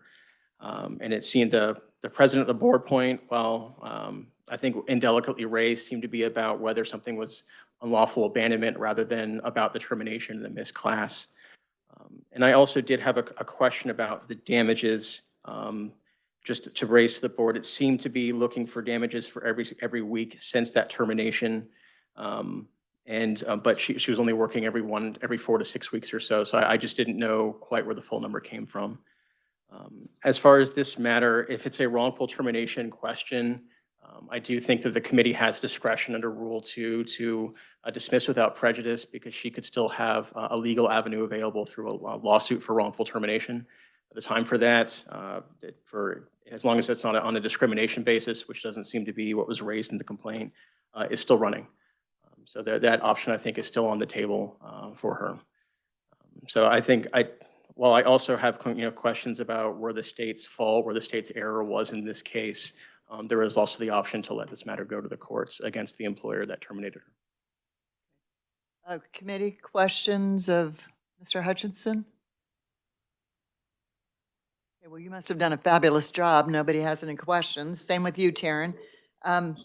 Committee? Representative Humphreys, do you have a question? Taryn, did you want to add something? Yeah, so I was going to add, so she did identify herself as the president and use that authority against me. And that was kind of the main issue and why this has become such a big deal. And if the state would have invested, because I when this happened, I turned her into the state because she was using her power as the president to threaten me and coerce me into staying under distress after she had fired me, but of course, like, wanted me to continue to work. If the state would have investigated that, I could have gotten my job back. I was unfairly terminated. I had already talked to HR that morning about the course that I had missed because I hadn't worked in like 6 weeks. I had just had a baby.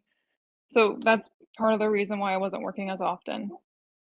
And so that's anyway.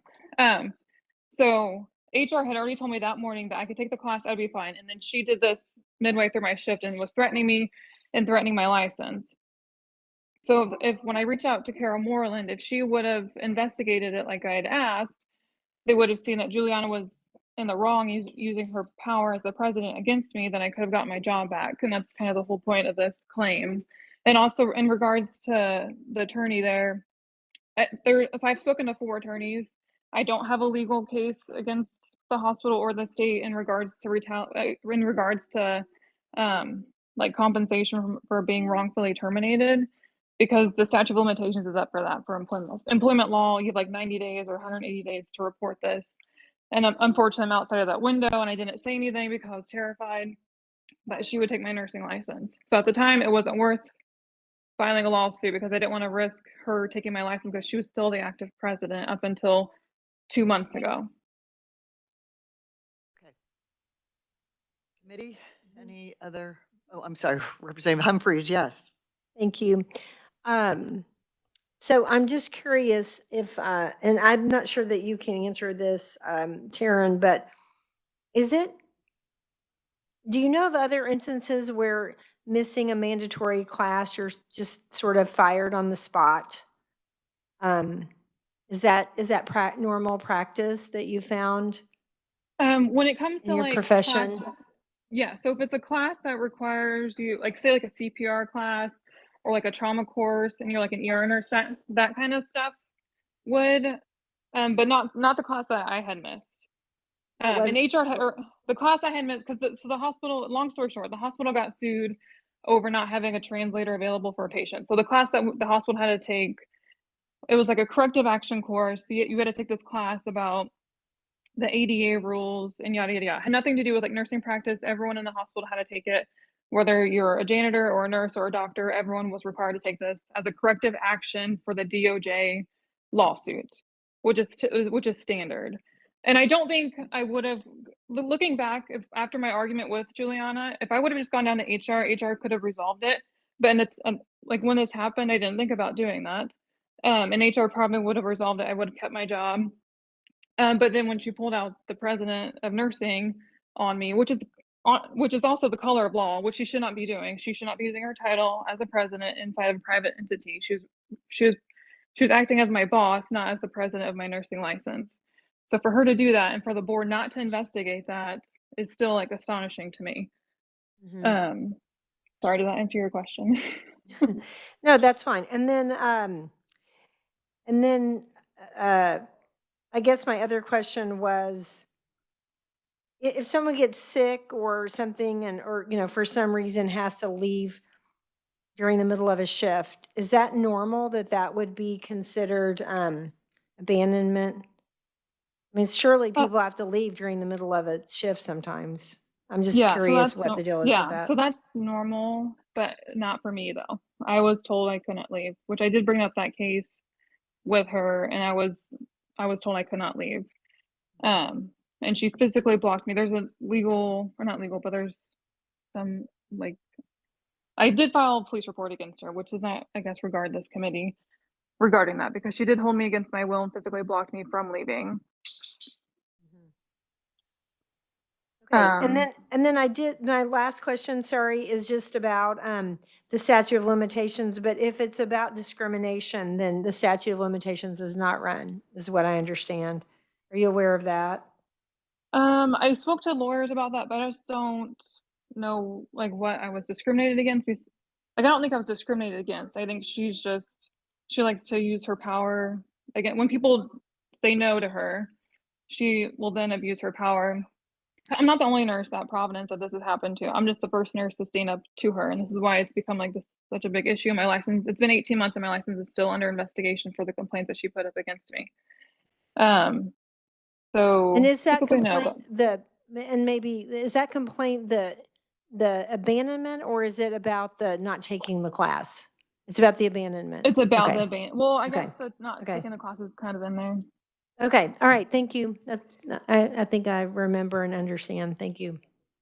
Attorney? Yes, Madam Chair, I just Yeah. wanted to provide some clarification on the statute of limitations questions. If it was a discrimination-based claim, that time is run because you have to report it to the Human Rights Commission and the EEOC within, I think it's 90 and 180 days. Otherwise, you can't sue on a discrimination basis. But if it's breach of contract or implied breach of contract or some other tort basis other than discrimination, there's still time to file a suit.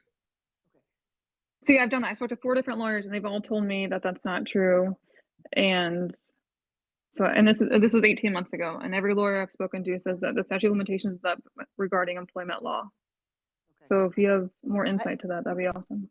I'm not an attorney, but I do have a question of the attorney in the room, as well as our revisers. Did she go through any hearing process that you're aware of? I don't see that in the documents. I do see the letter about mandatory training, faking being ill, unprofessional verbal exchanges, walking out of your shift prior to having coverage, and which I think is what we've been talking about. But the question I have is, I don't see a hearing here. I'm going to ask Carol Mullen Maybe to I've come up and missed it. address the administrative posture of it with the Board of Nursing. I see something from Andrea Watson. Is that the hearing piece? No. Would you introduce yourself? Yes, I'm Carol Moreland. I'm the administrator for the Board of Nursing, and I think there's kind of 2 questions there. Her investigation is still going on, so I really can't say. So no, she hasn't had a hearing or anything about that. Request a hearing, or can you request a hearing at that point? Well, she will if discipline is applied, okay, but we haven't got to that point, okay? And as far as the, when she filed the complaint against Ms. Rajik, actually, I did investigate that, and I did it with our general counsel from the Attorney General's office, since it was a board member. And I talked to Ms. Derman, I talked to Mrs. Rychek, and I also talked to a witness that witnessed the whole thing.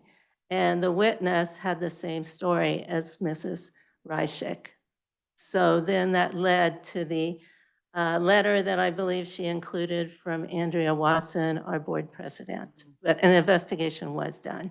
So if I'm hearing this correctly, you're saying it's still being investigated? She is still being investigated? Yeah, the patient abandonment is still being investigated, yes. So I was never charged. So it's not patient abandonment. It was job abandonment, which is still not true because I was working as an administrator, which is, I don't know why it's still being dragged on this long, because I never had patients in my care. That's been proven. And so they did an internal investigation on Juliana. A third party, no one outside of the board investigated it appropriately. And I had 2 witnesses in their surveillance footage, which they did not collect, nor did they speak to the other witness regarding this situation with Juliana. We have another question. Representative Lewis. Thank you, Madam Chair. This is for Darren. Do I understand that what you said about the incident is that first your supervisor told you were fired, and then she told you you couldn't leave? Is that a sequence of events as you have related them? Correct. I was working 7 a.m. to 7 p.m. and at 2 p.m. I had this encounter with Juliana. She told me I did not take a class that I was supposed to take, and then she told me I was being fired. And then when I asked to be dismissed, she told me I could not leave until HR notified me the following day. And it was a whole 30-minute argument, and I don't want to get into it. I'm sure you guys are on a time crunch right now, but Right. Okay. Thank you. Any other questions, committee? Are there any further comments from Mr. Hutchinson? Are we? No, Madam Chair, Okay. thank you. Taryn, thank you for being here today and visiting with us. We've got your information in front of us. We will make a determination and get back to you within 21 days. Thank you. Thanks. Thanks, bye-bye. Okay, our next claimant is Anna Ahrens. This is lost wages, Board of Nursing, $54,000, claim number 7483. Is she with us, do you think? Oh, you have to dial her, okay. Thank you for hanging with us here, committee.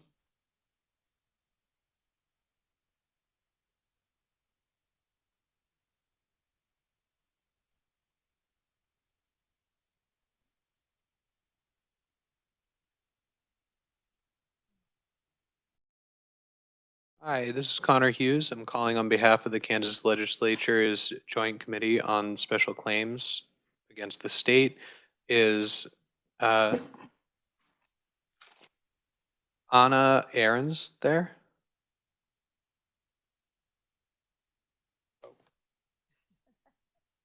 Hello? Is this Anna Ahrens? Yes, yes. Can you turn Okay, your I'll turn volume down because you're echoing here? Can we just do it here? On your Close this? computer? Okay, okay, okay. Can you hear? Okay, say something. Hello? Okay, much better. Thank you. Anna, Thank this you, is, thank you. yes, this is Senator Dietrich. I'm chair of the Joint Committee on Special Claims Against the State. We have your claim in front of us. It's claim number 7483 in the amount of $54,000 lost wages against the Board of Nursing. We've got all the information that you sent us in your packet, and we've got you on speakerphone with the committee. We're all here in the room. We will probably ask you if you have anything more you'd like to add regarding your claim. Then we might ask you some questions, and then we've got the Board of Nursing attorney here as well as a director. We'll ask them to give us their point of view on your claim, and then we'll ask questions, and we'll get back to you within 21 days as to what our determination is on your claim. Okay? Yes, ma'am. Okay. Do you say Anna or Anna? Anna. Anna, thank you. Okay. So Anna, is there anything more you would like to add regarding your claim? We have your documentation in front of us. Well, I didn't charge them for all the fees that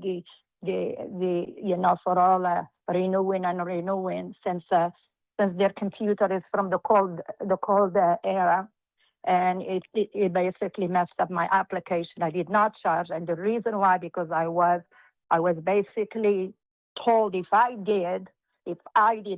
ever asked for that money, the case is over. And so I did not do that because I still don't trust them. I still do not trust the Board of Nursing, and I will never trust them. Okay. They hurted my patient so bad, and I only think I'm asking is my wages. Okay, very good. Committee, do you have any questions of Anna before we hear from Board of Nursing representatives? Okay, Mr. Hutchinson, you introduce yourself again? Yes, Madam Chair, and Deputy Attorney General Robert Hutchison here on behalf of the Board of Nursing. On this claim, you have their written response that I submitted. The only points they'll make is that Ms. Ahrens didn't renew her APRN license, and then when she submitted for reinstatement of that license after it automatically lapsed, she acknowledged that she had practiced as an APRN while her license was in lapse status. When she was reinstated, she was fined $100 for practicing without a license, and under the Federal Nurse Practice Act, the Board of Nursing was required to report that to the National Practice Database. And as far as I can tell, that's everything that happened, is that there was a oversight by Ms. Ahrens.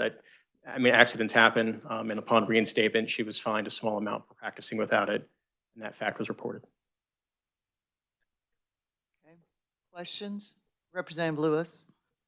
Do you know thank you, Madam Chair. Do you know the nature of the clerical error? What she did or didn't do?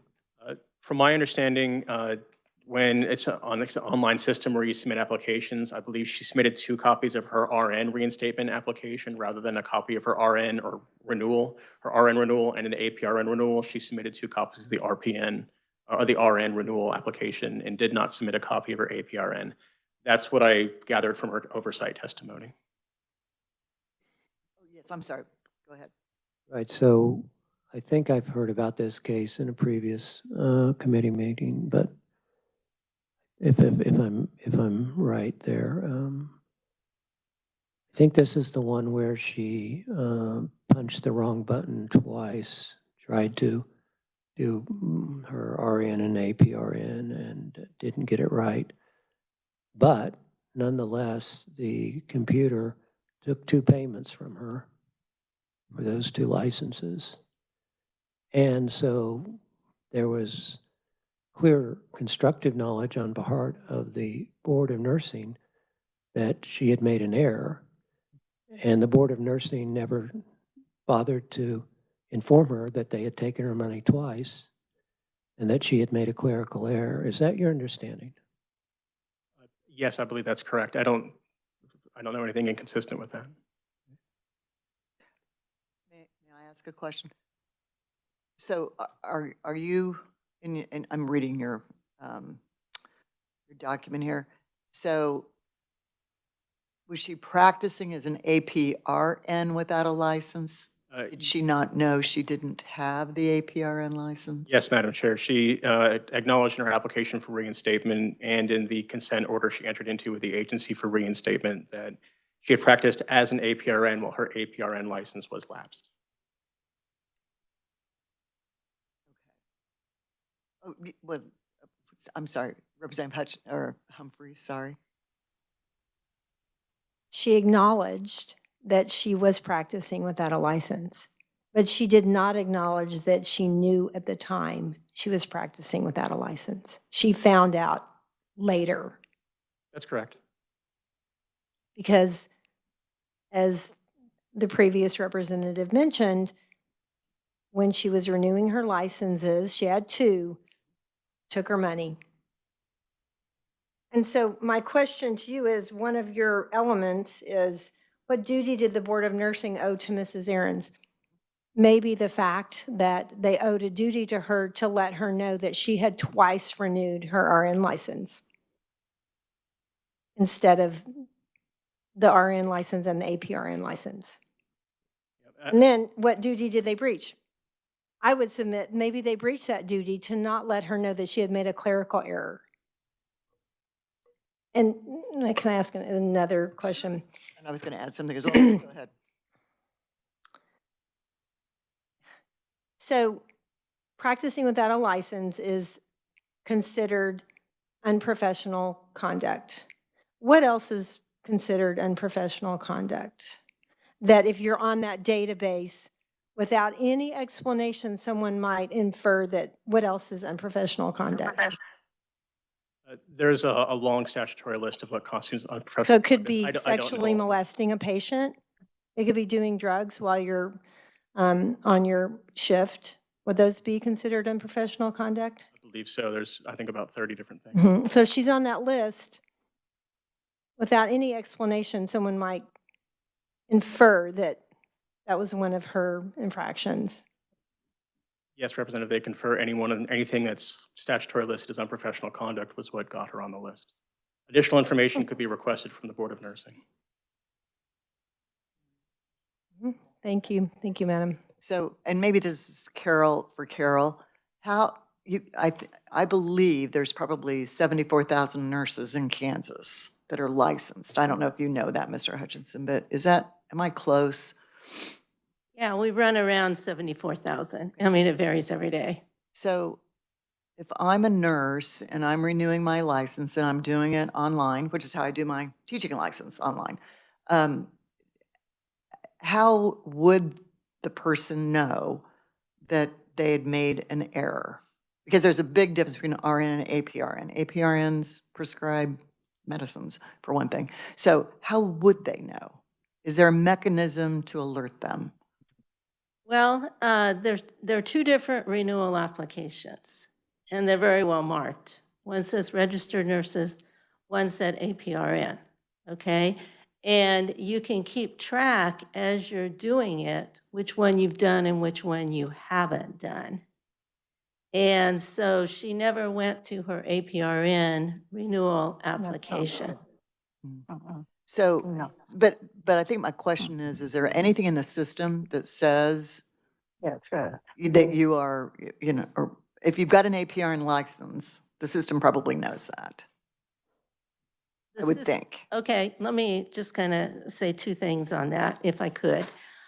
In Kansas, you're required, if you're an APRN, to have an active RN license, okay? It can be an RN license that we've issued in Kansas, or it can be a multi-state RN license from another state. So if there's an APRN and they just renew their RN license but not their APRN, that's not going to trigger, okay? Because there may be a reason they're not renewing their APRN. They may let that lapse, but they want to keep their RN. However, if someone was to renew their APRN but not their RN, and we don't have any proof that they have an RN license anywhere, yes, that's a red flag to us because they have to have both of those licenses. Can you tell me the cost of the license? The cost? Off the top of my head, I believe $85. Teaching license. No, ma'am. Representative Lewis?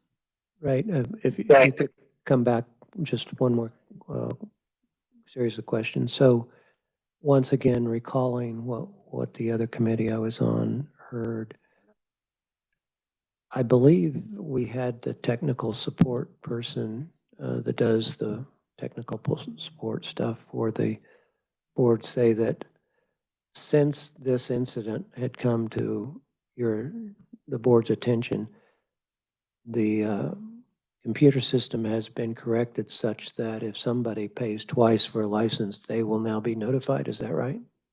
They can only pay for one license once in a renewal period now. So she wouldn't have been able to do that now.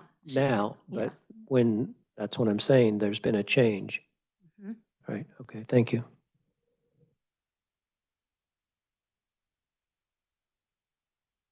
Any other questions? I'm sorry, I was just looking at a couple of other documents that were here. Any other questions? All right. Mrs. Ahrens, is there anything else you want to say to us? We're going to close the hearing. Yeah. Yes, ma'am, I sure will. I want to say something to Carol Moreland and to No, everybody. no, ma'am. No, you may speak to us, the committee. Okay, What would you I'm like sorry, to say? I'm sorry. I apologize. What I want to say is when I clicked on the RN and the APRN. I know what I did. The computer gave me problems and I paid. I have my receipt in front of me for 170 and 1213. Also, a friend of mine who went to school with me, Sarah Friesen, had the same error, the same month, and they called her. Again, I had another nurse just after the last hearing in September. She had the same error, and she called me because she heard my testimony. And the lady got her license. For them to tell me I clicked twice and I did not know what I'm doing, that is not true. The computer cannot tell you what you're clicking on. I clicked on both of them and I paid. I did my duty. What they asked of me, I did it. Okay, thank you, Ms. Ahrens. That's all I can do. I need to ask Carol Moreland one more question. Thank you, Ms. Ahrens. You're welcome. So I have a teaching license. When I complete the paperwork, I get my license in the mail. Or it pulls up online. I can do either. So how do nurses know that their license are active? Do they get anything in the mail? Do they get an email that says your application is complete and you're now licensed and this is what you're licensed in? We do not do the licenses as far as printing them from us and sending them out because of the amount of fraud that takes place in nursing right now. Now, they are told at the end of their renewal, as they're getting to the end of the process, that they are to go back into our licensure verification database and ensure that The renewal period has changed to 2 years is what. And evidently, she did not do that, or she would have seen that her APRN did not change. And that would have triggered a phone call to us to say, you know, why did this happen? I don't understand. If I may, are you saying you don't get a copy of your license either electronically? That's correct. We do not. They can go in and they can print it off from our website. Okay. Yeah, there they is a- do have the ability to do that. There's okay, so you can access that license. Okay, it's in some way, shape or form. Okay, very good. Okay, questions? Any other questions? Thank you, Ms. Aarons. Thank you for visiting with us today. We're going to close this hearing. Did you, Mr. Hutchinson, did you have? Okay, we will get back to you within 21 days of our findings. Thank you so much. Yes, ma'am. Yes, Thank ma'am. you. Thank Have you a good so day. much. Bye-bye. And you too, ma'am. Bye. Bye-bye. Committee, we have one more claim, and that is Morton County versus the Kansas Department of Revenue, claim number 7487. I believe everybody's here. This is our last claim of the day, and then we'll make our motions. And for those of you who weren't here right at 1:30, we do not have minutes to approve because when Nicole left and Molly came on board, we can't find the file. Well, are we just going to email it? Okay. Okay. So we're going to email out the minutes to you or Molly will, and then if you'll just review those and then we'll approve them electronically. So thank you.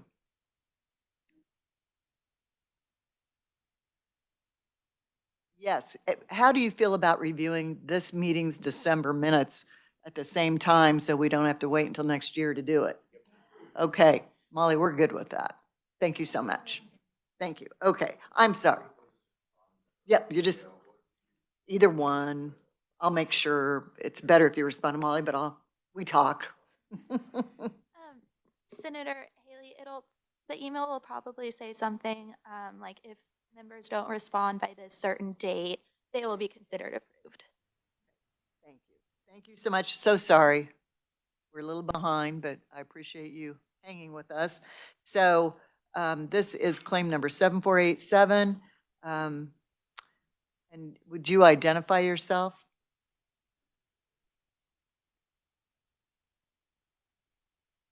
Oh, is your mic on? Your mic may not be on. There we go. My name is David Thompson. I'm the county attorney for Morton County, Kansas. You are the one who submitted the claim. I am. Okay, and you've heard me say this now 20 times, but you know, you're in front of the committee. We have all your documentation here in front of us. And then we will hear from Department of Revenue after you and give you our determination within 21 days. But at this point, would you like to explain anything to us? Or? Well, I did receive a testimony from the Department of Revenue last night. And so I think instead of going over what you already have, I'll just address some issues that I saw in there.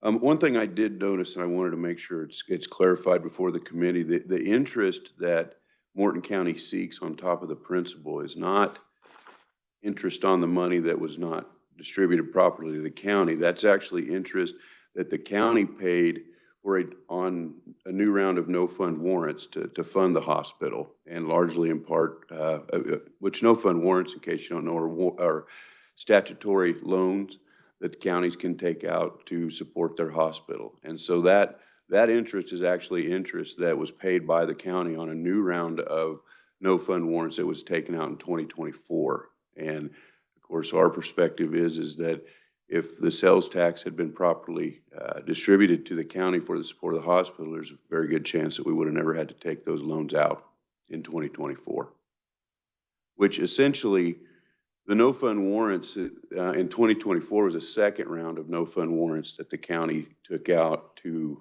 basically save the county hospital. The first one was in 2014. And that's important to note because the voter initiative in 2015 was in direct response to the no-fund warrants that the county took out in 2014. The question was, electorate in Morton County, in regards to a 1% sales tax that was earmarked specifically for the hospital, because the county didn't want to take out any more no-fund warrants and be subject to the loan. And it's not just the interest, but also the county contracts with an outside law firm that actually oversees that process of gaining the no-fund warrants. So there's considerable expense in going along with gaining those no-fund warrants. So I just wanted to clarify that, because the county in no way is asking the state to pay interest on the money it didn't receive. It's okay. One other thing I noticed that was in the KDOR's response was that we have failed to seek recovery from the cities that receive the funds. We may not have clarified that in our claim. I'm also the city attorney for the city of Elkhart, one of the 3 municipalities in the county. I did investigate this with the city. Essentially, when they started receiving the funds back in 2015 from the sales tax, it just went into their general fund, and there was no accounting there. They didn't recognize that it was money they shouldn't be receiving or anything to that effect. Elkhart's by far the largest municipality in the county, so they got the lion's share of the $1.9 million that went to the cities instead of the county. I would also like to say that the DOR made a point that the county, I guess, contributed to or invited this error. It was definitely a clerical error on the part of the county, but as the Attorney General's opinion offered, that was corrected or cured. And essentially what we're dealing with here is what I guess, for lack of a better term, administrative voter notification. The voters of Morton County voted for a 1% sales tax specifically for the support of the local hospital. And unfortunately, a clerical error caused that money, or $2 million over 9 years almost, to be distributed away from the hospital. And the hospital continues to struggle to this day. Last week, we got another request from the hospital for another $250,000 to get them through this next year. So it's an ongoing issue. And of course, Morton County, a third of our county is actually owned by the federal government. It's unique to any county in the state, and 108,000 acres of our county is the Cimarron National Grasslands. So we don't get property taxes from that. We do get royalties. Part of the royalties, of course, with the climate change push and so on, that basically shut down production on the Cimarron National Grasslands, a third of our county. In 2024, our property valuations took a 31% hit. Southwest Kansas was terribly hit by property valuations. Seward County was even worse, a couple doors down. But when you take a 31% property valuation hit, everything is, we're cutting at every possible corner in all departments. And of course, we have a hospital that's the largest employer in the county that's just continues to struggle. And a lot of it, I think, is out of their control based on, just trying to keep up with Medicaid and the changing environment out of Washington, D.C. more than anything. But it's been an ongoing battle. I was actually in law school 10 years ago, which I know that might be hard to believe. I was late in life, but I went to law school and I clerked for the then county attorney down there. And I worked on the no-fund warrants the first time around because the hospital was in such dire straits. And it is coming around now. It's getting better. We see some light at the end of the tunnel.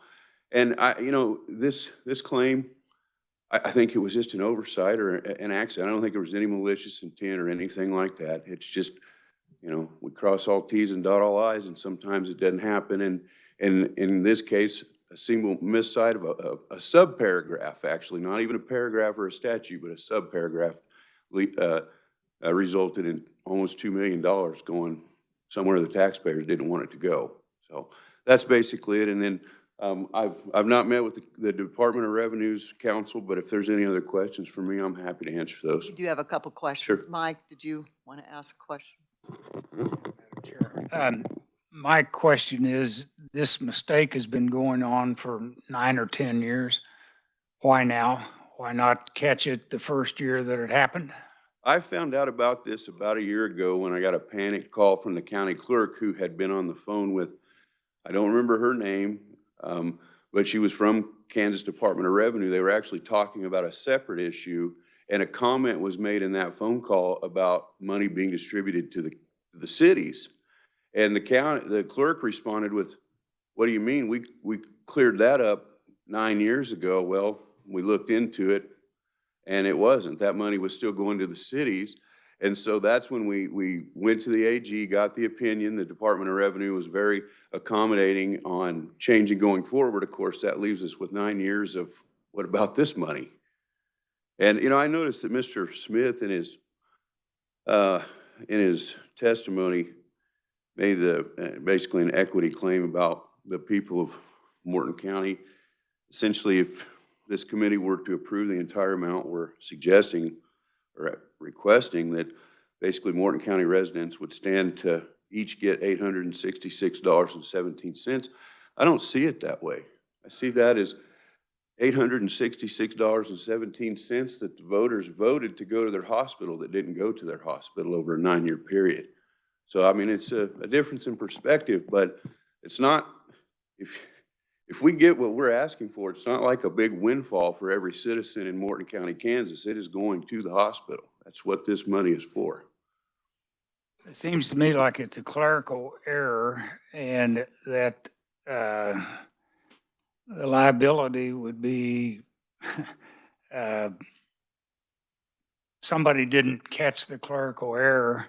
So is there negligence on the part of the State Department of Revenue, or is there negligence on the part of the county because somebody wasn't paying attention to the accounting for the sales tax?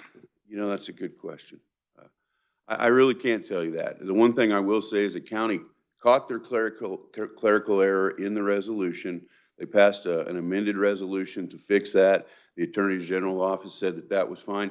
To be perfectly honest, I don't know the process of how that actually would get communicated to Department of Revenue. It was way before my time there, but that's essentially where we are. And I've really never seen this case as a matter of fault or assigning fault. It's just an unfortunate situation that it happened. But it happened at the county clerk's level? Is that what you're saying? No, I don't think so. I mean, the county, Well, it had to be the clerk or the treasurer, I suppose, because they're the ones who disperse the dollars that come through your your resolution. true, but understand that when this passed, the county still got a check every month. They just didn't know that it was not the whole amount. That was the problem why it didn't get caught. They started getting a check every month. They just didn't know that the cities were getting a check at the same time, the Richfield, Rolla, and Elkhart. So I think that's why they didn't catch it, because they started getting a check from the state based on the new sales tax. It was just, it would have matter of been, I guess, catching the actual amount, or I really don't know how that works, Senator.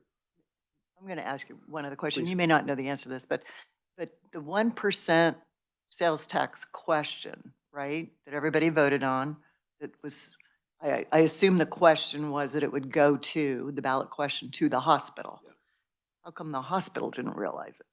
The same thing. I would say that would be my answer is there was money coming in. It just wasn't of the amount it should have been. And that money was getting passed right to the hospital. I guess probably in hindsight, what they should have done is really sit down on I don't know how that's determined, worked with the Department of Revenue to figure out how much should have been coming in from the new tax.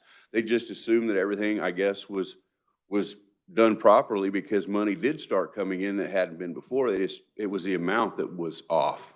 And how did, again, can you tell me how you uncovered this, or? Well, I didn't uncover it. The county clerk was on a phone with a representative from DOR on another subject, and it just got mentioned in passing, and that was about a year ago. Okay. Or earlier this year, maybe.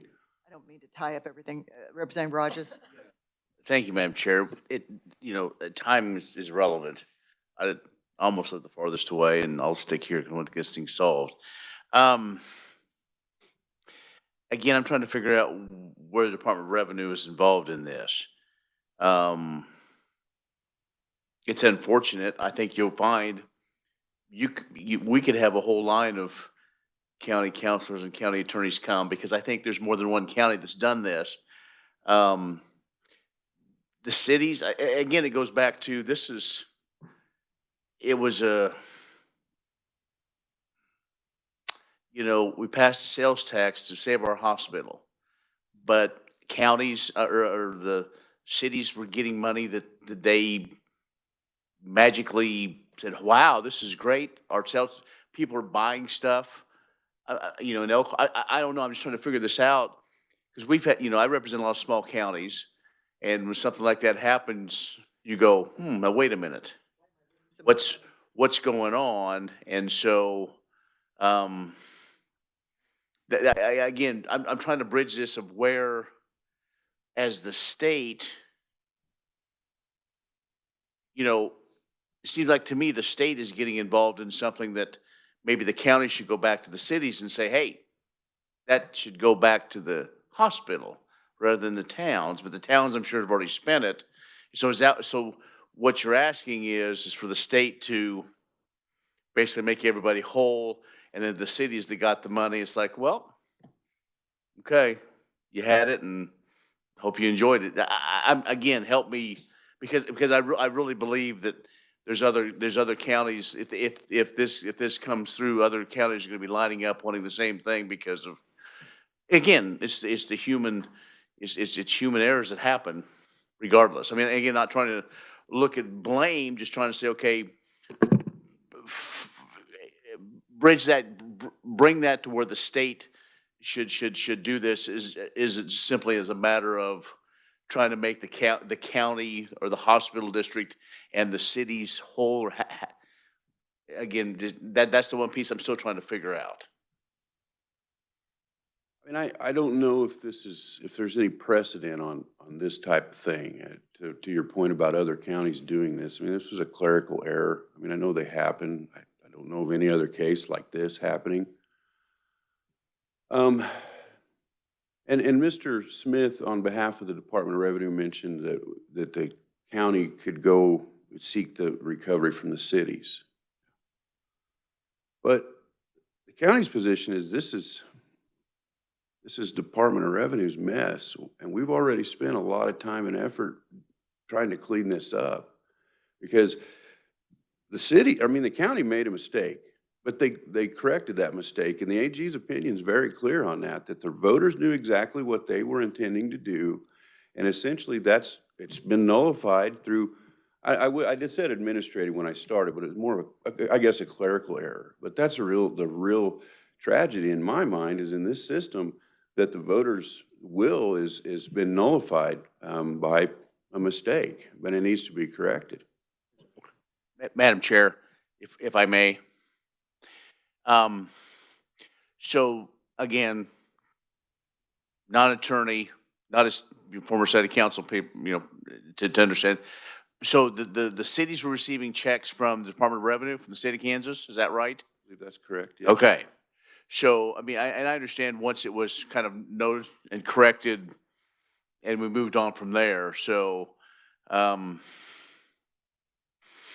okay, but the error started in the county, and DOR, which is 6 hours away from Morton County almost. Plus.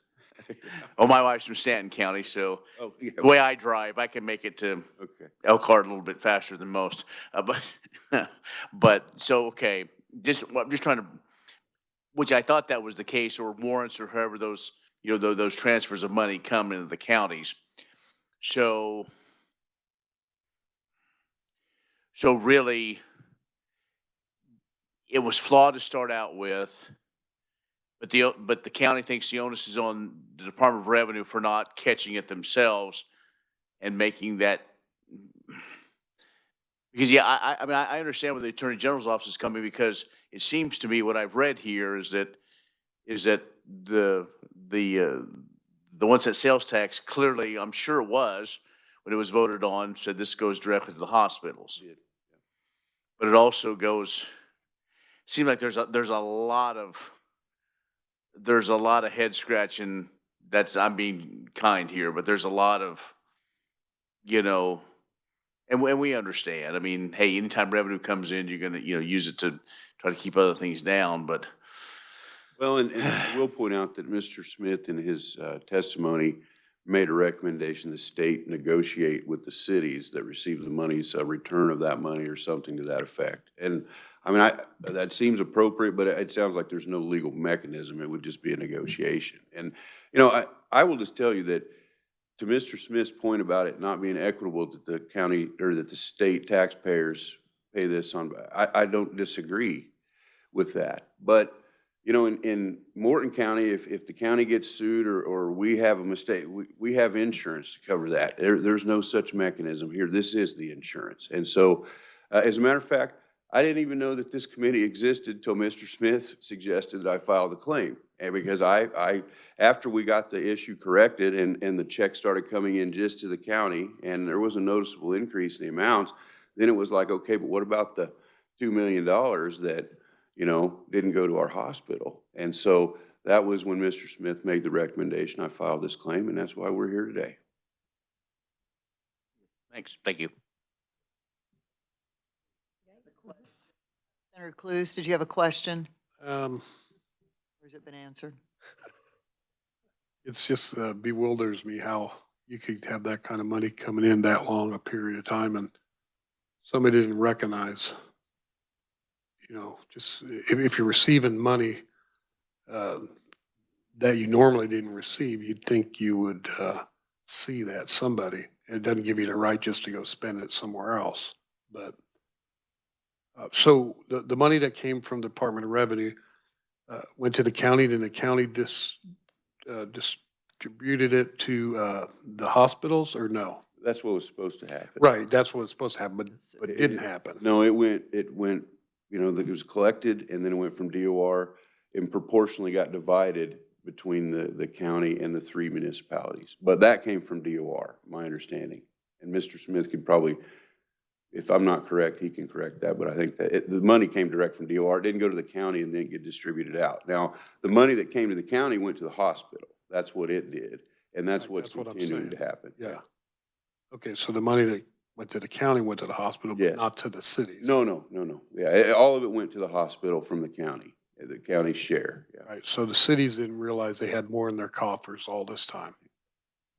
You know, and you have to understand, you know, more, Elkhart is 1,800 people, Rolla, 500, Ridgefield. I don't think they even have a mayor right now. I mean, it's. But they ought to know where their Well, I would think so. average annual budget is, right? I would think so. Yes, I sir. mean, if Senator, I you would. see a spike in your annual budget and you're saying, well, where the heck is this coming from? Right, yeah, and with, I will say it was proportional. So for like Richfield, it wasn't very much. I don't remember the total. I think Elkhart of this 1.9 million received well over half of that over the 9-year period. And then, like I said, it was proportioned out to the smaller communities. Ridgefield didn't, it was like 100,000 or something like that. Small. Thank you. Yes, ma'am. We have one more question, then we'll hear from Department of Revenue, Representative Humphreys. So my question has to do with, you know, as we're talking about who's responsible, who didn't notice. Like, I'm just trying to think, Elkhart, they got this check. I don't, you know, that's beside the point, but still, must have been interesting. Okay, if we take, so you're saying the primary loss, not including legal fees and all of that, 1.9-ish million divided by 9 years, that's 213,000 divided by 12, because it was going to be a monthly payment, if I understand. I thought I. Yes, I believe. Okay, so that's around $17,000, $18,000 a month that they were not getting. But do you know what they were getting? So I'm just trying to think, like, Yeah. what was the hospital getting per month? Like, if it was, you know, what, again, the clerical error, how did it divide it? So what were they getting? Because if it was substantially less, that might be a question like they should have noticed, but if it was not, then that could be understandable. It was, okay, so I've seen the latest check since the issue was Okay, corrected, and they're yep. about $36,000 Okay. a month. Mm-hmm. Okay, so when it was being proportioned out, it was, I think, about 2/3 of it was still coming to the county, and then about 1/3 was going to the city. Okay. So it's not a huge increase, or it would have been from that extra third, I guess. If it was 36, they would have been getting 24 Yeah. then, yeah, or so I- something, or, so- well, or actually 12. So, yeah. Right, right. So Yeah, then we're missing 24. on about a Mhm, third of the 24. money. And I guess, you know, and not, I guess, not to make excuses, but just the fact is that people saw the check coming in, assumed, okay, it's fine. They just didn't run down what the amount should have been. I And would they might assume. not have known what is 1%. What does a 1% sales Well, tax? and that was another you know, issue when I talked to the treasurers, 'cause there was generate? new money coming in and it's like, 1% of all county revenues. And so I don't think that the amount raised suspicion would probably be my guess. But again, I wasn't there and I don't know what was going on at that Okay. time. Okay, thanks. Thank you. I think if it's all right with you, we'll hear from Department of Revenue. And who is here today? Oh, hello. You've been with us a while. Afternoon, Chairperson, members of the committee. My name is Ted Smith, Chief Counsel with the Department of Revenue. Thank you for giving me an opportunity to also discuss this issue. I also thank Mr. Thompson for working with us once we knew this was an issue in 2025. We were able to prospectively deal with the issue thanks to the work of the Attorney General's office. For me, the issue really goes back, what happened in 2015? And really, was it a clerical error? That term got thrown around a lot during the initial testimony. And the Department of Revenue's position's always been, no, it's a little bit more substantial than that. Now, when Mr. Thompson reached out to us and the Attorney General's office, based on Ms. Kramer's conversation with the county treasurer, Ms. Kramer's here in the room with us, I indicated that we will do what the Attorney General says. We're just looking for a lily pad for the frog to jump from to another lily pad. And that's what the Attorney General's opinion did. Back in 2015, when the ordinance was enacted, the process for this is the county does an ordinance, it does a notice, then it submits the issue to its voters. And I think it's undisputed that when the matter got submitted to the voters, the ordinance sort of tied the Department of Revenue's hands as far as how that money gets distributed, with a portion of that going to the cities.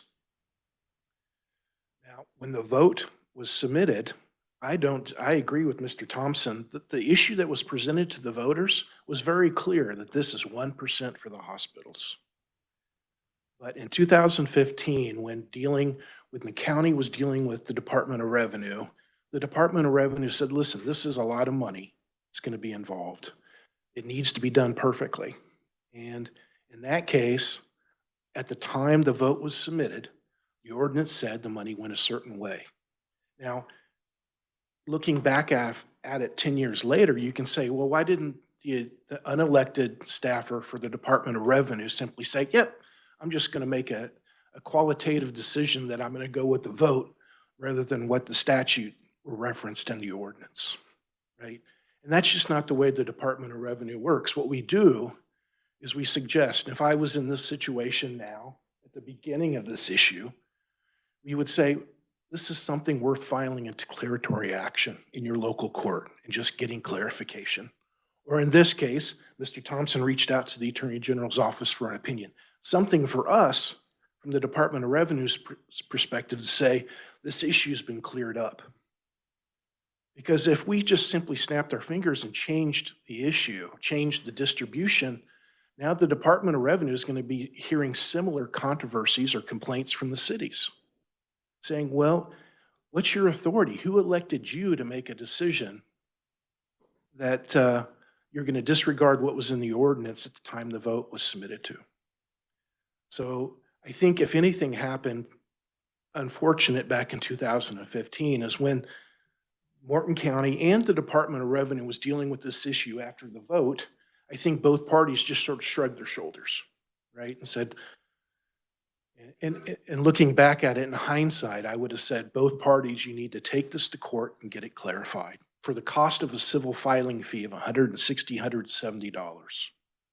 So that we would have our lily pad, Department of Revenue, to jump from, so the cities wouldn't come after us for our distribution of funds.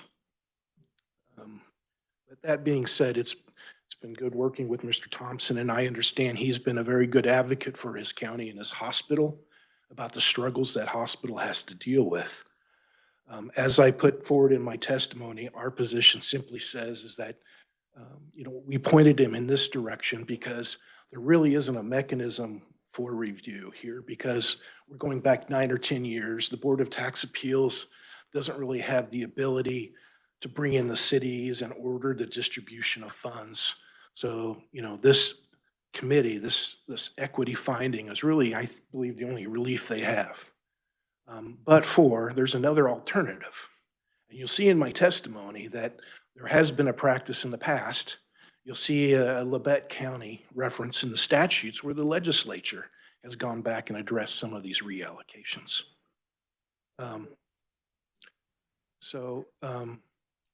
With that being said, if there's any questions of the committee, I'm happy to help.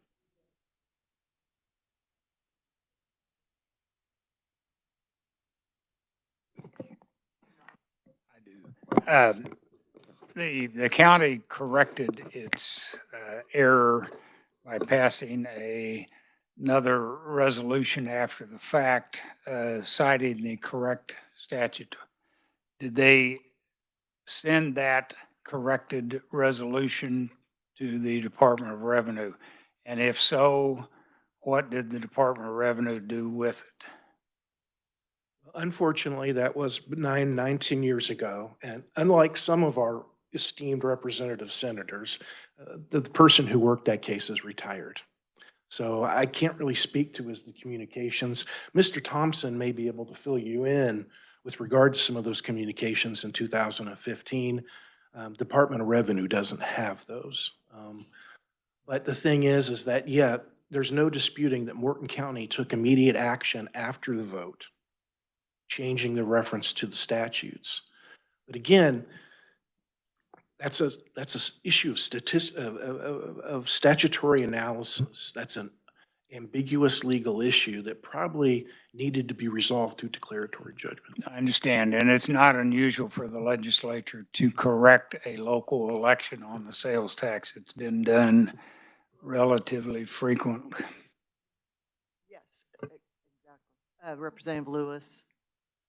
Thank you, Madam Chair. So I just want to make sure I understand you're saying that I'll call it the initial ordinance, what didn't track the vote, what the voters voted for. And that's right. That's correct. So the ordinance did a very good job of advocating to the voters what the issue is they were approving. From the Department of Revenue's perspective, we're jumping from statute to statute to authorize our distribution of funds. And I think at that time, we focused really on what was the statute referenced at the time of the vote. And that statute referenced was 12-187, which then took us to 12-192. And 12-192 required us to distribute a portion of those funds to the cities. Right. So if I might, so Department of Revenue followed the ordinance, which we now understand was wrong. And eventually the county corrected that ordinance with an amendment of some sort or following up. Is that right? Yes, sir. And when did that happen? That would have happened, if not weeks, definitely months. Recently. It was like the very next. I'm sorry, maybe I missed. Well, when did that get corrected? It's like a couple weeks after the false one or the incorrect one was passed back in 2015. Okay. I actually have. So that then confuses me further because the Department of Revenue didn't get the corrected ordinance? We did, Your Honor. I don't think it's disputed. I think Morton County communicated the fact that they took remedial measures. Yeah. I think at the time, the Department of Revenue took the position that the distribution was sort of locked in based on how the statute read when the vote was taken. Now, that's just me supposing. Right. And Representative Lewis, I do have, the first resolution was passed 23rd of February 2015, and the corrected resolution was May 18th of that year. 2015. Yes, sir. Yeah. And I do have, I thought I'd concluded it in my package. I know it was pretty substantial, but I did have some email traffic that was going between our treasurer and the Department of Revenue at that time discussing it. And what I'm looking at is basically the Department of Revenue had identified the incorrect statute or resolution and it guided the county on how to correct it. And that's what the county did. So just one more. Yes, go ahead, thought. So Representative if I understand correctly, we have a situation where the hospitals didn't get the money that they were supposed to get. Instead, it went to these 2 or 3 cities, right? And the state was involved because the state received the revenues and then distributed them to the cities. And the county, right? All three. But the county went ahead and distributed to the hospitals. Yes, sir. It was the cities that had unjust enrichment. Right? All right, thank you. Committee, any other questions? Okay, thank you so much for being with us today. And this is the first time, Mr. Thompson, you've been in the Capitol? Yeah. Well, I'm sorry you had to spend so much time in this room. It's a beautiful facility. Wonderful.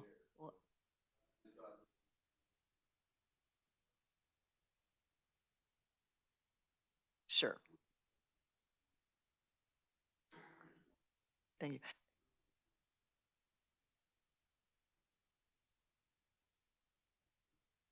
Yeah. So I'm going to just mention one more thing before you leave. We were just looking up to see who your representative would be and who your state senator would be. So have you met either one? Okay, can I give you 2 names? Marty Long from Ulysses is your representative. Bill Clifford from Garden City is your state senator. You need to meet them, and you probably need to explain the situation to them. They wouldn't want to be surprised. Okay, thank you. Thank you so much. We'll be back with you in 21 days with our finding. Thank you so much. Committee, we've had a great day today. It's our last meeting. Thank you. It's a memorable last meeting, isn't it? So we will want to go through now and take some action. We're going to start with the claim number 7473. Just to remind you, that's the Good Sense truck claim. And do you need to take a breath before we start this? Okay. All right, just plow right through. I can do that. Okay, so claim number 7473. This is, didn't write down the amount. It is $3,683.04 against Department of, or Lansing Correctional Facility, and it's for damage to the Good Sense truck. Do we have a motion? What's the will of the committee?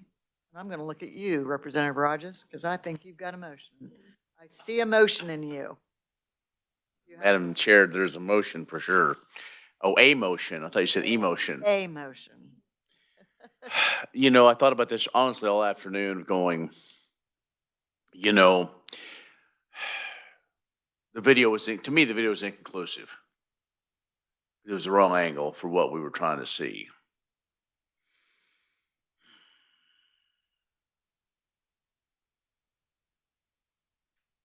It's been carried over.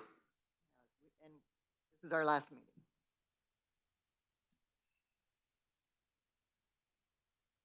Boy.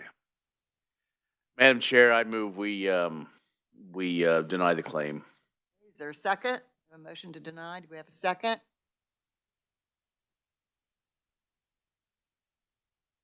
Committee has no will. You said plow ahead. Okay. Are you seconding? No, you have a different motion? Question. Okay. Did they ever send the insurance statement for the repairs or any other expensive, cost, maybe what the insurance paid or what the repairs cost, or I think that's where the $3,683.04 came from. so we did We have get a pictures of the statement. damage. Yeah, I know, but was there any professional? Molly, was there a repair? I don't know about insurance, but repair, However, it's been. repair estimate.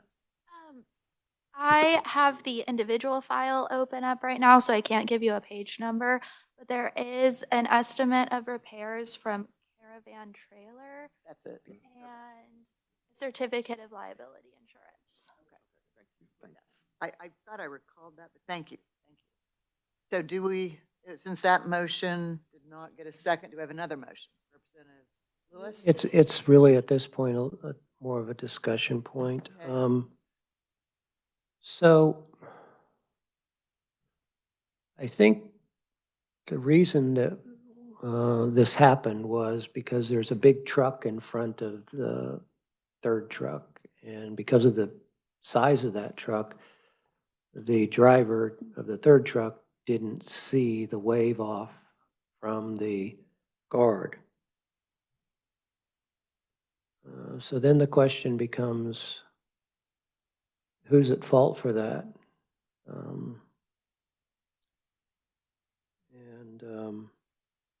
And the second point, which is separate, is the guard mentioned that he had filled out an incident report, which we haven't seen. And one side of me wants to say that that's kind of the department's fault. I mean, if it were helpful to them, either they lost it, which is a problem, or if it were helpful to them, they would have presented it, and they didn't. So I guess I'm inclined, based on everything we've seen, to grant it. That's not a motion yet. Can I ask you a question? Yeah. I thought I heard in the 2 times we've heard this, it wasn't the guard in that enclosure telling them to stop. It was, he was waving them through. Did you hear it otherwise? And then the second time we heard, he couldn't see the guard when he was testifying to us. Did I mishear that? He was being waved Yeah. through versus told to stop. Does anybody recall that? Anybody? Do you revisers, do you recall that? So the way, I remember the testimony about being waved through and, Through. right, and, or not being waved through. I mean, it's dispute about who did what, but there was testimony about not being waved through or being waved through, so. but not seeing it. I The mean, that, driver of the Good Sense truck today said that he did not see the guard. right, And he also didn't hear the beep to signify that the gate was closing. right. He did hear it. Once he got, Once he got in, yeah. so really it's Senator Cluse. Just a couple of comments. I agree with Representative Kim that the video to me was a little inconclusive. But what's interesting to note was the driver, and only because I've driven trucks for a lot of years, the timing of the alarm is what hit me. When I said I thought he said at first that wasn't until his nose hit it of the truck that the alarm went off, but then he said when he was halfway through. Well, I just can't see that big of a gate shutting that quick if the alarm just went off when he was halfway through. It doesn't make sense. The alarm would be triggered prior, in my understanding, what I've heard. And then on the other part of the guard saying that he did tell him, I thought he said something in regards to wait. So it's kind of a catch-22. I mean, can't you make a recommendation? I think both parties involved had some negligence. So split the difference. I was going to suggest, perhaps we just. Split the difference. Yes, I think somebody have a that's- motion. I think that's a grand I am idea. ready for a motion. Oh, I'm sorry, Senator Haley, I'm sorry. Discussion, and I'm, you know, split the, I mean, I understand. I don't know if it should be even, because I don't know if there's comparative negligence here. My concern is for the slippery slope of those. As testimony that has come in, this does happen every once in a while. There have been other incidents according to the testimony of the officer. So I don't know how, understanding that this is unprecedented, that we, as far as I know anyway, it looks that we would indeed allow something to offset this truck being damaged and the diligence, frankly, of the plaintiff, of the moving party. I think that they've explained the case, but I really am concerned about when this happens again, and it does happen every once in a while, the testimony we'll have to hear of who was waved in or what was seen or wasn't seen, that we will put in place when we pay something towards it. It is setting a little bit of a precedent in that regard.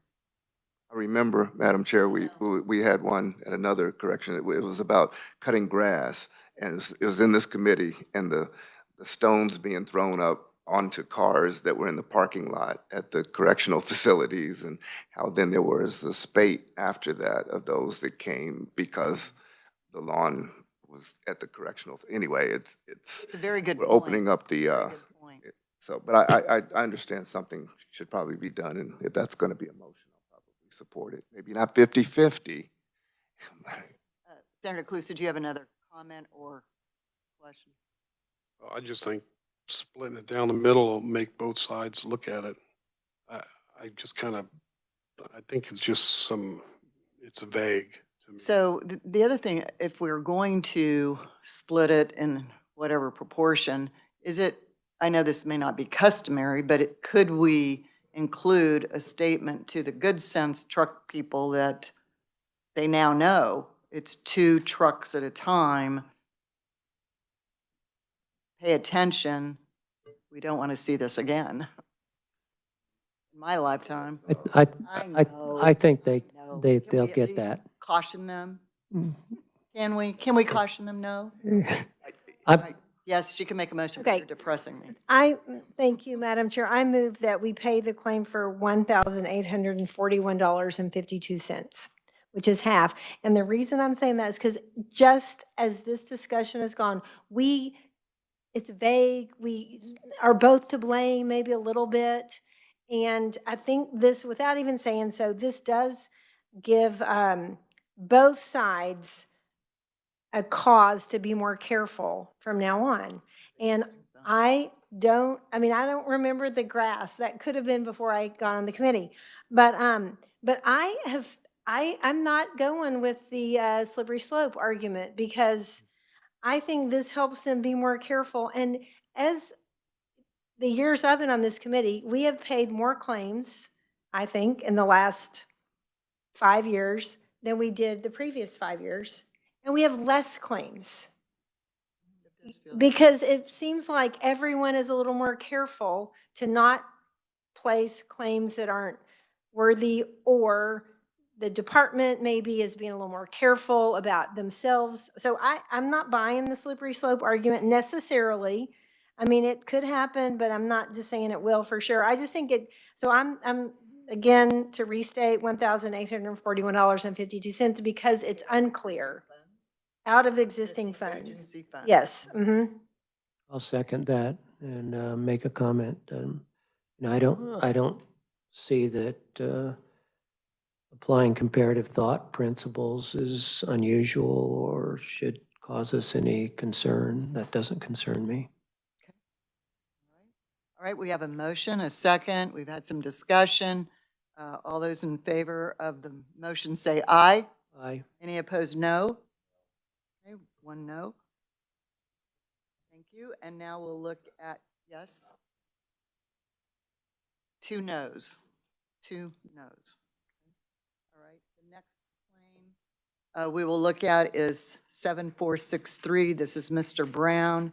This is the Winfield Correctional Facility, personal injury, $250,000.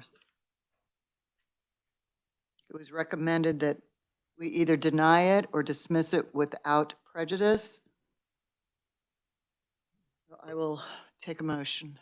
Madam Chair, I move we dismiss the claim with prejudice, without prejudice, yes. Is there a second? Senator Cluse seconded. Any discussion? It's working its way through somewhere else, isn't it? Or some other matter. Can the department say that it's being heard somewhere else? We're not the only jurisdiction right now. Say that, revisor, could you remind us? Nick? To the DA. Forwarded it on to the DA for criminal prosecution. Okay, thank you. Motion second. Any other discussion? All those in favor say aye. Aye. Any opposed, no. Okay. Thank you, that passed. The next one is Mrs. Keen, 7479. That's for $145,000. Department of Corrections. Do I have a motion? This is Mrs. Keen, $145,000, one who felt that she did not receive supervisory pay. Madam Chair, Yes. I yield to Representative Humphries. Oh. Okay, I move we, because this to me is not the place where it should go. So I move we dismiss the claim without prejudice. That way it comes back if she takes it Yeah. through the court system, if she wishes. Is that right, Mike? Is that the right thing to Is do? that correct? Yeah. Okay, yeah. Is there a second? Representative Humphries seconds. Any discussion? Yes. Just out of curiosity, does anyone know the human rights? Do they have a statute of limitations for this kind of thing? Yeah, so she would have missed that opportunity. Okay, Find an gonna have to, attorney. yeah, okay. Okay. Any other discussion? We have a motion and a second to dismiss without prejudice. All those in favor say aye. Aye. Any opposed, no. Okay, motion passes. The next is our first nurse, Board of Nursing claim, claim number 7484. That's Stephanie Smith. Lost wages, $294,620.29. Do we have a motion? Representative Humphries? Thank you, Madam Chair. I move that we deny claim number 7484. Is there a second? Second. Seconded by Representative Lewis. Any discussion? Okay, all those in favor say aye. Aye. Aye. Any opposed, no. Okay, thank you. Next is claim number 7485. Mhm. Representative Humphries. Thank you, Madam Chair. I move that we dismiss the claim without prejudice. It seems like maybe there's still some avenues for this one, and so if she needed to bring it back, I would be in favor of that, but maybe let her go through the procedure. Okay. Is there a second? Senator Cluse seconds. Any further discussion on this? Okay, all those in favor say aye. Any opposed, no. Okay, motion passes. Dismissed without prejudice. Next is claim number 7483. Representative Humphries. Thank you, Madam Chair. I move that we pay claim number 7483 I second that. We have a motion and a second. out of existing. Oh, the Board of Nursing's existing funds. Any discussion? $54,000. Representative Rogers. Would somebody explain, please? Why? If you were, I mean, oh, Madam Chair. Yes, I'm sorry, yes. This is the one where she has two licenses, the RN and the APRN.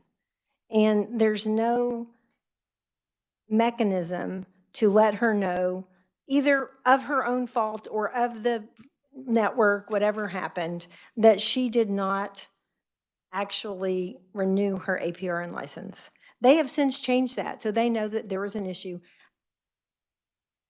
We did hear testimony from her, but otherwise also, that there were two people that did the exact same thing, and they were called and notified that it had happened. And I just feel like it was an egregious thing that happened to her. And I think that the claim she paid, it was 9 months of work, around $6,000 a month, and that's where we got the 54,000. Madam Chair, so we're sending a message to the Board of Nursing, is that what we're doing? They've already changed their processes. No, well, no. Okay, maybe they're going to get a message, but the fact is she did lose those wages because of it. And I believe that it is a valid claim through this committee. Okay. But you said two others had the same situation, but they got called, so for whatever reason, They didn't lose their Nurse Aaron's did not. Mm. How, do we know how many years she was a RN and a APRN? Because I would just, that's either a year, every other year you have to have that renewed, so, yeah. So, She knew that she, remember it was every 2 years, and maybe she'd been doing it for maybe decades. I'm not sure. well, I mean, I understand, and again, these are ones that, to me, it's very difficult for this committee to be, that wages, that this committee is the last resort for a wage dispute because of something like this. You know, it would almost seem to be there should be more investigation brought to us of going, okay, so did the ball get dropped? Is there a component outside of the fact that the license was renewed? I mean, we could go down every conspiracy theory in the world. It just, anyway, I'm just more curious of you know, is it the dollar amount? And again, I'm not trying to pick a fight here. I'm just trying to, you know, why this and is it to send a message? Because yes, we all know outside of this committee that there are issues with the nursing board. I mean, there, you know, so, and that's for another discussion, but anyway, I just want to make sure, I'm just curious about people's thoughts. Thank you. Representative Lewis? Yes, and I guess Representative from Wichita and I have the benefit of having, you know, had a hearing on this very matter that was a little more involved. In terms of, I think we pretty much got to the facts. I mean, the counsel for the nursing board admitted that what happened, which is she pushed the wrong button, the computer took her money. They knew she had applied twice for the same license and didn't bother to inform her, and then later on said, gotcha, you know, you were practicing without a license. And it's just fundamental fairness here. I don't know that there's any really particular issue about conspiracies or questions about the facts. So I'm in favor, as I seconded the motion. Other discussion? I do have a couple comments as well. Senator Cluse, did you have a comment? I'm sorry. I'm just looking around the room. Senator Haley, did you have a comment? Okay, so, yeah. So part of my, I'm going to be a no on this, and part of it is because I think that she could have asked for an appeal hearing and she didn't. Remember, we went through the whole process of what you can do. She got disciplinary action. Her license was suspended, but she was suspended as an APRN. And the APRN piece concerns me because you can prescribe medications as an APRN, not as an RN. And I think, so practicing without a license is pretty serious. Also, remember I kind of focused a bit on how do they know they have a license? Remember I talked about I get mine in the mail if I want, or I can pull up the screen and there it is and print it off, and they can do that as well, and she didn't do that. So I think there's a personal responsibility here. I'm not saying the Board of Nursing doesn't have some responsibility, but they've obviously heard and gotten the message that there needs to be a better notification process. But Mrs. Aarons didn't follow the hearing process, didn't ask for some additional, I guess, administrative relief, and didn't take a personal responsibility for looking at the license. And the fact that she pressed RN twice was $100 and some. If you want to reimburse her for the second RN license, that certainly makes sense, but I don't think it's our place to restore her wages for something that she did, whether it was erroneously or unconsciously or consciously. Yes, Representative Lewis. I respect, I understand your point. Just point out that in addition to paying the extra $75, her record showed that she had engaged in unprofessional conduct and professional nursing.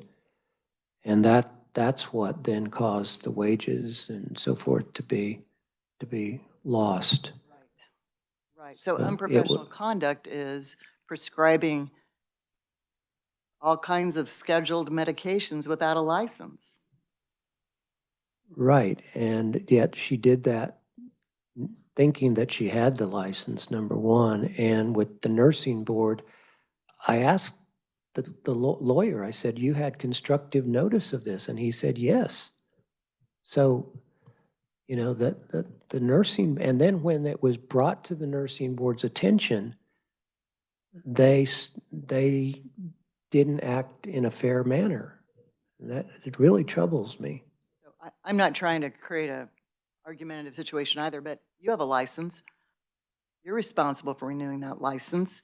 If you don't go through the process properly, but you continue to practice law and your license has some issue with it, that's unprofessional conduct, is it not? Well, I'm a member of 3 bars, and each bar has different rules and regulations. But to none of my,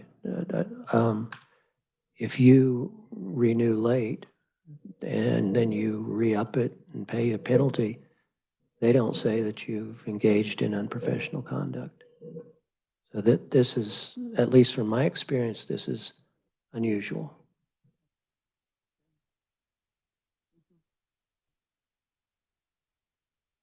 She is practicing. Okay. Well, any other discussion? I made my thoughts known. We don't need to beat a dead horse here. It is important. Any other comments? Yeah. Okay.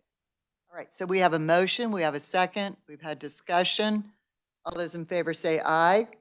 Aye. Opposed, no? No? I need to hear from, we got 2 yeses and 2 nos, and we got 2 people who need to cast a vote here.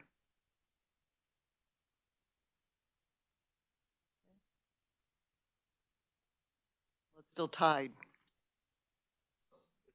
It fails. Okay. Motion fails. Okay.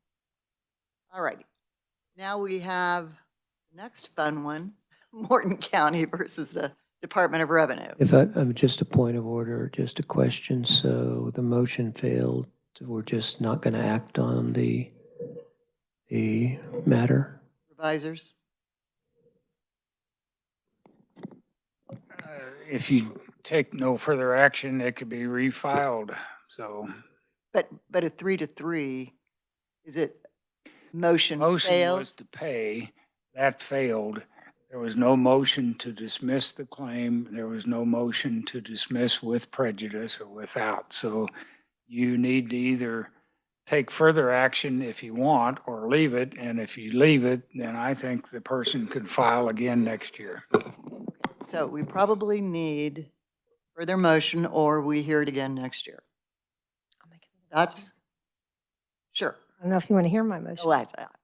I move that we pay the claim for half, which is $27,000. And I'm just going to reiterate that what happened to her was egregious. It was, I'm also an attorney. If I don't, and what happens with us is I'm the member of two bar, the Kansas bar and the federal bar. I get something in the mail with a card that shows that I have renewed. So I know if I did something wrong and I check on it if I haven't gotten that in the mail. Now they don't do that. And so she does it. They take her money. She says she clicked on APRN and RN. So that's kind of a he said, she said thing.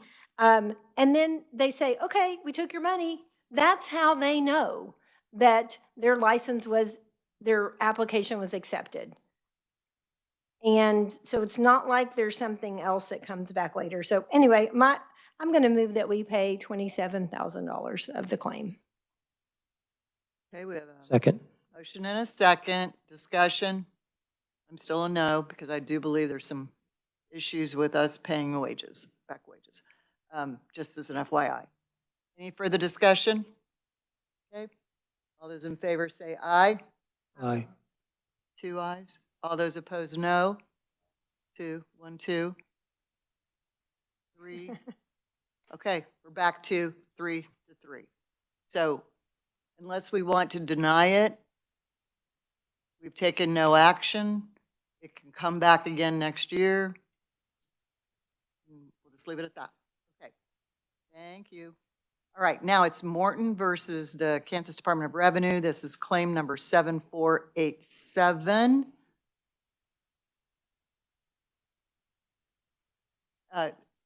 Committee, do you have any thoughts on this? Is this the state's responsibility?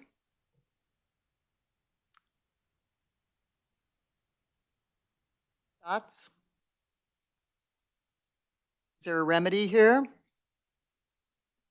Madam Chair, it seems to me that this is something that the tax committee should take up in the regular legislative session. And Mike, I don't know if you could help me if you got any insights there. But it seems like it's a little more complicated than simply just say, yes, we as this committee say, we'll make the county or the hospital whole based on who, at this point, now you're looking at blame, it's, hey, it's happened, but it's been 15 years ago now, is that right? And so, to me, it would look like, it may be a situation where you come back, okay, well, 10 years ago. So, was I here when we did that then? Maybe we did. But anyway, so Mike, Madam Chair, if Mike can maybe give some insight on what, that may be the more prudent way to handle this, because then it's in, I don't know. To me, you've got negligence by the state as well as the county. I don't know about the cities. Maybe you can, where did all this money come from? I don't want to know. I'm going to spend it. Comparative negligence, I don't know. This, it's a unique claim. I don't think there's been a claim quite like this. There has been like bills every few years where we correct an incorrect sales tax question, but this was not found or found quick enough, I guess, to do.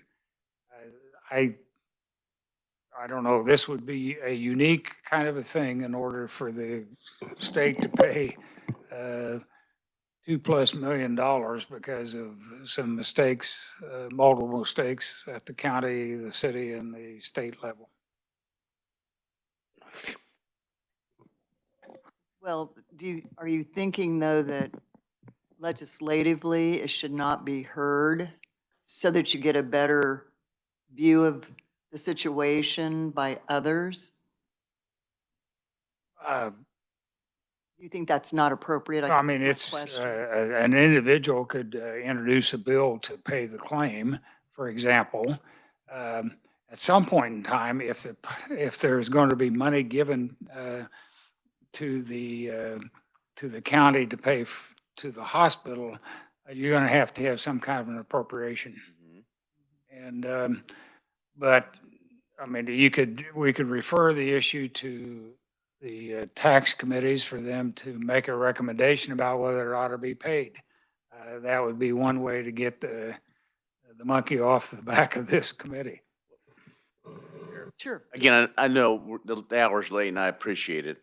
I know today we talked about maybe, negotiation or discussion with the cities and, some sort of a, is there a way to come up with some dollars like today on a couple things, we've split the difference, cut it in half, and at least so there's something there. I'm just not comfortable presenting this to the full appropriation, saying here's $2 million based on whatever reason from something that's been corrected now, but it's happened 10 years ago. And so for the last, for 6 years or 7 years, it was this way, because in this building, it's what'd you do yesterday? And, we don't like to look too much in the past. And so that's where I'm, again, looking at how it's gonna move forward for one thing, but it would be my recommendation that we recommend it to the tax committee and then see how they want to do so I don't know if What's the appropriate process? Do we make a motion to recommend it to the tax committee for next session? Yes, you could make a motion in the minutes and have a letter written to the chairpersons of each committee that this is an issue that Came before our committee? right, came before the committee, and the claims committee would like a little direction. Yes. Madam Chair, I move that we send a letter of notice to both the House and Senate committees on taxation to review claim number 7487 that was Morton County versus the Department of Revenue, and then advise either back to this committee or take up appropriate legislation. Second? Senator Clues seconds. Any further discussion? Senator Clues?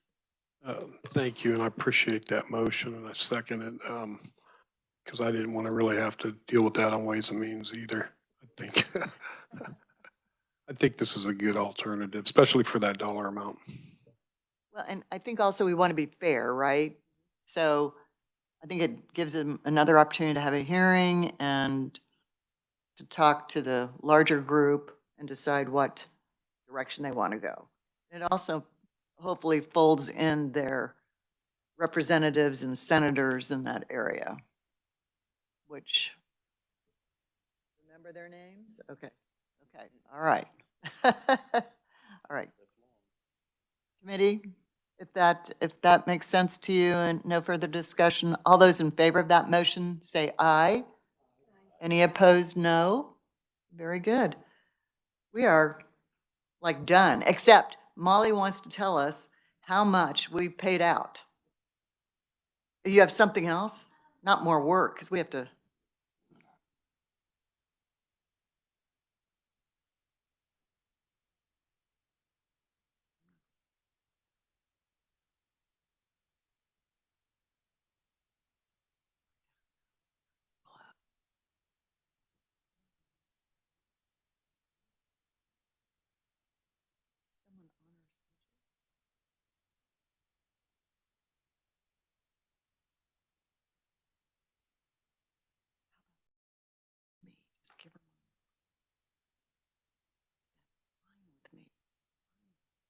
Okay, committee, so you have done great work this interim. We had 4 committee meetings. Did we have 4 or do we have 3 now that I'm saying that?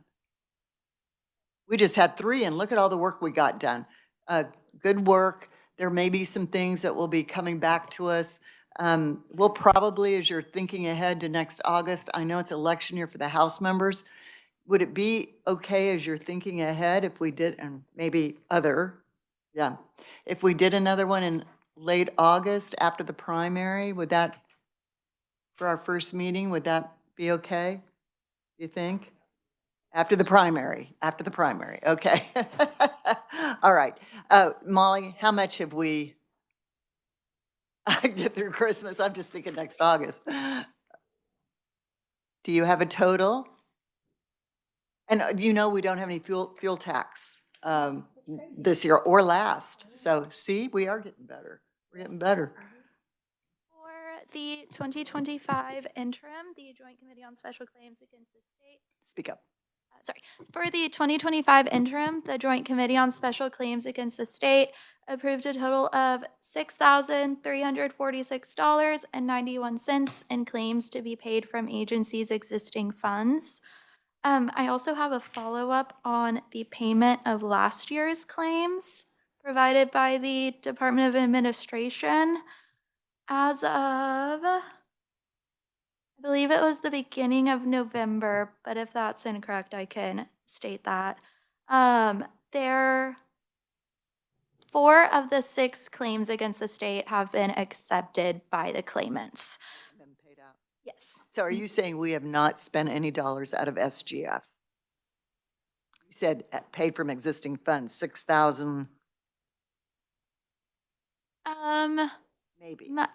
My understanding is that unless the appropriations bill or the motions specifically state you must use these funds, it just comes from the existing funds for the current fiscal year. So, gold star, we've not spent any dollars out of SGF.